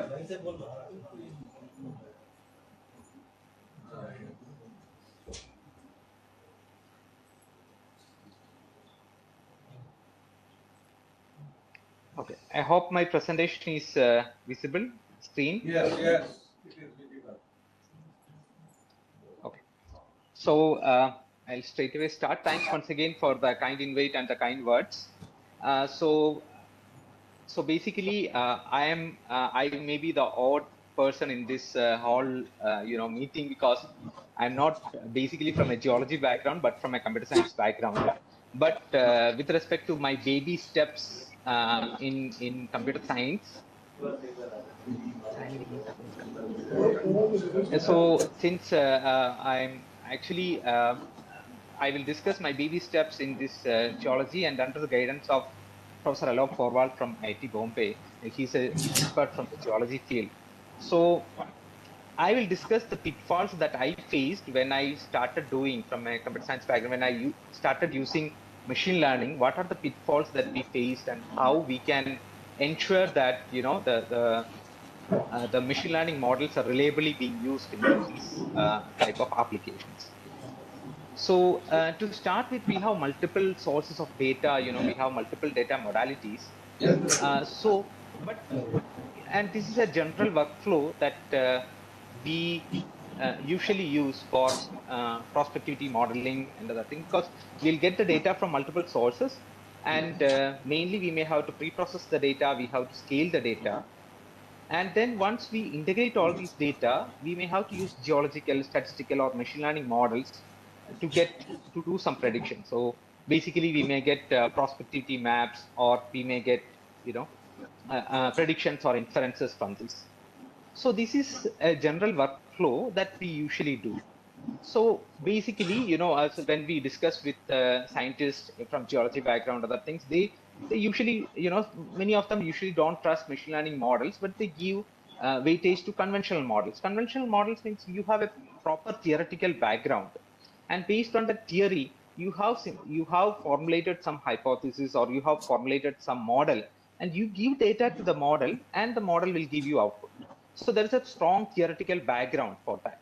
So, but the problem, this can also be implemented like with some if else if like rules. For example, in simple analogy, if I say that if you want to build a doctor, if you want to develop a computer system which will behave like a doctor, you can simply say that, if the symptom is this, if the symptom is this, give this medicine. So this is a rule-based system. Same thing, we can extend it based on this, theoretical models. We can extend this for geological applications. But the problem that we basically face is, most of the times this type of theoretical understanding or this type of perfect models will not be there, and also they may not be matching with the practical situation on the ground. So that means all assumptions may not be satisfied. We may need a lot of parameters to be fine-tuned. So in such cases, that is where machine learning comes into play. So what we try to say is that, can we give data, input as well as the output to the model. That means input as well as output, required output. And can we get the model? So here, earlier we know the model, we were giving the input data, we were getting the output. But here we will use the data, input and output, we want to get the model. We want to learn the model. So that is something like, we learn a function which will transform these inputs to the outputs that we need. So we always take this analogy when we were, when we were we were kids. Our parents used to give us some pictures of apple or some apple and will say that this is apple. Again, they will say this is apple. When they will show us some other fruit, we will say this is also apple. But later, we will correct, they will say that, no, beta, this is not apple. So that is where, they correct us, and through that error correction, we learn to distinguish apples from other fruits.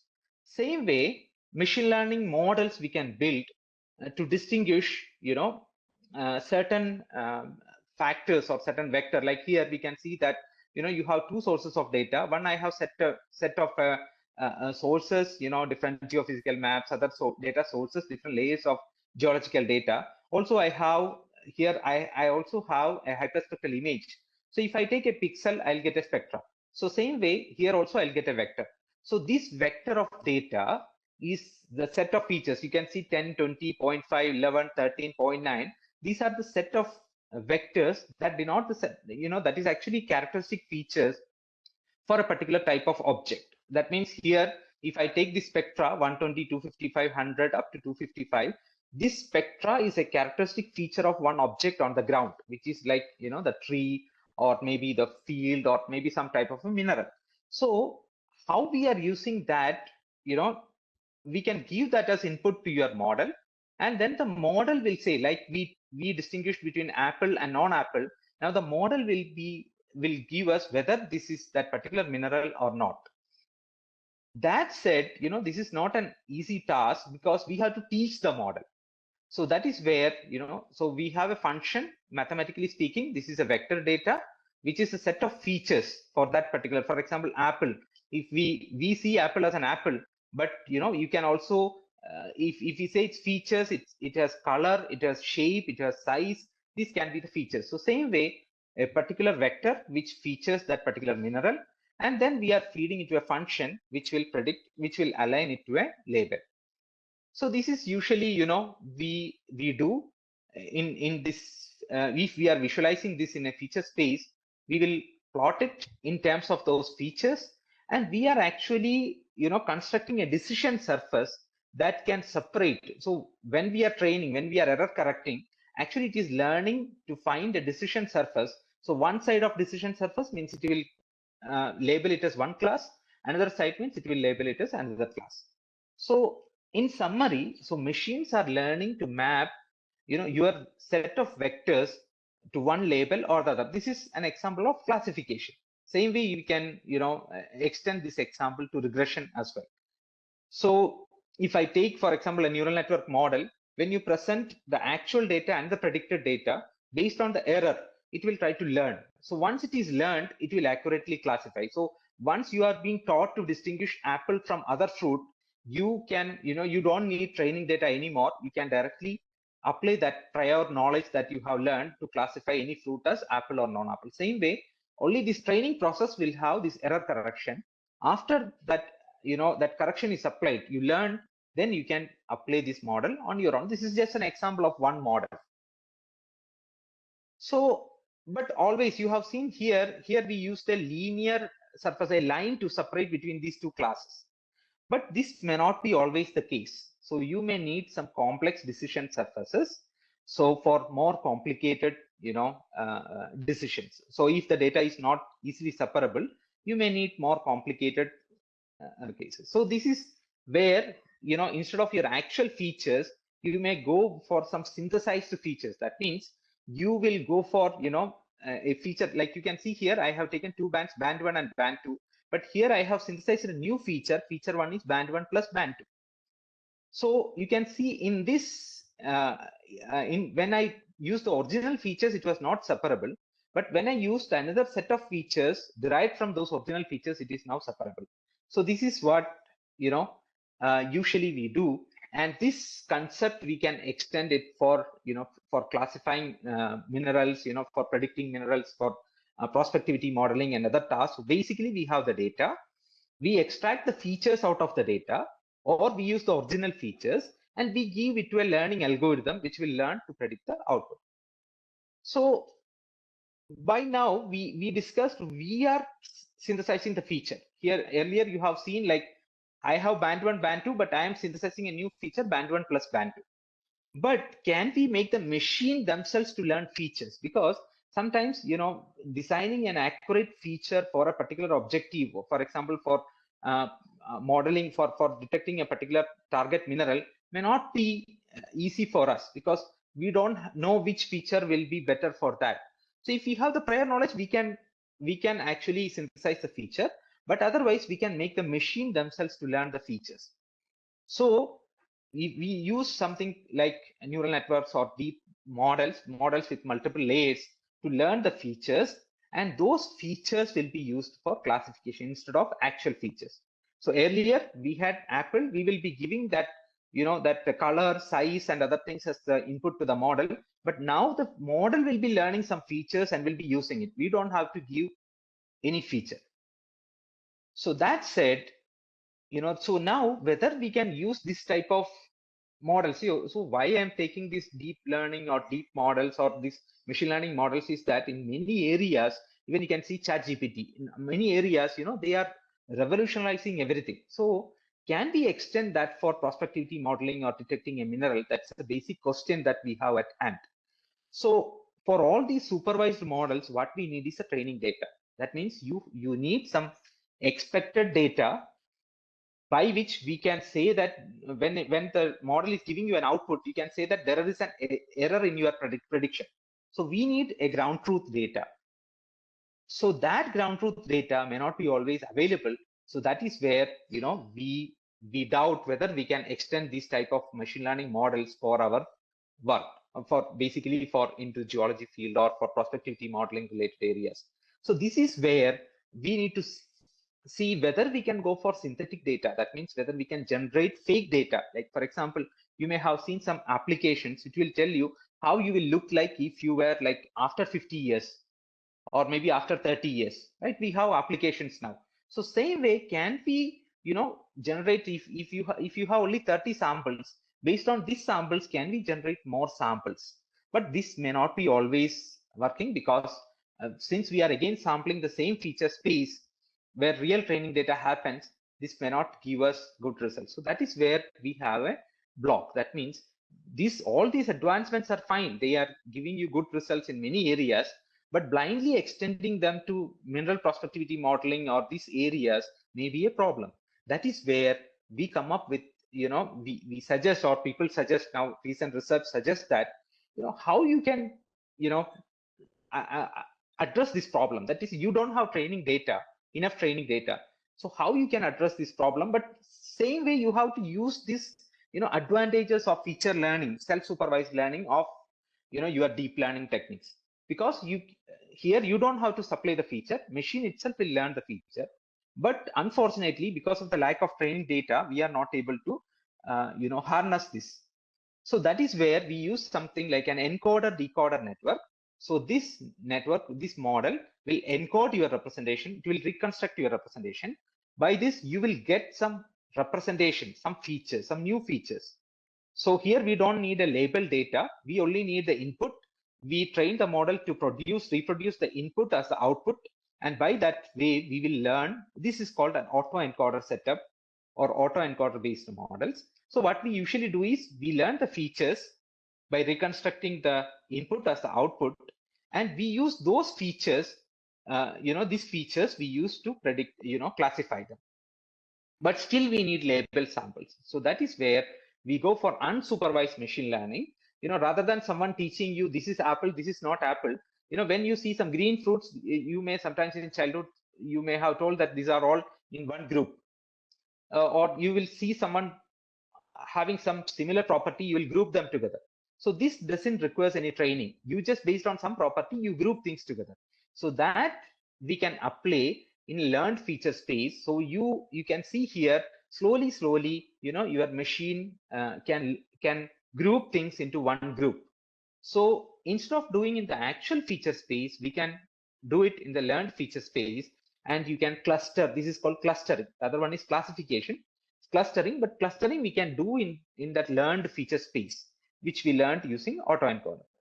So many works have been there. This is one of the work done by one of our lab mate and Professor Alok Porwal. So what he did is, like, instead of using k-means, he used another self-organizing maps in that field to to map this geology with deposits. So basically, these are the unsupervised way of doing it.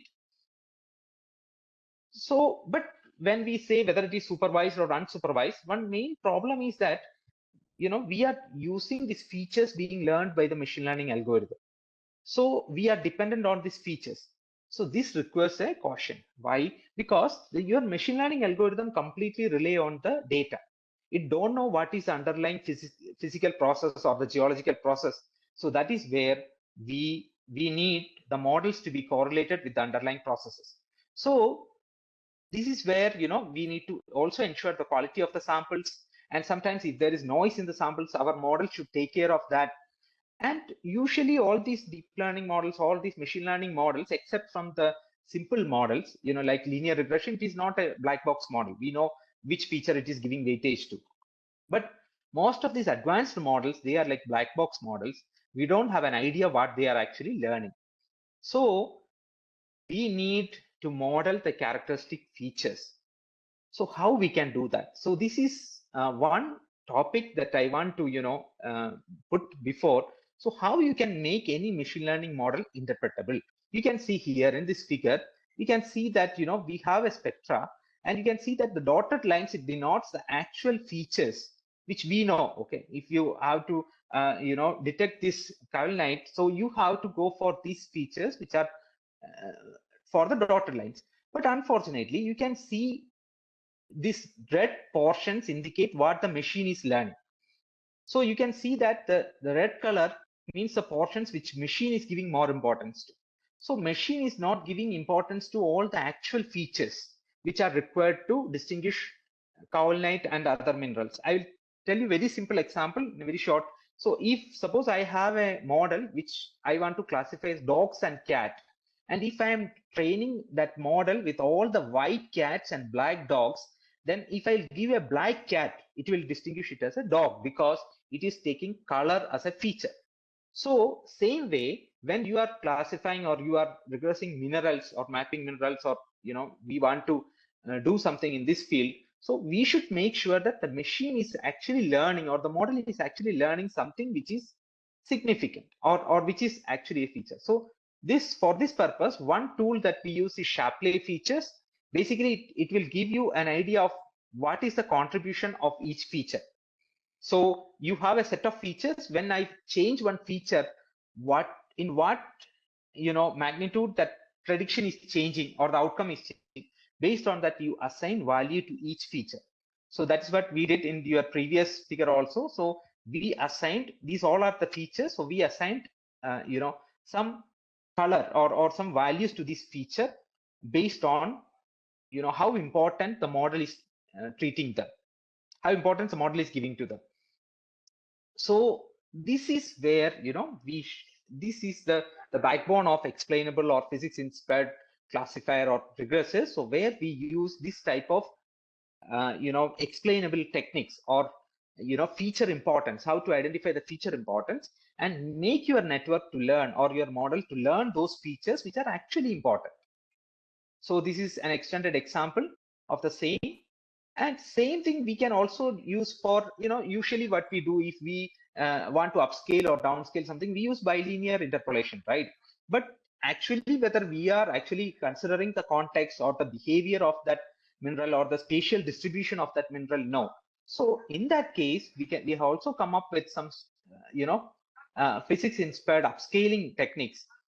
Like, same way we can decompose a signal into multiple base signals, we can also decompose an image into multiple base images, and we use that concept, we use that features as basis to correlate them with the physical process. That means actually what is happening when the light comes, it will hit at a surface, it will interact with the matter. All these process we will try to model from this perspective. So this is same thing we can also extend to spectral upscaling.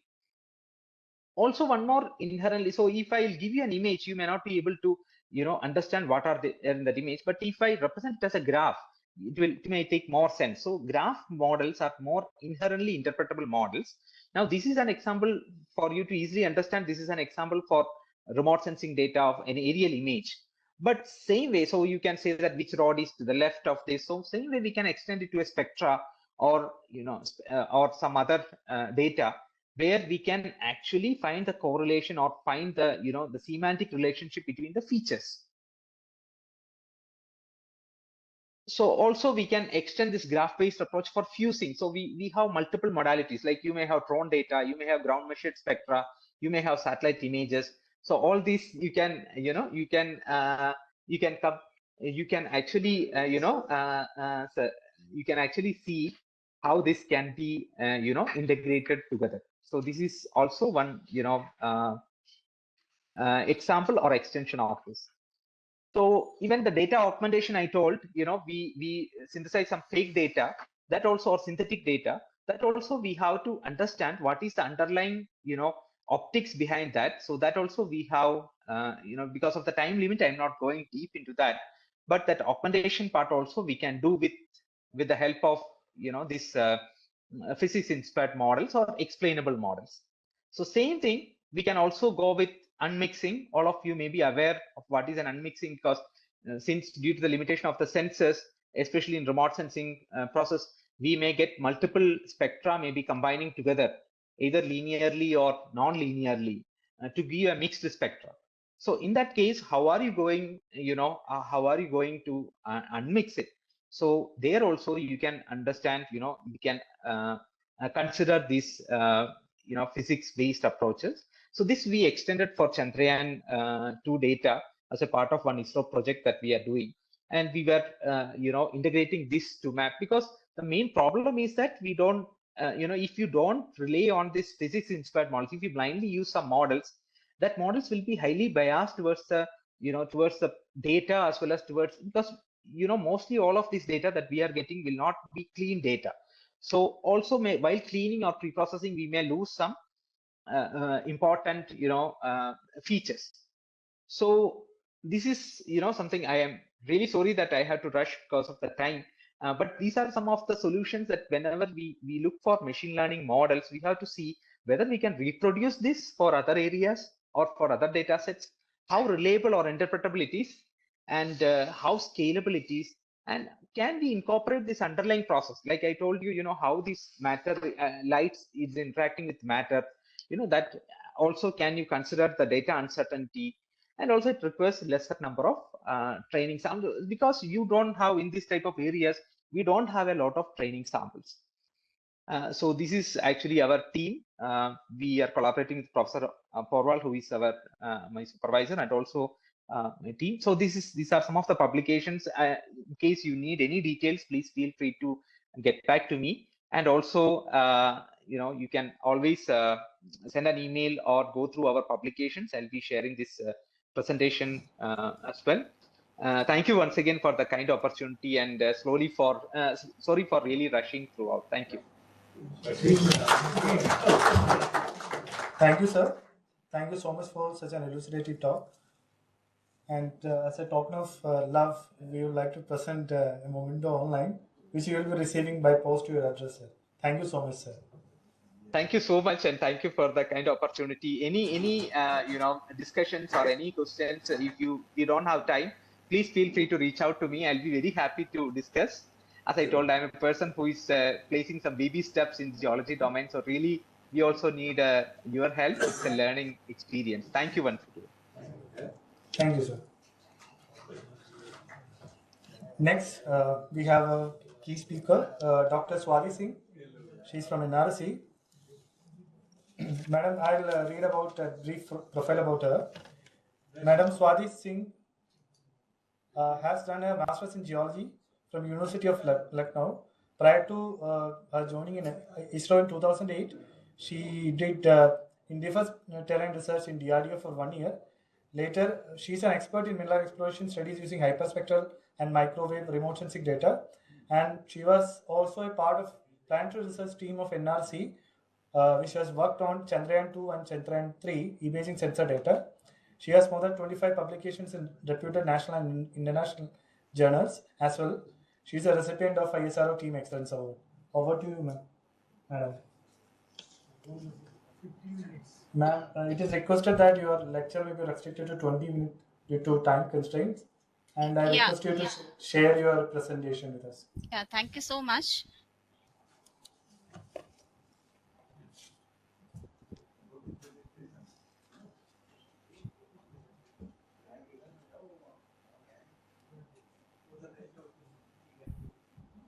Is my presentation visible? Yes, sir. Yeah, thank you so much. Actually, the previous speaker has already set a platform for me. So basically he was talking about some feature, and I am basically going to talk about that feature, which is called a spectral signature of any mineral or rock type. So I am going to in my lecture, as I have been given 20 minutes, I'll wind it up with the topic where I'll be talking on hyperspectral remote sensing for critical mineral exploration. It is a case study where I have tried to characterize the pegmatites of Raichur district in Karnataka. And as I will start with an introduction of hyperspectral remote sensing, which is nothing but an imaging spectroscopy. So it brings us from the era of picturing, which was available with multispectral data, to an era of measurement or measuring. So when we say multispectral data, we had some discrete information in the bands available in the bands, whereas when we are talking about hyperspectral data, it is a contiguous information available in various bands at a narrow spectral sampling distance. So at present, this hyperspectral data or the sensors are available at different platforms. It is with the satellite, airborne, as well as in the UAV platforms. So the physics behind this is basically the spectroscopy, as it was been mentioned again by my previous speaker, that how the light is interacting with the mineral with the any object. Here in our case, it is basically the rocks. So in hyperspectral data, it tells us about the chemistry of a mineral by looking into the absorption feature. And the absorption features are the result of some of the processes, which can be electronic processes as well as the vibrational processes. So in case of electronic processes, we have this charge transfer absorption, which we see mostly in case of iron, Fe2 plus, Fe3 plus. There is a charge transfer absorption, because of which we see the absorption feature in the wavelength, in the visible region of the wavelength. I will be further talking about it. And the vibrational processes. Some of the minerals, some of the elements, they express the stretching and bending because of the vibrational processes in the shortwave infrared region of the electromagnetic spectrum. So this is one example of the spectra, wherein if you see some of the clay minerals, if we see some of these are the absorption features. So these are because of some of the electronic and vibrational processes which are due to the interaction of the material with the light. And these are very important for us to identify and understand the kind of mineral present or the kind of element present in the rock. So there are some of the minerals or elements which are being defined, and with the wavelengths around which they show the absorption features and the processes which are responsible for it. So if we see in case of iron, these are the electronic transition processes, which is wherein we see the absorption feature at around 0.8, 0.9. And similarly for calcite or calcium carbonate type of rocks, we see it at 2.3. So as we work with different sort of minerals, we understand that what are the composition because of which it is showing the absorption feature at certain wavelength. So this is the lab setup of a spectroradiometer, which is available at NRSE. So this is a source of light, and this is the object. It interacts, and there is a grating because of which the light it enters, and in the spectroradiometer, the response is a function of the wavelength. So we have, this is a spectroradiometer, and this is barium sulfate plate. We use it for calibration, and we use the sample in the hard rock or in the powdered form for observations. So these are some of the lab spectra signatures which is available as a reference information, where it is from various laboratories like USGS, JPL and GHU, which we keep using it for spectral analysis. And some of the major spaceborne hyperspectral sensors which are at present operational, and they are available free to the remote sensing community. These are Hyperion, Prisma and Nmap are the new sensors which are available, and these are the spectral ranges. So most of them, they are confined to visible to shortwave infrared region, and if you see the special resolution is 30 meters, and most of them, they are used for agricultural and other applications, whereas some of them, because of the regional study, we take it as 30 meters. We have used Aster data, but technically Aster data is not a hyperspectral sensor. But in case of other high resolution hyperspectral data which may not be freely available, they are having very high spatial resolution of 5 meters and the spectral extent of 0.4 to 0.25.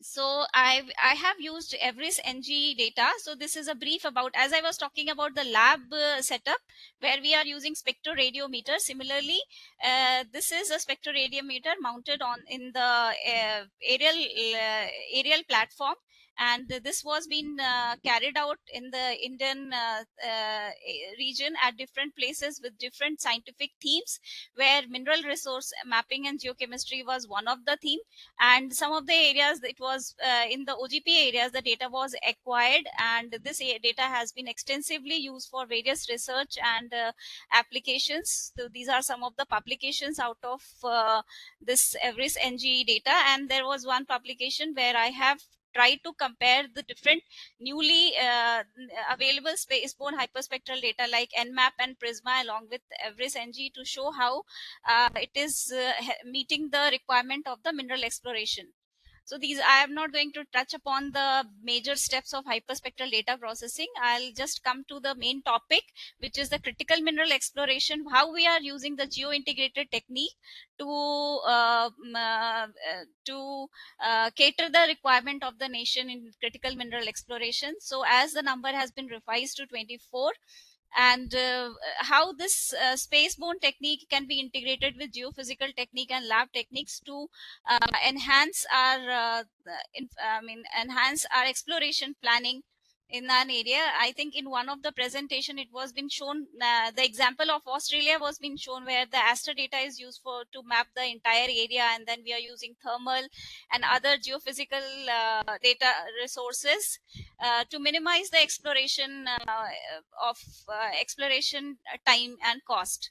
So similarly, in our country, we have a lot of countrywide baseline data available for mineral exploration. Like as I said, Everest NG, it is not available countrywide, but there are some of the areas where the mineralized zones provinces has been covered under Everest NG, and this data is available in Vedas portal.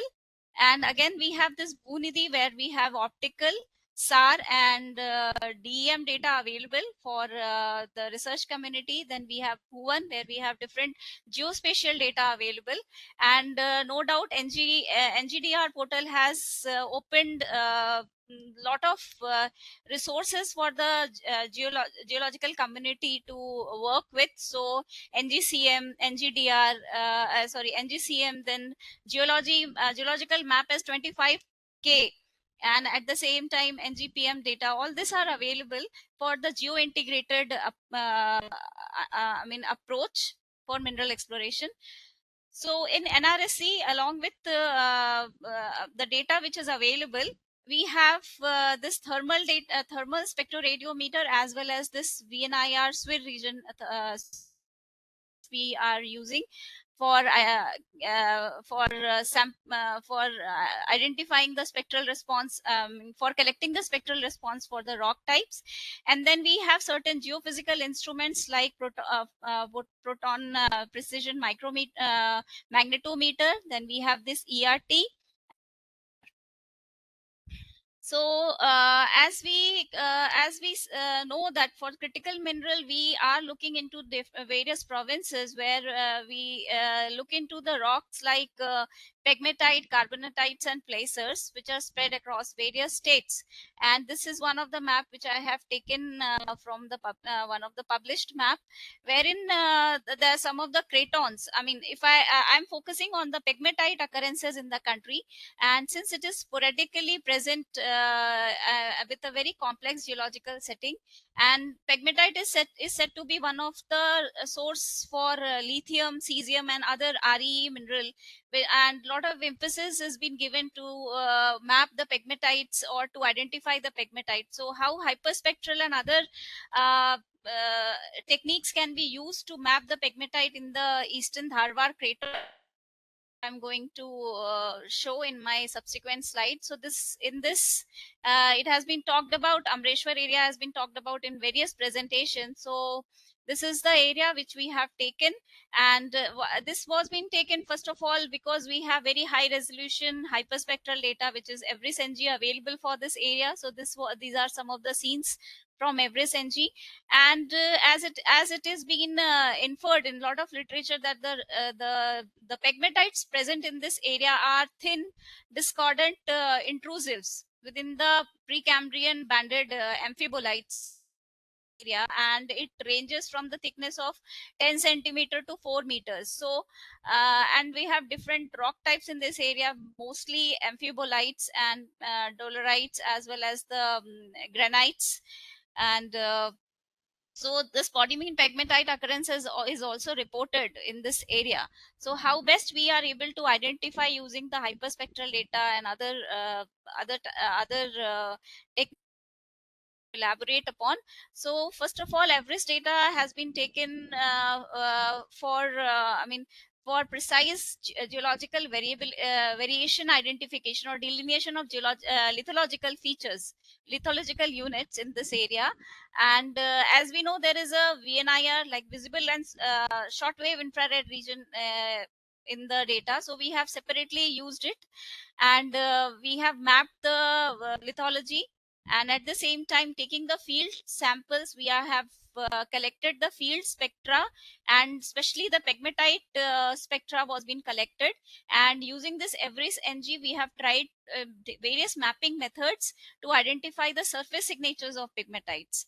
And at the same time, we have also looked into the structures, because they are important for mineral targeting. So the structures are also been mapped using various sensor data using microwave, as well as optical and ground and satellite gravity anomaly maps. So altogether we have got structures, and all this was overlaid on Cartosat 2E, because it is a very high resolution image, and to delineate and identify a very sporadic and very regional feature, very localized feature like pegmatite, we have used this Cartosat 2E data.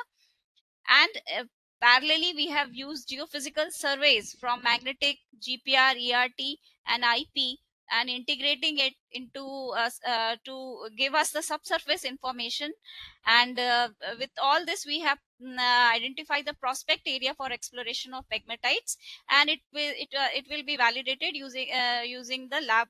Validation will be done using petrography and geochemistry. Am I audible? We are audible. Yes, Okay, yes, ma'am. okay. Audible. Thank you. Sometimes it's become very difficult because I have mostly I have been listening to the presentations, but giving presentation in an offline mode is very, online mode is difficult for me. So, I mean, coming to how I have used the Everest data in delineating the lithological map. So, if you see here, I have taken a spectra of amphibolite, knowing that amphibolite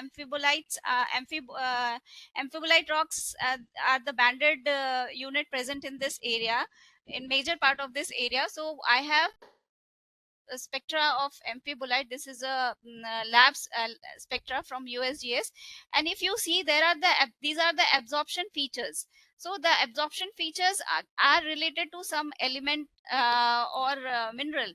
So here the absorption features is coming around 2300 2309, whereas there is a strong absorption and there is a moderate absorption which is around 2384 nanometer. As I have mentioned in my previous slide, that these absorption features are very important in the when we are talking about machine learning also, he was trying, the previous speaker was trying to take these features and do some iterations to map this uh, to predict. So these are basically very important features based on which we can create lot of image products which can help us in prospecting the mineralized zones. So I have tried to map the amphibolites using this RBD, which is relative absorption band depth, and it is basically expressed as sum of the reflectance of the shoulders divided by the reflectance at band minimum. It means the absorption or the dip. So basically, if we see, there is an absorption here at this wavelength. So I will take this wavelength as a denominator and I will add the wavelengths up at the shoulders, which are the reflectance information, and based on, and the ratio will be a map like this, where the low and high represents, the high represents the amphibolite rich areas and the low represents any other rock units. So similarly, whatever are the major lithological units, even if you see, if I in my observation I have seen this area was not highlighted. This is a dolerite dike which is present in this area. So this kind of inputs are very useful sometime in delineating some of the lithological units which we are not able, which cannot be seen because of the vegetation cover or any other features. So the another input which I have used for delineating the lithological unit is minimum noise fraction bands. As we know, in hyperspectral data we have hundreds of band, which is like around 250. In case of Everest, it is 425. To work with such a large number of data, it is very difficult. So what we do, we remove the noise and we generate a minimum noise fraction derivative. And there are bands which are called MNF bands. If we stack these bands, we sometimes get a very good information about the, we can differentiate the by creating some of the FCCs or the false color composite using this kind of bands. So if we see here, the BIF, banded iron formation, is also present as an within this this folded amphibolite area region. So in this FCC which I have created, there some of the areas were getting highlighted. So that I have using the base map. Of course, the geological base map is very handy, and we have to we use those maps and we try to delineate some of the features. Like if you see, these are the amphibolite signature. Wherever it is light pink, which is coming is amphibolite, then the dolerite dikes were getting highlighted, and similarly the BIF regions were also getting highlighted.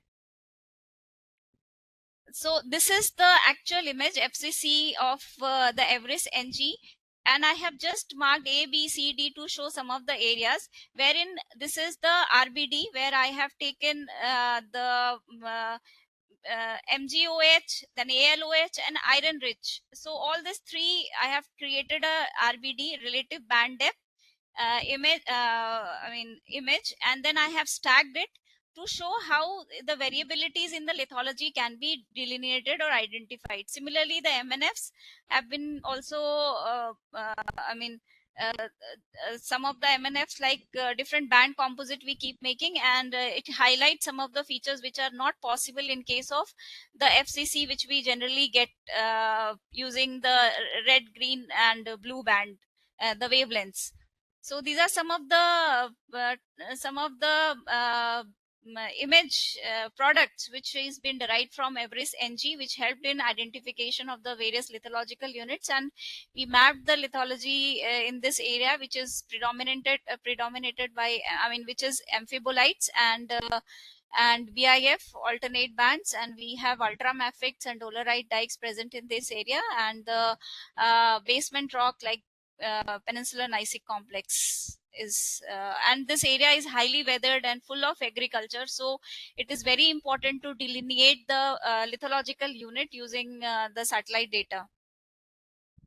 Similarly, the structures are being mapped using the merged product from the optical and SAR image, where I have used the Sentinel and ALOS data, and at the same time the Eigen 64 residual gravity derived subsurface features were also being taken, and the regional, if you see, there are this is the amphibolite band in the Amreshwar area, and there are some faults which are passing, some regional faults as well as localized faults and fractures area, where we can see the discontinuation in the folded amphibolite bands.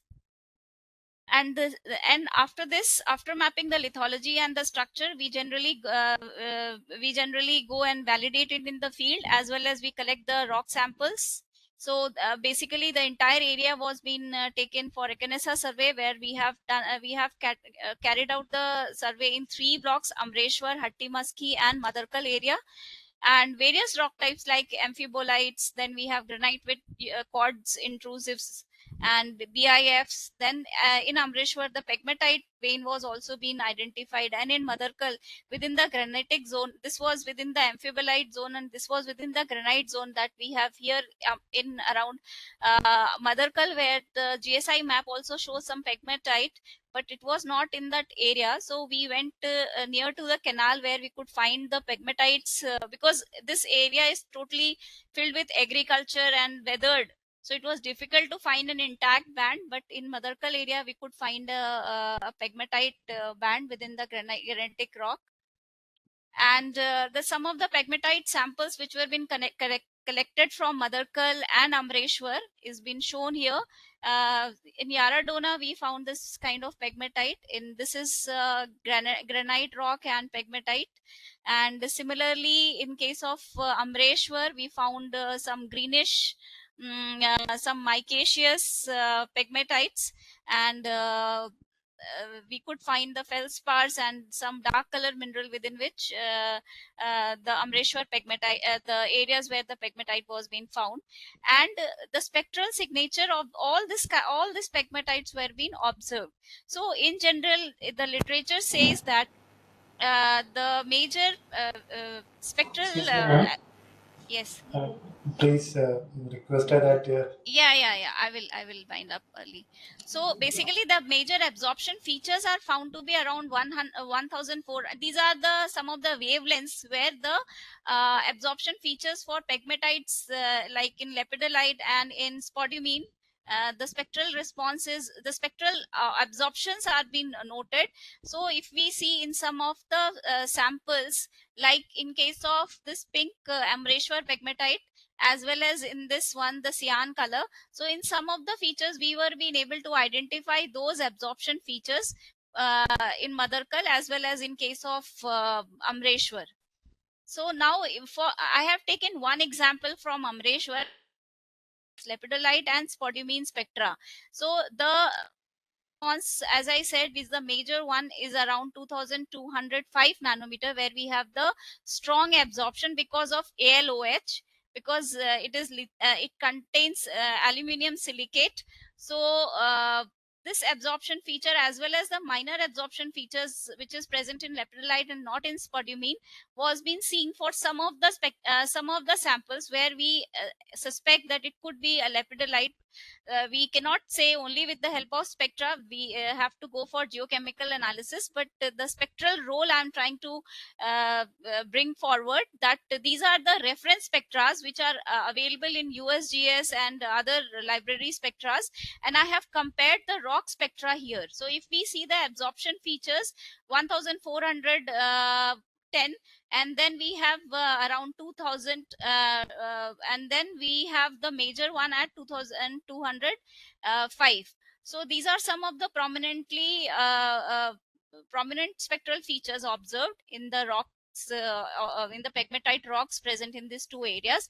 So using these so this was found along the canal in the Madarkal area. So area where we have lot of pegmatite veins present. So if this is the same area, this is the Everest data spectral anomaly map which is being generated. There are some of the areas which are false positive, or because pegmatite veins are very small, I mean very sporadic and very thin, so a lot of area has been overestimated. But this is the profile where we have done the geophysical survey over the pegmatite body, and these are the strikes of the pegmatites, and we have done across the strike. And if we see, this is the high anomaly area using the rock spectra. I have mapped the spectral anomaly. These are some of the high anomaly area where the pegmatite veins can be present, and if canal, the possibility of finding this kind of pegmatite veins are there. And in this area also we have done the surveys, and we have found that in this area, I will show the geophysical survey results, so we can relate it with the spectral anomaly map of in case of Amreshwar also, it was very difficult to identify. Excuse These me, are some ma'am. of the area. Yes. It's a humble request that you should conclude your lecture, please. Okay. So this is a spectral anomaly map, and as I said, it is very difficult to identify 1 meter thick, 1 meter pegmatite in the image of 5 meter by 5 meter pixels. So I have used cartosat data. Here, if you see, this is a cartosat 0.4 meter. And here there are some of the areas where we have collected the sample, we have done geophysical survey, and in this area it corresponds to the spectral anomaly which can be identified from every NG data. So geophysical survey was carried out, ERT survey, magnetometer, ground magnetometer, and UAV based magnetometer in these two areas, Amreshwar and Madarkal, where we found the pegmatites. And in Madarkal area, in Amreshwar area, wherever the high spectral anomaly was found, it was found that it is the Schlumberger configuration, where we found that it is showing high resistivity and high chargeability in this area. This is IP, and this is the magnetic anomaly, where the magnetic anomaly was found to be low, where we have this area where we have collected the sample and we have this spectral anomaly. So it corresponds to low magnetic as well as high resistivity. Similarly, for Madarkal, we found that the magnetic anomaly was low, whereas the resistivity was also low in case of Madarkal area. So these are some of the findings, and I would say that the spectral anomaly has been the spectral information for pegmatites has been very helpful in identifying some of the areas where we can do some background validation, and we are still waiting for the geochemical and petrological analysis for this area, for these kind of pegmatites which are being found, and which helps us in validating our observations. And these are some of the limitations which we face when we are working with hyperspectral data, like there is lack of data continuity, then we have limited swath, then mixed pixel scenario is there, and pre-processing is very difficult. That is why the using the hyperspectral data is being used very less by the research community. So an integrated approach is required, where the data integration is also a challenge, where we have to integrate the satellite data with geophysical and geochemical. And yeah, I think I should end up here. Thank you so much. Thank you so much, ma'am, for such an informative and thought-inducive lecture. As all the geological organizations, especially those who do mineral exploration, transforming from concepts of geological modeling to predictive modeling, use of hyperspectral remote sensing and AIML will be beneficial for us. It is, I request you to accept a token of appreciation via virtual mode, which we will be sending you in person. Thank you so much, ma'am. Thank you. Thank you for the opportunity. We'll be continuing the lectures in session 3. And first, I would like to call upon Sri A. Markandevu sir, head SRs and EGPG, to deliver the talk. A very good evening to all. I think I'll start my lecture. I'll just next. Yeah. Since morning we are discussing the importance of these two important things, because our theme is mainly regarding the atomic and critical minerals of Peninsular India. Now I don't want to add more to this particular slide, but just I will say that by 2047 we should have two important targets. One is the 100 gigawatt of nuclear power share, and the second one, as we all know, based on the national mineral policy, critical mineral policy, we should have some sustainable supply of these critical minerals. These are the two important things, and I would like to say that AMD plays a very greater role, because since beginning we are, as discussed in the morning by director as well as additional directors, we are in most strategic phase, and we contribute much to these two important minerals since beginning of AMD's activities. Next slide, please. And these are the geological potentials of the Peninsular India. I don't want to elaborate much on this also, because we all are aware. Just I would say that we are very lucky in the sense these important geological domains, they are very conducive to both the atomic and critical minerals. We are having very important cratonic blocks as well as mobile belts, and we have already established a few important atomic mineral processes, and we have very good favorable host rocks for the pegmatite belts, and so we can have all the critical minerals in this environment. So that is the important thing. So we have blessed in one certain aspect that we have such good geological setting which are conducive for these both minerals. Next slide, please. Now just I want to just add what AMD is doing since the beginning. We have a very comprehensive policy at this present time, because we are integrating all the airborne geophysical, ground geophysical data sets, as well as all the data available from the historic data sets, and presently available data which we are getting right from the NGDR portals and other geological organizations. We are able to integrate all these data sets, and we are going for exploration in a big way. I will just say a few things about a few important target areas which have been successfully applied based on the airborne as well as follow up by the ground geophysical surveys. I think in the morning ADO-P2, he has given a brief account of airborne geophysical surveys. But just I want to add that these airborne geophysical surveys, they are very important in the sense we got a good lithological mapping that can be done. And most importantly, the major structural domains, tectonic domains, as well as the regional intrusions, whatever they are there within the geological domains, that can be very well brought out by these airborne geophysical surveys. And now we are having advanced ground geophysical equipment, and we are using very effectively these techniques. Next slide, please. This is a brief timeline of airborne geophysical activity in India.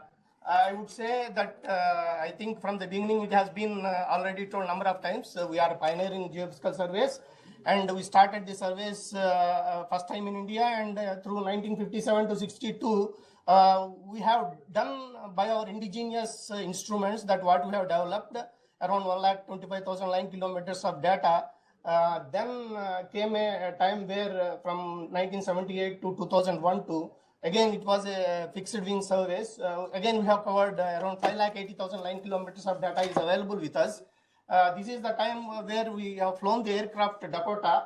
That was at 200 kilometers per hour and 120 meters altitude, and we have acquired a lot of data with this Dakota. Then we went with the Beechcraft of NRSA, and we have done with the GPS navigation first time with that NRSA aircraft. And this is the major advancement what we have witnessed in 2008-9 to 23-24. That is where AMD has procured its own airborne geophysical system, the GRETEM system.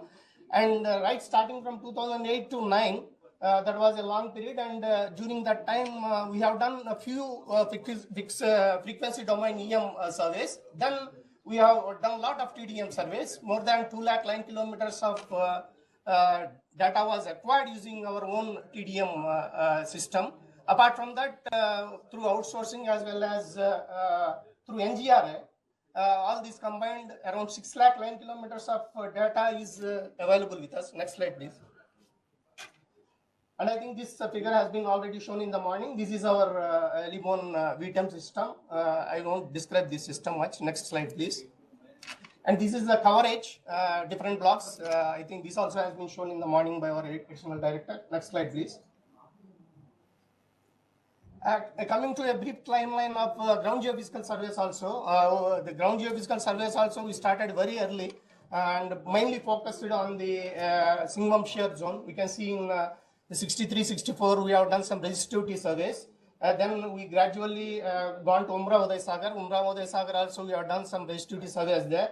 And again Satpura, Gondwana, sub-central India. These are few important areas that have been covered. But only resistivity and sometimes magnetic surveys were done. Antolai Bakreswar art springs that was explored very early during 76-77. That is for helium also. Presently again we are going to, and last few years back we have done some surveys there. And 78 we have got some Syntrax magnetometer. We have done some magnetic surveys. Then Valkunji morning we are discussing with our Ramesh Kumar Saab that where we have done few geophysical surveys. Next slide, please. And 80s and 90s there was some upgradation of geophysical instrument. We got a few important equipment like Syntrax IP systems. Then we have got Thuram electromagnetic equipment. Then there was a gravimeter, some geonics TM equipment. This is the time where we have entered into AMD and we have done some few important surveys in different geological domains which have given very positive results. And the most important upgradation have taken place during this period 2000 to 2010. Lot of geophysical equipment has been added. Now we can say we have very good equipment in the sense we have more than 40-50 gem magnetometers. We have Syntrax gravity meters of CG5 and CG6. These are the latest instruments. And then we have IP equipment which are 10 kilowatts, 20 kilowatts.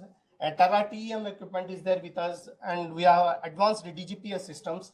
So at present we can say we are having very advanced geophysical equipment. We still like to add more equipment to this line. Next. And just I will go through few important case studies. First thing, because it is relevant to South Central region, I will just describe one case study from South Central region. This is the airborne geophysical survey that was conducted during the first time when we have got our system. We went to Kadapa Basin and we have done airborne geophysical survey. There we can see this is the magnetic map of that part of the Kadapa Basin where now presently active exploration is going on, the Sarangapalli area. And we can see we have got very clear cut signatures of a lot of tectonic features. Apart from that, there are some few high magnetic anomalies associated with this particular domain. where we have quartzites and shales. And these important structural information that has been marked from this airborne data, and combining this data with the VTEM system. Next slide, please. Next slide. This is the part of that Sarangapalli area. You can see here, this is the quartzite hill where this is the presently active drilling is going on. We can see the radioactive ternary image. It has given a very clear picture of the lithological domains. And this is the magnetic map. Very clearly, all the structural features have been derived. We have seen some interesting fracture trends that have been marked from the data, airborne data. This particular area we have taken up by detailed geophysical surveys. I will show one particular conductivity depth section here in this part that has given a clear indication of some conductivity feature, most probably reflecting the basement basin configuration. So based on this idea, next slide please, we have done ground geophysical surveys in this particular part. And this is part of the Sarangapalli Tangeda area. We can see here the magnetic map has very clearly revealed one good fracture zone, that is the Tangeda fracture zone that was already seen in our earlier data. And here we have conducted some IP resistivity surveys. The IP resistivity surveys, apart from mapping a chargeability zone in this particular domain, we have got some important chargeability, high chargeability anomalies associated with this particular Tangeda fracture. And when we have done inversion with this particular data set, we have seen that there was a continuation of this fracture zone beneath the basement, as well as some chargeability highs are recorded associated with this fracture. And this is where we have suggested that beyond 200 meters also there is a possibility of getting mineralization, and we have continued to drill a borehole here, and we have struck a mineralization at a depth of around 240 meters in this particular borehole within the granite. So that activity continued. Now also we are doing a few IP resistivity surveys as well as magnetic surveys in this particular block. Next slide, please. And I will show a few slides of Bhima Basin. The Bhima Basin, this is the geological map of the Bhima Basin. And this is the aeromagnetic structural map. This is a tilt derivative map, which will give a clear information. This is a derivative of both the horizontal as well as vertical fields. And it is very important in marking the structural features. We can see here, apart from marking the structural features, all the we can see here we can map the Deccan Trap cover. Again, we are able to map the basement part. Apart from this, there are few important faults. Apart from the Gogi-Kurlagiri fault, we are able to map Achola and B fault and other few important structural features from this magnetic data. Next slide. And this is the radiometric ternary match. Again, this gives a very important lithological discrimination. We can see again the trap covered region. Apart from that, the sediment cover and the basement part is clearly marked.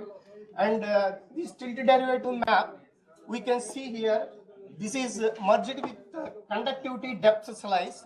That means from the VTEM data, we have got the conductivity at a particular depth, and we have merged this with this tilted derivative map of the magnetic data. And we have shown the uranium anomaly peaks here. You can see here the Gogi is here. So we have got a good anomaly peak here. And apart from that, the Anbi-Achola faults and Paratabad faults that are seen in this map.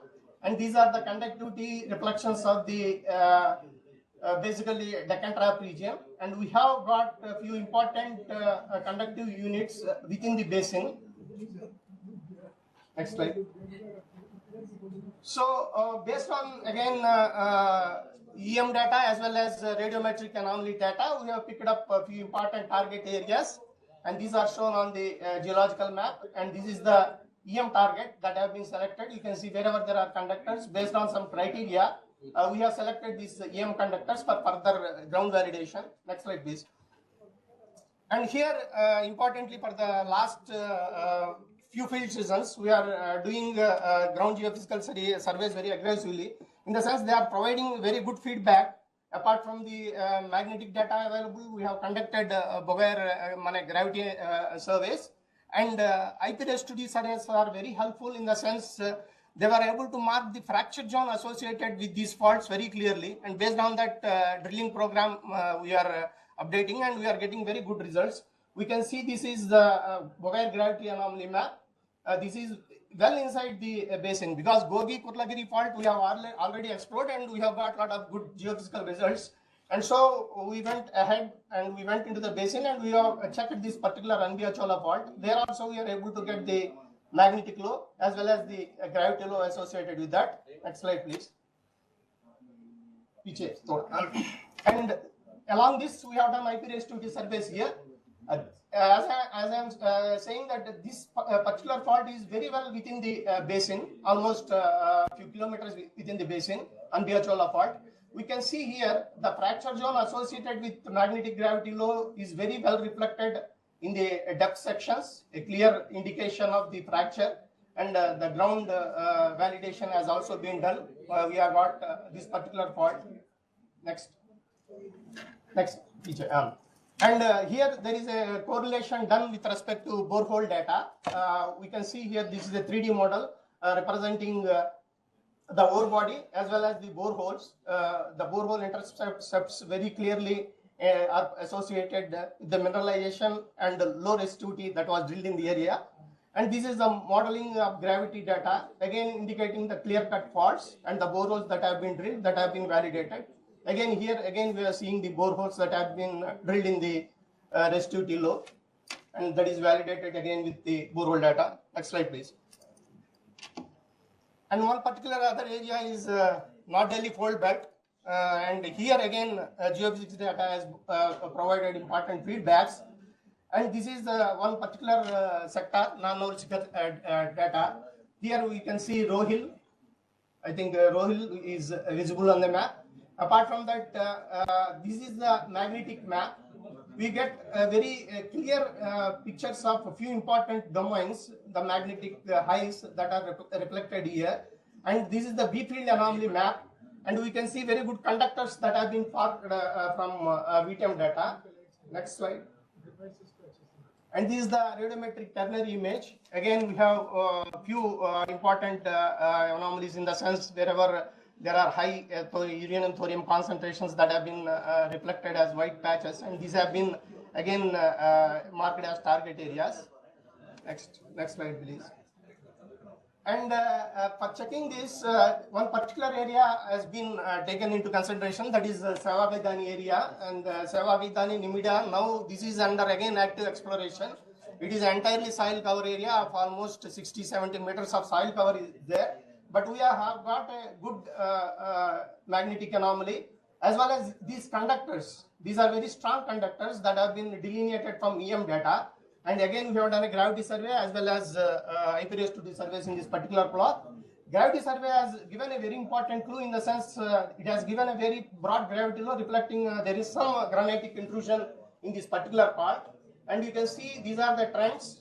These are the trends of the high chargeability that are coinciding with gravity low trends and the gravity anomaly map. This is recently modified. You can see the trend of fractures from the derivative of the gravity data. Next slide, please.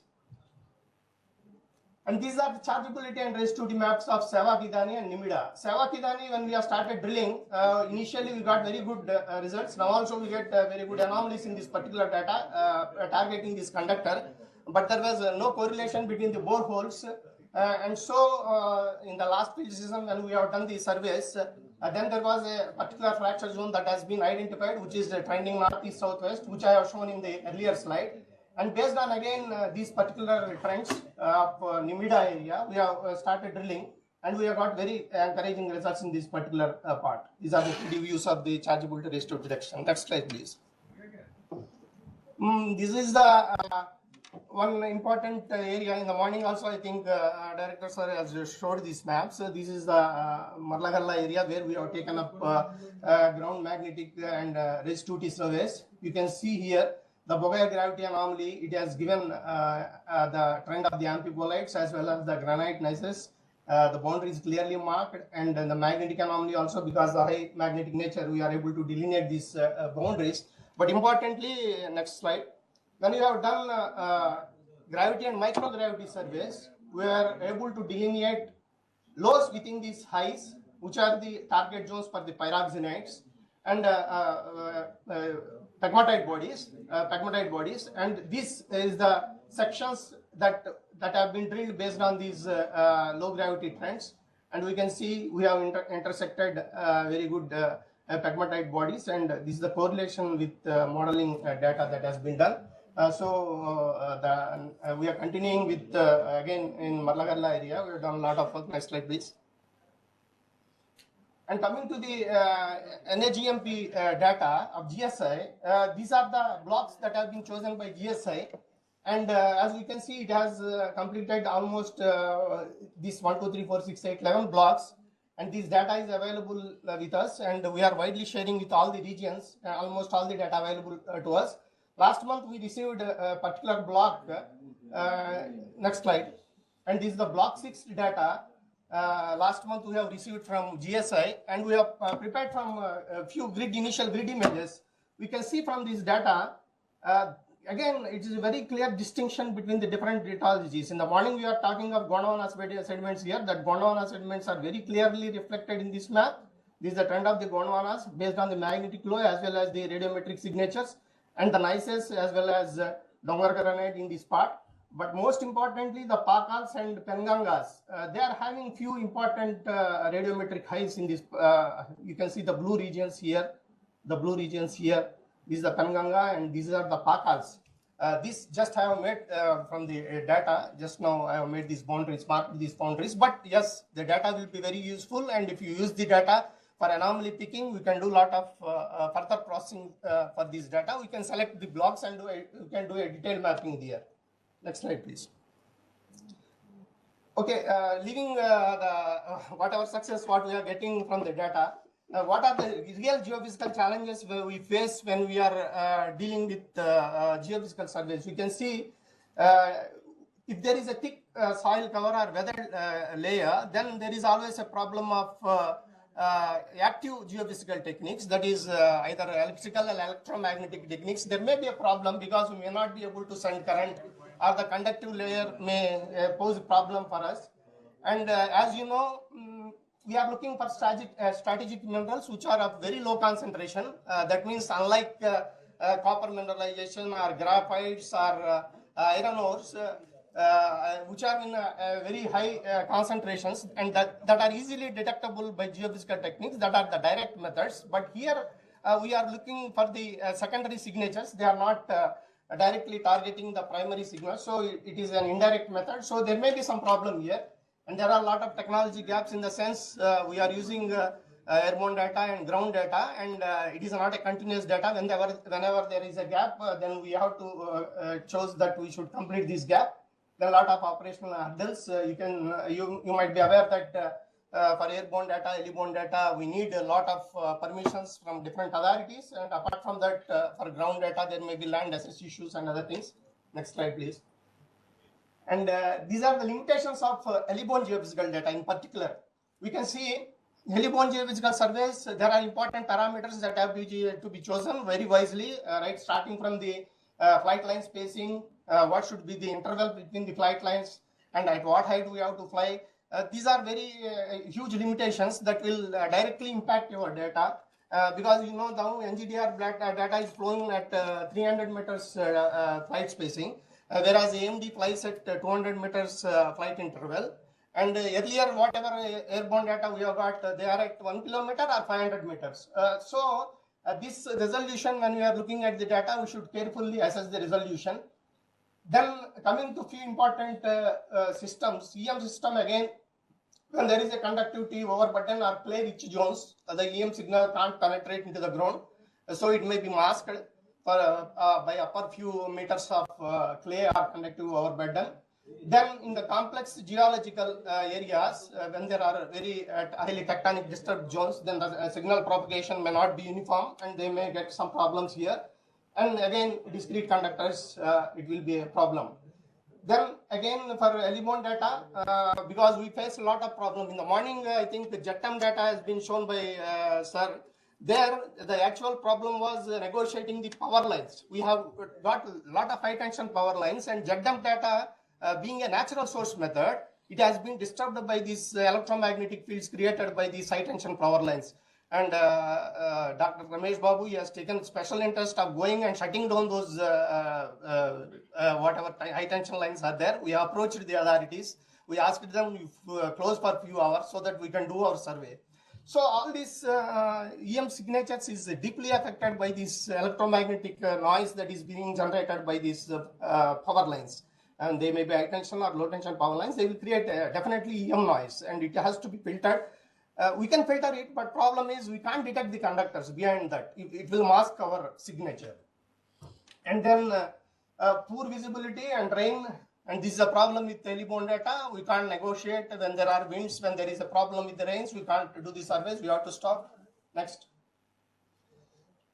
Coming to ground, again, potential field techniques like gravity and magnetic, they don't have any depth limitation. Magnetic, we can go up to Curie point isotherm, which may be 20 kilometers. Well, gravity, we can go for more than that. It depends on the, again, the signature, how much long wavelengths are there.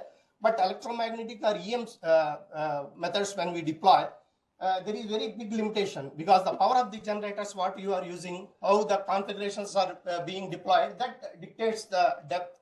So at present, we are able to go up to 500 meters, and these are very lab sensitive as well as time sensitive, in the sense a few square kilometers of area only can be covered during a field season, maybe most probably 10 square kilometers of area. And there is always ambiguity in geophysical interpretation that has to be solved by using multiple geophysical data sets or 2D, 3D modeling algorithms. And again, the same issue with the SS issue, it is more in ground geophysical data, because we have to go to that particular point, then take the reading. It is, if there is some SS issue, then there is a problem. Next slide, please. Then what should be the strategy? What we have to do to overcome these challenges? So we should adopt all the global practices. Then first thing is technological upgradation. So we have to apply advanced EM system. Now, whatever VTM system we have used, that was 10-15 years back, that has been procured, and the new airborne VTM system, what we are going to acquire, it is a very advanced system, in the sense it is a full waveform system, where we can get the data from right from the early channels to the late channels. That means shallow to deeper depths we can go, and more than 500 meters is now what we can foresee with this.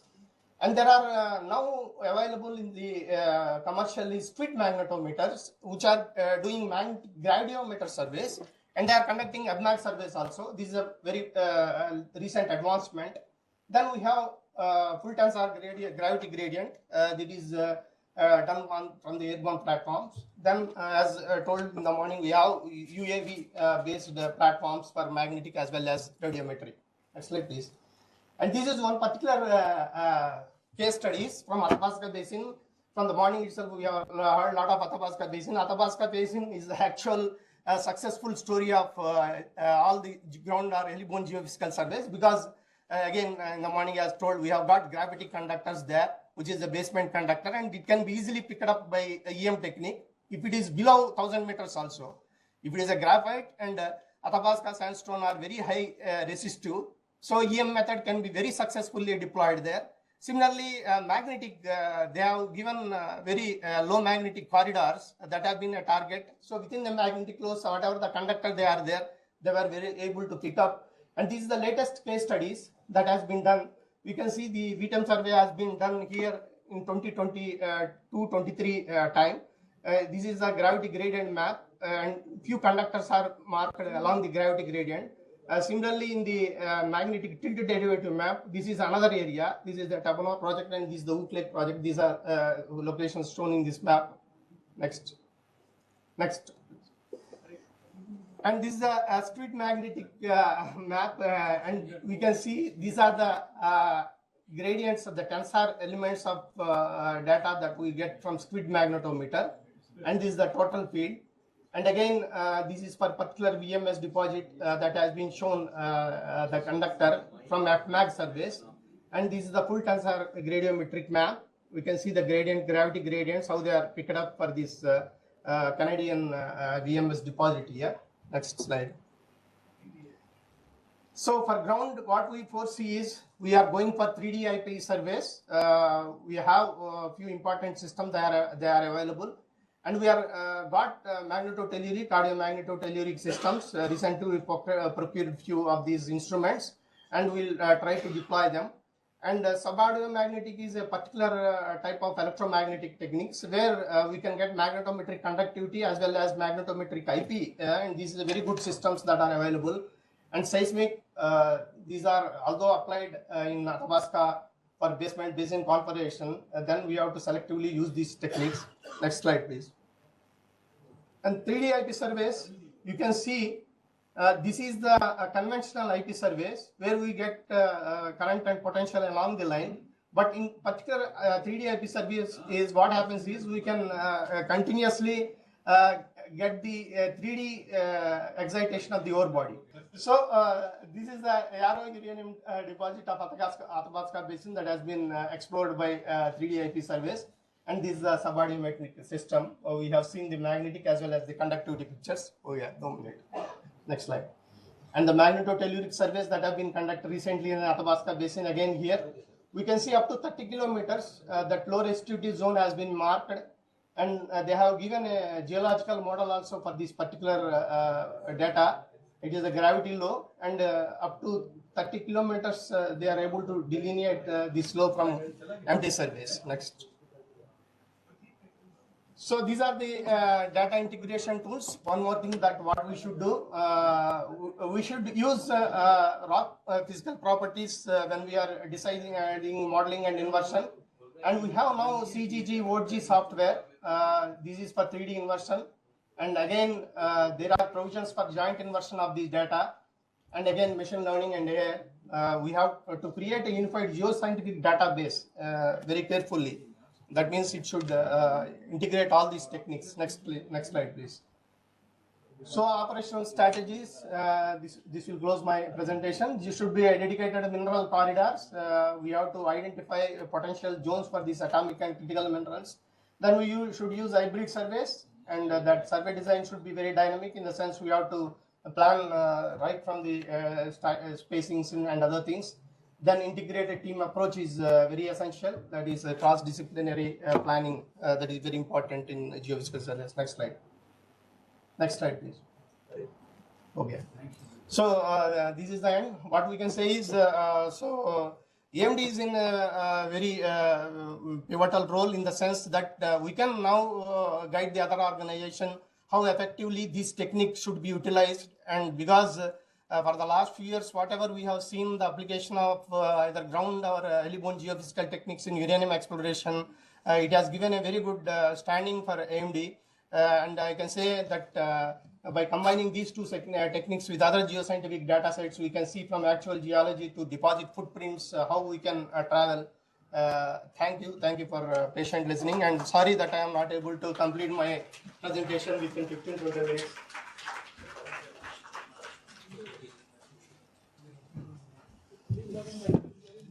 Thank you so much, sir, for such an extensive talk. Now I request our beloved Regional Director, Sri A.R. Mukundan, to offer a moment as a token of appreciation and gratitude. Thank you so much, sir. Good evening to all. I am very thankful for the AMD for calling me, for giving me an opportunity to be with the region where I have served for more than 16 years. And I am also thankful to the people in audience here, and maybe some people who are connected online, for being with me for my presentation at this late hours. So, can you give me mic?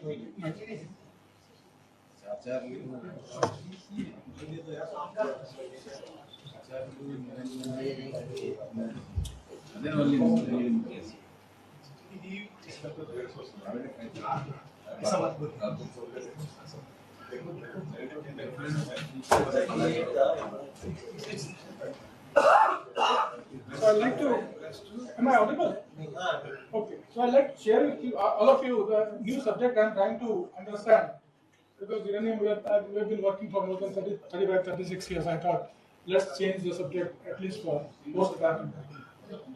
So this is the title is Enhanced Rock Weathering and its relevance to climate solution and critical mineral exploration in India. Now, the title is very extremely clear, and as you can see, all of you must be aware, all are aware of each and every term in that, enhanced rock weathering, right? So rock weathering, all of us are geologists, we understand this process very well.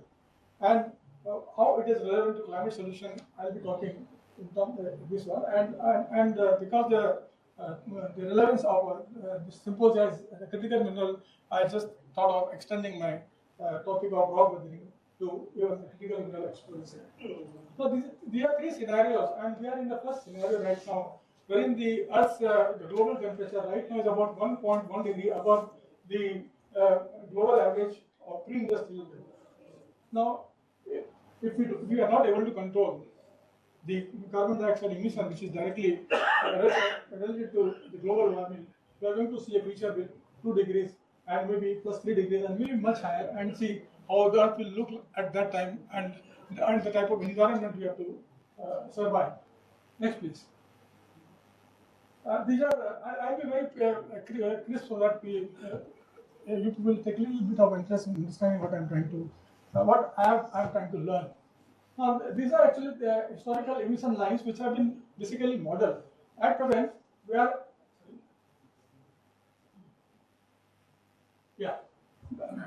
So we are at around at this point, and as of this day, the anthropogenic emissions, the emissions which are basically from the industries, largely related to steel industries and cement industries, they emit around 38 billion tons of carbon dioxide every year.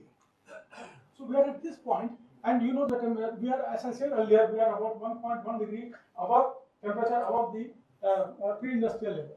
Now, if you go to IPCC, which is the Climate Change Committee, the scientific community, they have given different pathways to be followed, and basically what is suggested is that we should try to now reduce. The point has come, the terminal point has come from where we need to reduce the industrial output of carbon dioxide if we want the temperature to be maintained at the present level or near present level.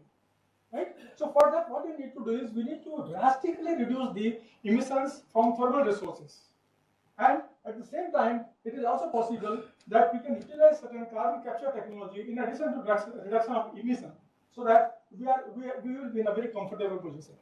And if we don't control the emission of the carbon dioxide, if we continue at the same rate and without any technology to trap the carbon dioxide, which enhances the Earth's temperature, then we may follow this path, wherein we will see that by the end of the century, we will have to, the Earth's temperature will rise by about 5.4 degrees than the pre-existing. So about 4 degrees higher than today's temperature. Right? So I'm going to talk about one of the techniques, which is called enhanced rock weathering, which is used for carbon capture and removal on a long-term basis. Right? So enhanced rock weathering, as you can see, it leverages the natural rock weathering process to sequester carbon dioxide from the atmosphere to mitigate the global warming. Right? I'll just read out so that we save lots of time in this. That in the ERW technology, what we do is we use crushed and finely powdered silicate rocks. They can largely basalts or silicate minerals of mafic composition, or the composition which are rich in magnesium and calcium ions in varying quantities with different grain sizes and roughness. They are amended principally to agricultural sites because there are not many agricultural benefits by using this technology. And the agricultural soil should be preferably acidic so that the reaction, ERW reaction goes faster, as we'll discuss in the later part, so as to enhance the speed of chemical reaction between the metallic ions and the water-soluble atmospheric carbon dioxide. Now, this ERW results in capture and conversion of this atmospheric carbon dioxide, which occurs as bicarbonic acid in the soil, into bicarbonate ions, which are very stable in water, in solutions, and solid carbonate and the ions which can be transported into to a very long distances in solution. Or the ERW can also result in precipitation of some carbonate minerals which are stable on millions of years, like calcite, for example. So the dissolved carbon dioxide, it flows through the groundwater into the streams and finally into the oceans. And in ocean again, they may be converted into carbonate, but before conversion into carbonate, they may remain in bicarbonate form for years, for 10,000 years or plus, saving the reducing the carbon dioxide from the atmosphere. Now, this bicarbonate in water and carbonate minerals are stable on the scale of thousands to millions of years. So here, W is thus considered a permanent carbon removal strategy.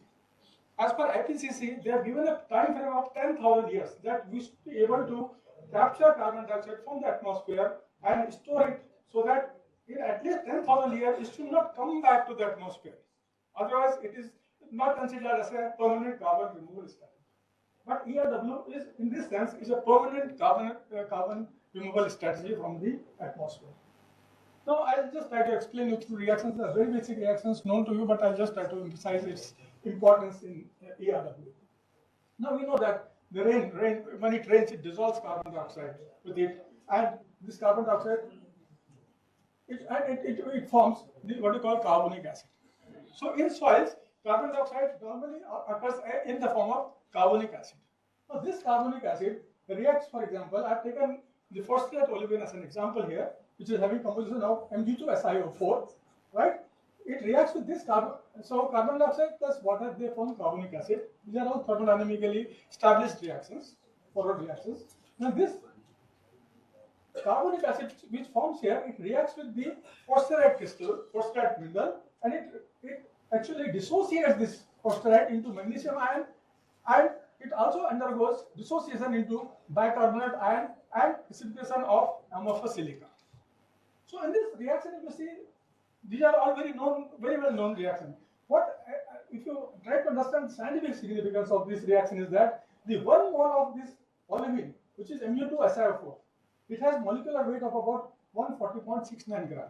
It is able to sequester or remove 4 moles of carbon dioxide from the atmosphere, right? So 140 gram of phosphorite can remove 176 gram of carbon dioxide from the atmosphere. So you can think of the efficiency of these magnesium rich rocks and how they, in what amount they can sequester carbon dioxide from the atmosphere. So if we take, for example, say million tons of phosphorite, will have more than million tons of carbon dioxide removed from the atmosphere. Right? So this is the second. So if you look at some other mineral, for example, say anorthite, which also occurs in meth rocks, right? So anorthosite, it reacts with again carbon dioxide. What is very important here for formation of carbonic acid? If water is not there, carbonic acid will get converted into carbonates and it will precipitate as a mineral. So in presence of water, this carbon dioxide, it reacts with anorthosite, it produces Ca2 plus ion again, bicarbonate ion, and the aluminum silicate phase, a clay type of mineral. So in this reaction, what you see is 1 mole of anorthosite is able to remove only 2 moles of carbon dioxide. That is one thing, which is much lesser compared to the olivine example we have seen earlier, right? So, and if you take their molecular weights, so molecular weight of anorthite is about 244 grams. So, what 244 grams of anorthite is able to sequester only 88 grams of carbon dioxide. So, this tells about the efficacy of minerals of different composition in removal of carbon dioxide from the atmosphere, right? Now suppose in many agricultural field, what can happen is that because of shortage of water or because the soil is not very acidic, it is alkaline type of or neutral type of soil. So what happens is the reaction like this magnesium and bicarbonate, which are found in the forward reaction earlier, they can combine and they can precipitate their own carbonate mineral. So in such cases, what happens is that we lose out of those 4 carbon dioxide, 2 carbon dioxide again back to the atmosphere, right? So from the and the reaction that becomes in say alkaline soil or in soils where water is less, the reaction with phosphorite, it becomes like this, and U2SO4 sequesters only 2 moles of carbon dioxide and produces magnesium carbonate, which will precipitate locally, right? And formation of say amorphous silica. So in this case, again, the sequestering does happen, but the sequestering is reduced by 2 moles of carbon dioxide per mole of phosphorite. So that's why for this ERW to happen, it is necessary to have, in addition to the other factors which we will consider, a good drainage, good availability of water, so that the carbonate ions and magnesium ions can move to a longer distances to rivers, to the ocean, so that we have storage of at least 10,000 years.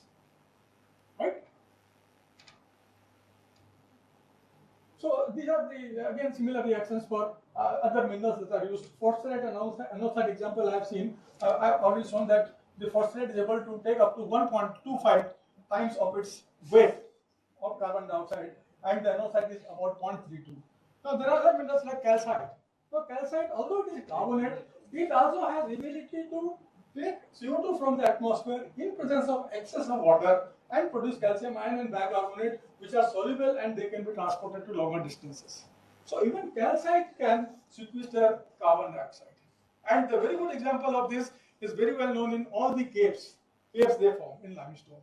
So they are, during the formation of caves, basically the limestone is getting dissolved and it is going as ions into the oceans, taking out lots of carbon dioxide from the atmosphere. Okay. Now there are certain minerals like materials like lime. Lime we know is calcium oxide. Now this has a very high sequestering potential of 157% of its weight. Likewise, there are other materials, but these are called anthropogenically produced minerals because the lime does not exist in nature.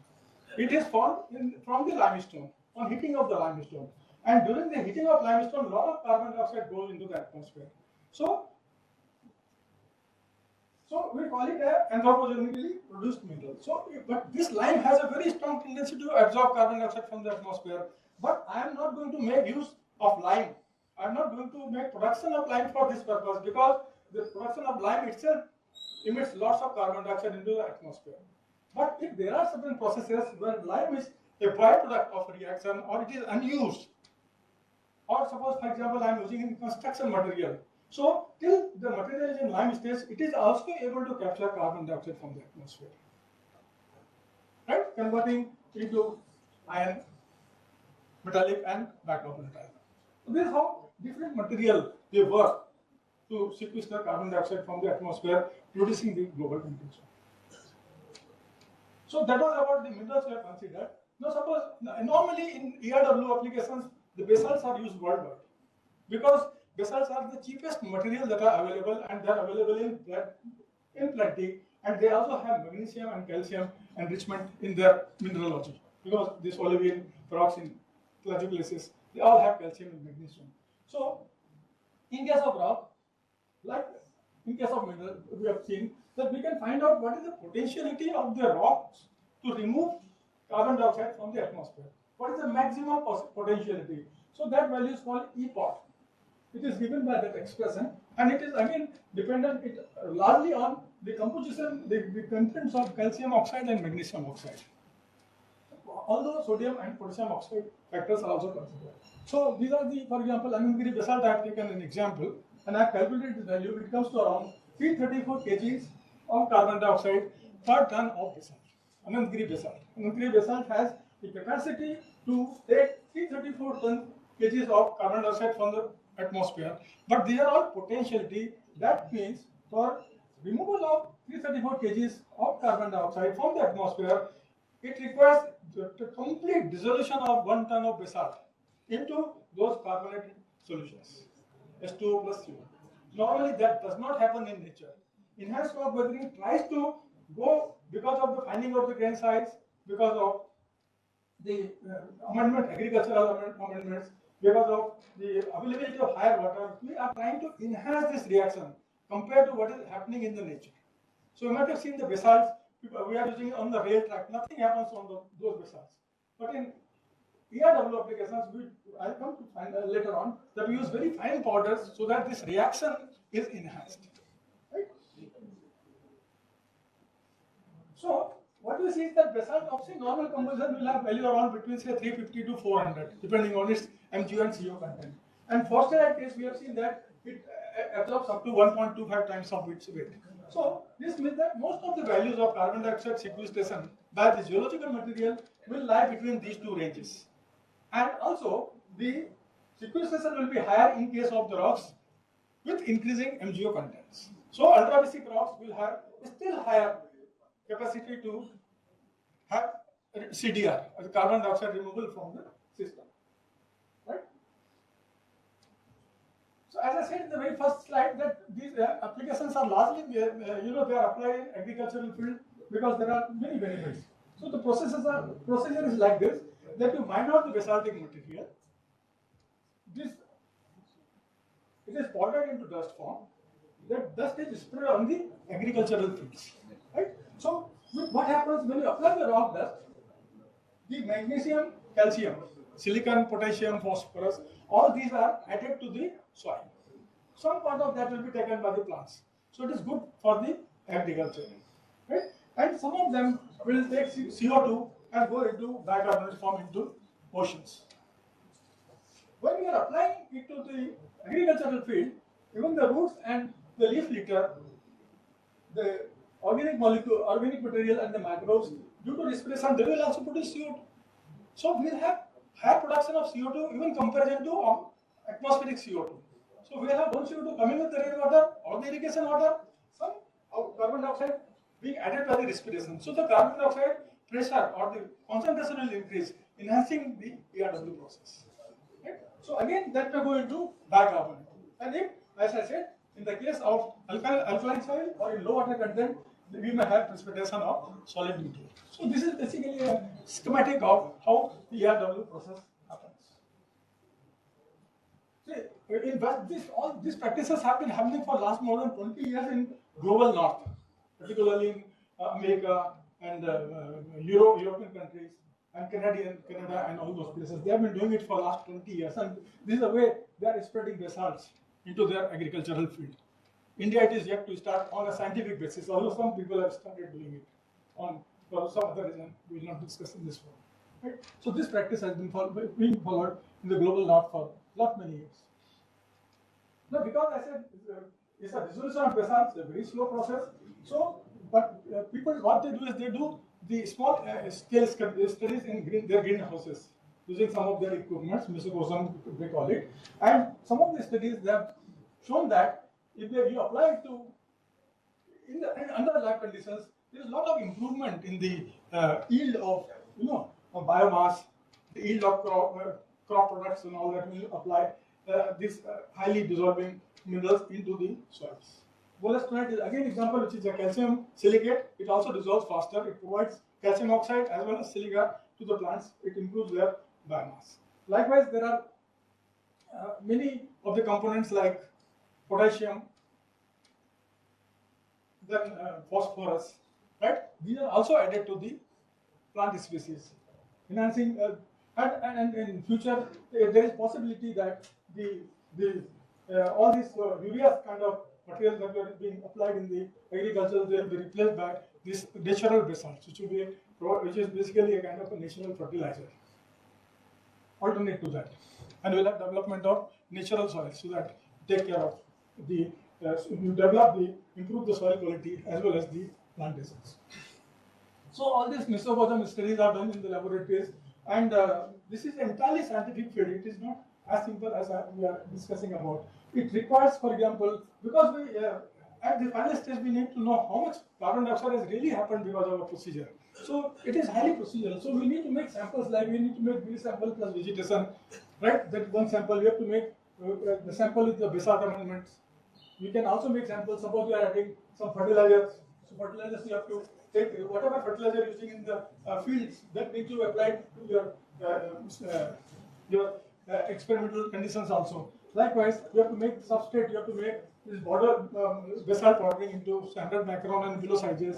You need to even do the sieving of that, and you have to know different size fractions because and then you have to measure the specific surface area using very specific techniques. Surface area basically refers to not only grain size and shape, but also the irregularity in the grains, so that all the reactivity of those grains are taken into account. There are many more details. Soil needs to be prepared. It needs to be classified. Then plant has to be grown in the conditions similar to field in our laboratory experiments.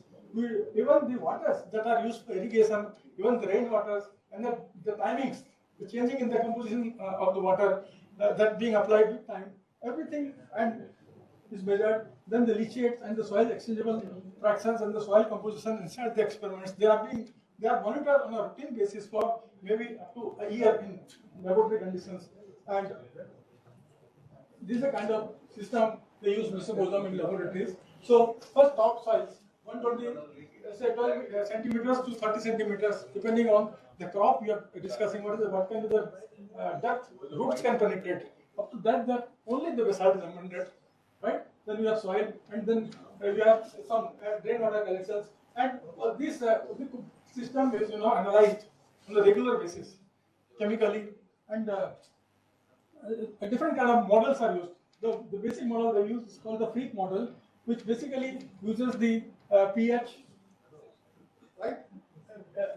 It uses pH, then the redox potential of the all the fluids, the equilibriums between minerals, the different.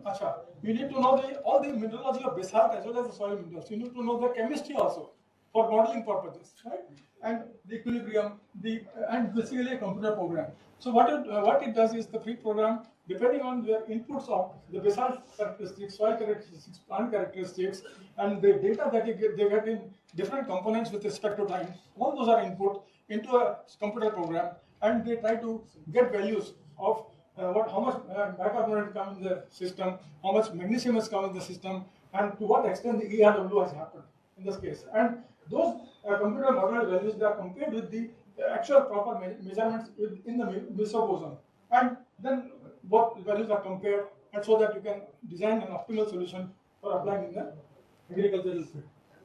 So many people have applied different concentrations of different materials for different times, and they have been able to see on the left side that they have been able to measure substantial carbon dioxide sequestration even under the mesocosms, which are basically less than 1 year experimentation. Right? Now, then once these models are developed with time. Mesocosms takes care of only a static system for a small time, for 1 year.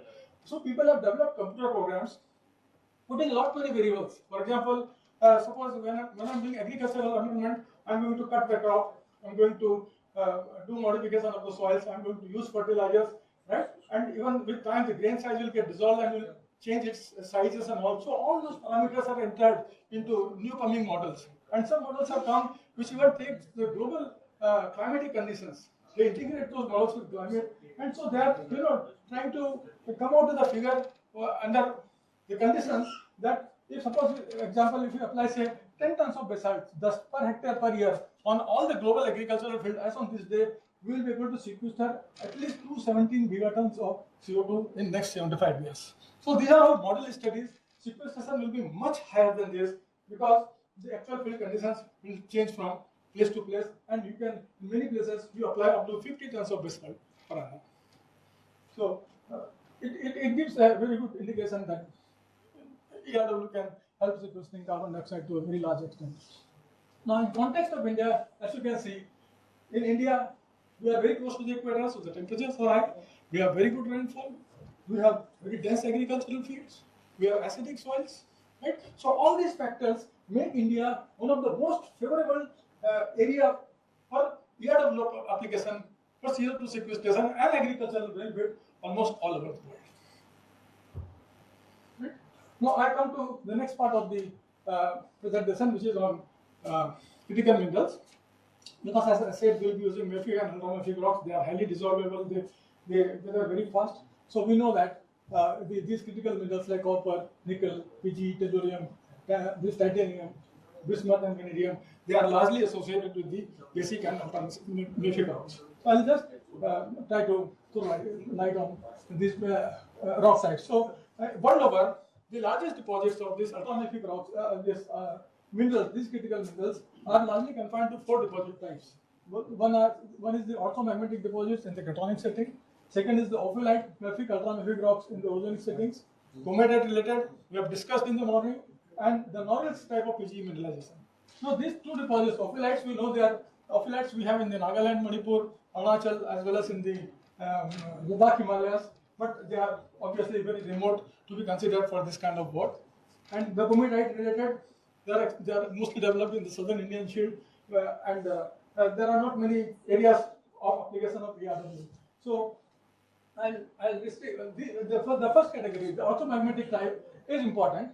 And orthomagmatic type involved, GSI is not here. In morning we had discussion about GSI, and I'll just try to say a few lines here. So the layer, they are basically confined to the layered ultramafic suit of rocks in Bushveld complex in South Africa, the largest in the world for nickel deposit. Then we have Great Dyke in Zimbabwe, Stillwater complex in the United States, and Sudbury complex in Canada. They are basically large nickel, copper, chromium kind of a deposit, but they have very high contents of PGE. In Bushveld, you have 8.27 ppm PGE elements. PGE, they are in different combinations. Somewhere is platinum, plutonium, PPTPU, and other combinations. But as PGE, in Zimbabwe, we have about 3 to 5 PGE. In Stillwater complex, in the GM briefs, there are certain pockets which are rich up to 22.3 ppm.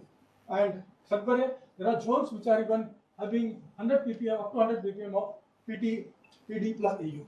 Now, workable deposits in the world only with PGE are having values of PGE between 5 and 15 ppm. So these are among the richest deposits in the world. And in these deposits also, most of the platinum group of minerals are taken as byproduct of sulfides, because this platinum group of minerals, they are basically siderophile elements. Siderophile elements means they try to be more like metals only. They can form their own alloys, but they also have tendency as a chalcophile element. So they try to go with sulfides. So in most of these deposits, they are enriched in sulfide-rich zones. So that is the target that has to be seen when you are trying to explore for these deposits, rather than just taking graph sample from anywhere and analyzing it. We don't have anything. So in India, we have many of similar pegmatites like Supinda in Odisha, Ikuna in Bundelkhand. We have Kondapalli in Andhra Pradesh, Sitampur in Tamil Nadu. Right? These are all very typical chromatites in the Nugihalli, this Redusgaon in Goa.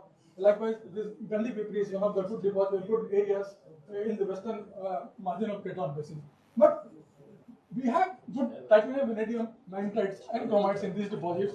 But the PGA contents for almost all the samples that have been analyzed, to my knowledge, most of them are of grab type or very shallow drilling type. They have values mostly in the PPB. Only one sample in Supinda has given published value of just 3 parts per million. Right? So we need to see why, or we are not able to get these deposits in our Indian context. Now this Norilsk type PG is one of the very interesting type PG. This deposit is in Russia, and this occurs in pegmatic basalts, which are gabbroic sills related to the plateau basalt. So I just like to see, I'll show you what actually is the data and what efforts those people are taking to get this kind of deposits, rather than saying that we don't have it.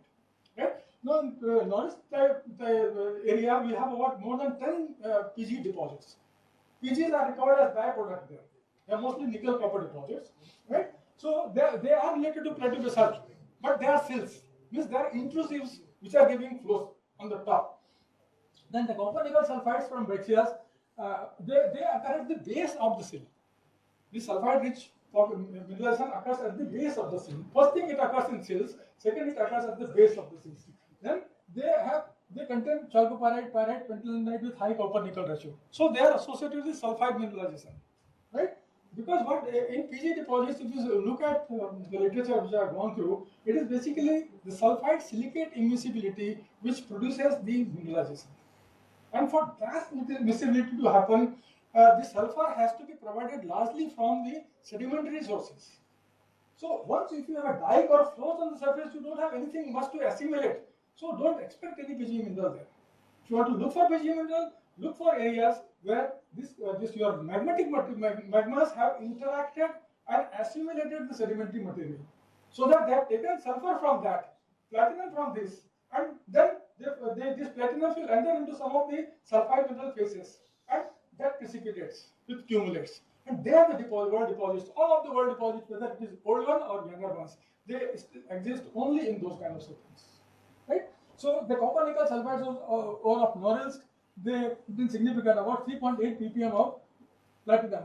And even if at 3.8 ppm, just look at the total reserve, 6,200 tons of PGE, even at just such a low grade. So you can think of the volumes, the sizes of those fields. They are not small objects, right? So in India, we have this very strong possibility of this type of mineralization below the deccan troughs, particularly where the magmas are passing through the polar basins, the basins which are below the deccan troughs. Right? So I'll go again little into Norilsk. See, this is a small scale geological map of nodules, and you see these are all sedimentary sequences, right from Ordovician to Carboniferous. These are all sedimentary sequences all along, and they are covered with the lava flows. And on the western margin, they are covered by younger sediments, right? So, just do 2 minutes. Okay. So, on surface there is nothing. There are about more than 10 deposits in this area. But where they are? Let us see. See, this is a small area which has been enlarged in this portion. Here it is mostly lavas, right? So in this area they have built 2 boreholes. Here one borehole and another borehole. Both are through the cover sediments. These are all lavas, and in between you have streams with quaternary sediments, right? There are some patches of younger this sedimentary rocks here, and these greens ones are some of the very small sills exposed on the surface, right? Now, see in this, there are not many lava flows, and I'll just show here. See, even the lava flows, they have categorized into number of stratigraphy. This has also been done for the Deccan Tract. None of them will have any of the mineralizations, right? There are some sedimentary rocks, okay, and there are even the intrusives, which are dikes and sills. They have also been classified date-wise. Not only date-wise, also with their different chemistry, right? And the nodules type of basalts in these 2 boreholes, they have intercepted at a depth of 1,200 meters in both the boreholes. See the kind of efforts they are putting in, right? 1,200. And this nodules is the basalt which actually carries this kind of mineralization. Now, even in these 2 boreholes, you see here, this about 750 meters is a lava flow, and then we have sediments and the sills below 750 meters. In another borehole, although their sills are right from the top to about 1250 meters, right? So, as I said, one of the boreholes is mineralized, another is non-mineralized, even in the same sequence. And the reason that also the reason is expressed here in terms of chemistry, that the mineralized borehole show a consistent increase with the MgO concentration as this is only mineralized section, only lower 100 meters, right? So it shows a very good layer and structure with increasing MgO, with accumulates of olivine at the bottom, right? It also shows this epsilon T, which is nothing but ND, which is initial niobium values. It shows values just around 1, small fluctuation of values around value of 1. And in the same basalt, the non-mineralized boreholes, see, it doesn't show any change in the MgO concentration. And in another one, it shows values which are spread around 2.6 value. So even the same basalt, same material also has different characteristics for mineralization, right? So this is a kind of data. So these are the values for mineralized boreholes, and the borehole data is here. And these are these niobium value for all the boreholes, whether they are the lavas or the other sill material, dike material, and the mineralized material. So what they say is that there is a homogenization of niobium isotopes in the mineralized boreholes, and it is not in the other boreholes. Okay? So these are the kind of characteristics you have to really see if you want to look for such type of mineralization. So because we see that most of the basalt on the western part, particularly along the normal arid zones and in parts of southern Saurashtra, right? They have almost east-northeast trend, and they have all they have olivine bearing and high Mg olivine bearing in the dikes. So these are the areas, target areas, what I see we should look for. This PG and other associated mineralizations. Now I go to the last slide. Right. So coming back to the topic of mine, as I said, we start with the mining. Then we have the mining material is loaded and shifted to crushers. Then this made fine, and then it has to be transported to the site of agriculture, and then it has to be stored. Right. Now, in each of these stages, we use lots of powers, which may be fossil fuels or which may be diesel and all that. So we are emitting a lot of carbon dioxide into the atmosphere while performing this process, right? So the mining itself has about 7 to 8% of carbon dioxide removal proportion, which is very high, right? Then crushing also, we take about 2% of emissions, right? And in loading and transport is again about 4%, right? So my concern is, I'll speak very in one sentence, that suppose we have a deposit of PGE and other critical minerals associated with some atomic rocks or mafic rocks. This material, obviously, this process will be done by mining itself. So they can account for about 10% of the emissions in ERW, and ERW will be much higher value, right? So in that case, they save some of their emissions account within the ERW. We have benefits of cost of research. We cover all the emissions, 10% of the emissions which are cost. We do lot of sequestrations. We do agricultural management. So all these processes can go hand in hand. And it will obviously develop a kind of a circular economy. No waste at all in such kind of mining, wherein we need to mine very huge amount of volumes for recovering these small consequences. Thank you.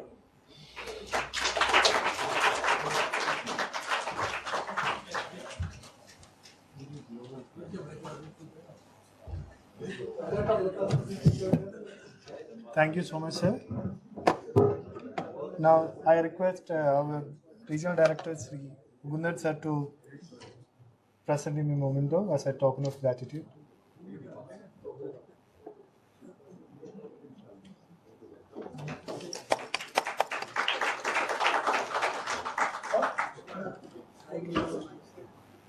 Now we have come to the last talk of the theme meeting by A.R. Nugunda, Regional Director.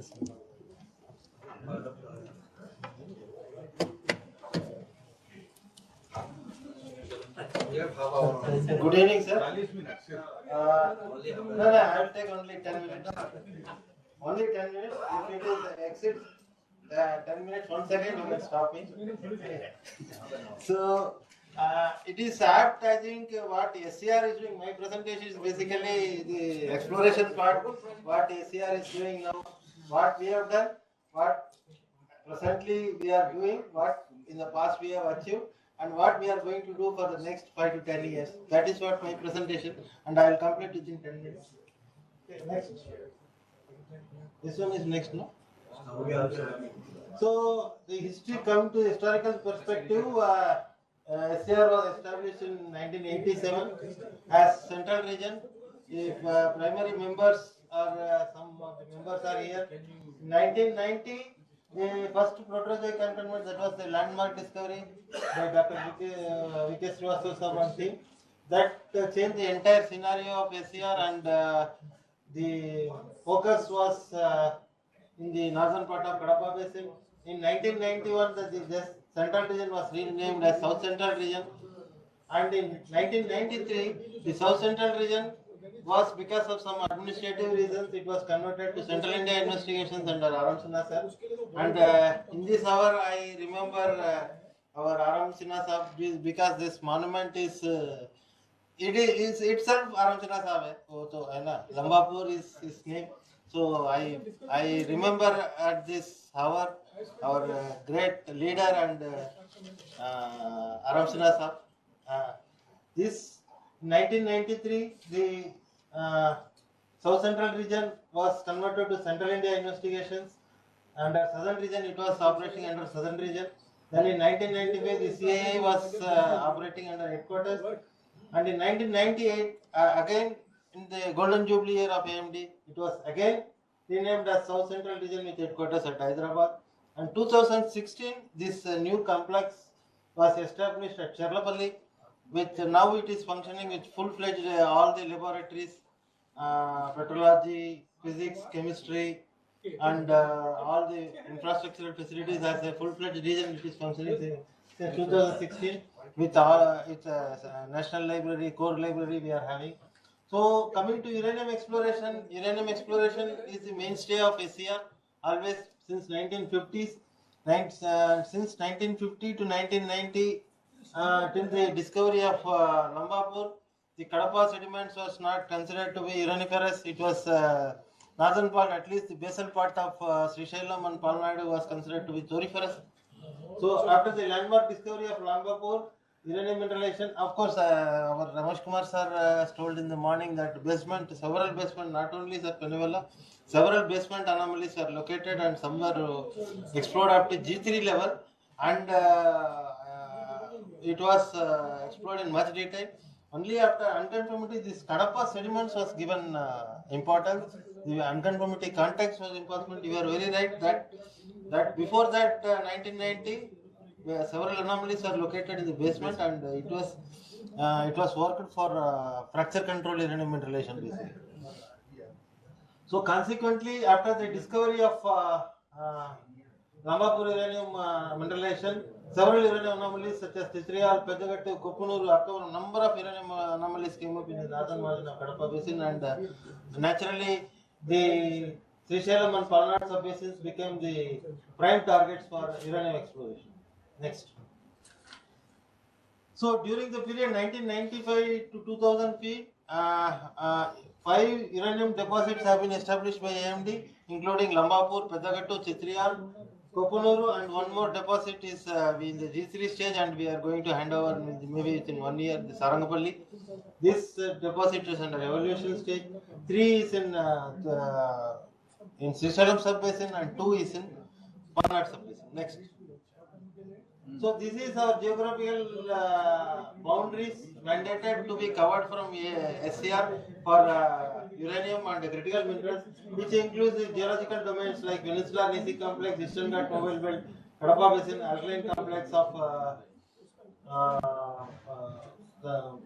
this alkaline complexes, Karnool Group, Pranita Godavari Basin, Deccan Trap and Rajmuri Sandstone are available for our uranium and critical minerals exploration for AMD, covering parts of Telangana and Andhra Pradesh. Next. So we know the Kadapa is the storehouse of uranium exploration. We are having a number of types of uranium mineralization, right from dorostone hosted to fracture control to unconformity related. Several uranium mineralization types are available for us for exploration. And the northern part of Kadapa basin is located, is known for the unconformity type of uranium mineralization. Next. So coming to the Srisailam sub-basin, इसमें lighter कौन सा?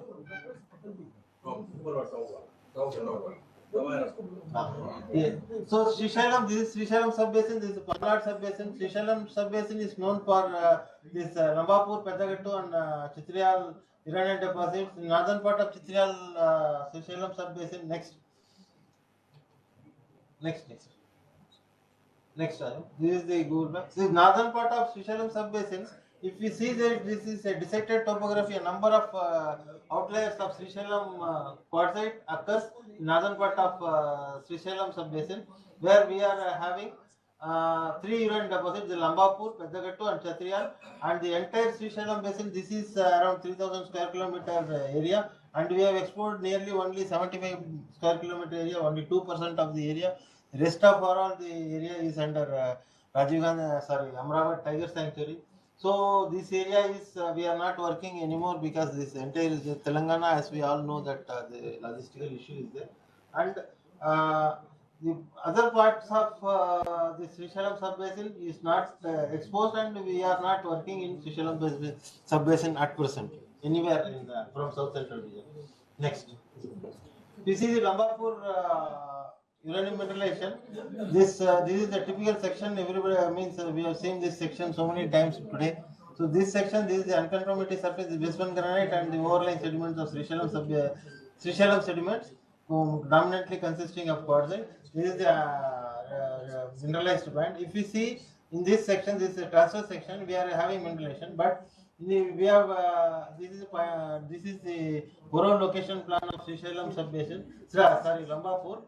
And this, if you see, the ore parts are aligned along particular direction, which is not the entire unconformity is not mineralized. If you see the ore loads, the ore loads are aligned along a particular fractures and along directions, which is localized fractures and trends, which may be means basic dikes may be aligned along with these fracture trends. Next, this is the next. This is the again Pedagattu outlier. This is the south of Lambapur outlier. Here also, if you see, we have drilled the entire outlier almost.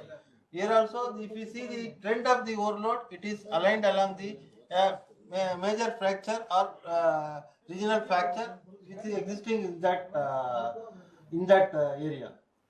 This is a section along this. We see the mineralization is confined only along the unconformity surface. Neither it is mineralized above or below. Only mineralization is confined to the 5 meters just below the unconformity. Next. This chitra again we can see that alignment of the overloads along particular directions which are aligned along the fractures. Next. Coming to the Palnadu sub-basin, the initial anomaly is in Kopunuru, which is occurring, granite is occurring as an inlayer basically Kopunuru, and this is different from the Srisailam sub-basin, which is younger to Srisailam sediments in stratigraphy, and this entire Palnadu sub-basin was under investigation. This area is around 3,400 square kilometers. This area surrounding Kopunuru has already been completely investigated, and now we are concentrating mostly in the northern part of this Palnadu sub-basin, where we can work for uranium mineralization near Damarcharla and further southeast of east of Damarcharla, where we are working presently at Sarangapalli, Tangeda, Chennai, Palam for uranium. Next. So this is the Kopunuru uranium deposit, and here also if you see longitude, there is a elongation of the ore body, means along one direction and two directions small. That is a characteristic of all the unconformity related unconformity type uranium deposits of this Srisailam and Palnadu. If you see the unconformity is mineralized, that is not correct. The unconformity is mineralized along some fractures, means micro fractures, that our Pandian sir has told how it is mineralized and how it is getting mineralized. That is a very good genetic type he has given. But if you see all the overloads are aligned along some fractures. We are having, this is a typical, we are having overloads of maybe 2 kilometers also length. The width may be 400 to 500 meter width, and the thickness will be around 5 meters, at the most 5 meters. This is the typical characteristic of all the unconformity type uranium deposits of Srisailam and Palnadu sub-basins. And Kopunuru also we will see the alignment of this. This is along a regional trend which is parallel to the Kandagunta fault again. Next. So coming to Sarangapalli, this is a typical case of integrated exploration we have carried out from AMD. This is newest deposits of, in fact AMD also, this is in SCR. This is worked only since 2019. This based on, generally first it was a hydrogeochemical survey based on hydrogeochemical halo. We went there and sufficient geophysical input, some negative EM anomalies were there. So we went there in this area, Tangeda area. Then we started drilling, and this today it is around this overload has been established. It is around 3,000 tons of uranium oxide in G3 stage, and G2 stage we are expecting more because we are closing down the ore body. So this is coming up deposit of SCR. Next. This is all the back. This is what I was discussing in the morning. The alteration pattern what we are having in Kopunuru is slightly different in Tangeda. So here this serialization, this we have to find a solution for this. We are also puzzled what is the control of uranium in relation how uranium is getting deposited there, because we are not finding any large scale pyrite or elitization in the mineralized portion, sir. This we will come to you or for some more suggestions in future, sir. This is we are working on this, sir. Next. So this is also the mineralization. The mineralization is confined along the unconformity. Unlike Kopunuru area, this is basement, sir. This is Banganapalli. This is Banganapalli sediments, and this is basement granite. But unlike Kopunuru, only one ore band is there, and it is confined along the unconformity. 90% of the mineralization is within the granite, sir. Next. So this is next one more area is coming up further east of Sarangapalli is Tangeda. This is also we have by close space drilling we have identified one more drilling, one more prospective area which may be converted into deposit. Maybe in future, maybe maybe within 5 years, we may prove one more deposit. The initial results in this area are also very encouraging. Next. Further east of this is also the Tangada area. What I was referring is that continuity of mineralization is we are seeing even up to 1 kilometers in the east. Next. So this is Chennapalem. This is geophysical parameters are matching with the Sarangapalli uranium deposit. This we have not drilled again, but we will take up this area. Sir. Next. So this is another Kopunuru area. We will be working in the north of Kopunuru. This is one more new uranium anomaly has been identified last year. So we will be working. However, in SCR, in areas of SCR, all we know that logistical issues play more important role than our exploration input. So by sequentially, we will be taking one by one to these areas. Next. So this area, this is another uranium mineralization of an isolated outlier near in Gulcheru. So this we have worked and we are not taking up any work in this area. Next. So this is Matsipuram. We are working for basement hosted this leucogranites. Bishop may throw some more light on this. These leucogranites are more by itself they are mineralized. Means we don't have any fractures and all that. There is an intrusive type of uranium deposit we are looking for in this Matsipuram. These are leucogranites within PGE. So that uranium mineralization itself, the intrusive itself mineralized. So a lot of uranium is there. Next. So next. These are questions. So what AMD we are in SCR, what are the prospective areas what we are looking for? Is unconformity Srisailam we are not able to work, and almost for time being it is closed. Palnadu we will be working in sequentially wherever it is available. And sandstone type, lot of scope is there in Pranita Godavari and Rajamundry, but we have to initially demarcate area where we can work. Dolostone hosted, we have tried wherever SCR portion is there, we have tried, and we have got few anomalies also. We have drilled also some during Ramesh Kumar Sahab, he may be knowing. We have drilled also some areas, so not much result we have got. But this vein type uranium deposit, Nellore City belt is still open for us, and Gani Kalva we are working, sir. And for rare metals and rare earth pegmatite belts in Nellore City belt we are taking up. And Prakasham alkaline complex, I have skipped those 2-3 slides because of time is not there. We are getting encouraging results, and morning also Mr. Praveen was telling this year also we will be working. So Prakasham alkaline complex, we are hopeful of getting some new rare metal RE or niobium find maybe within 1 or 2 years. We are hopeful. And base of Pakar Basin one we will be working in Telangana, sir. That we will be seeing in the next year. Thank you for kind attention, sir. Thank you.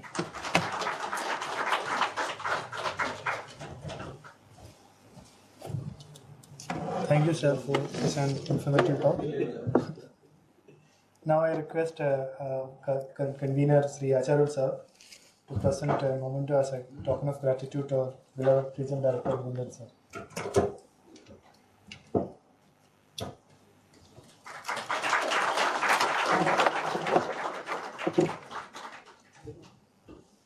Thank you, sir. Now we have come down to the conclusive ceremony part of this team meeting. I would like to call upon stage Sri Alok Pandey sir for proposing the vote of thanks.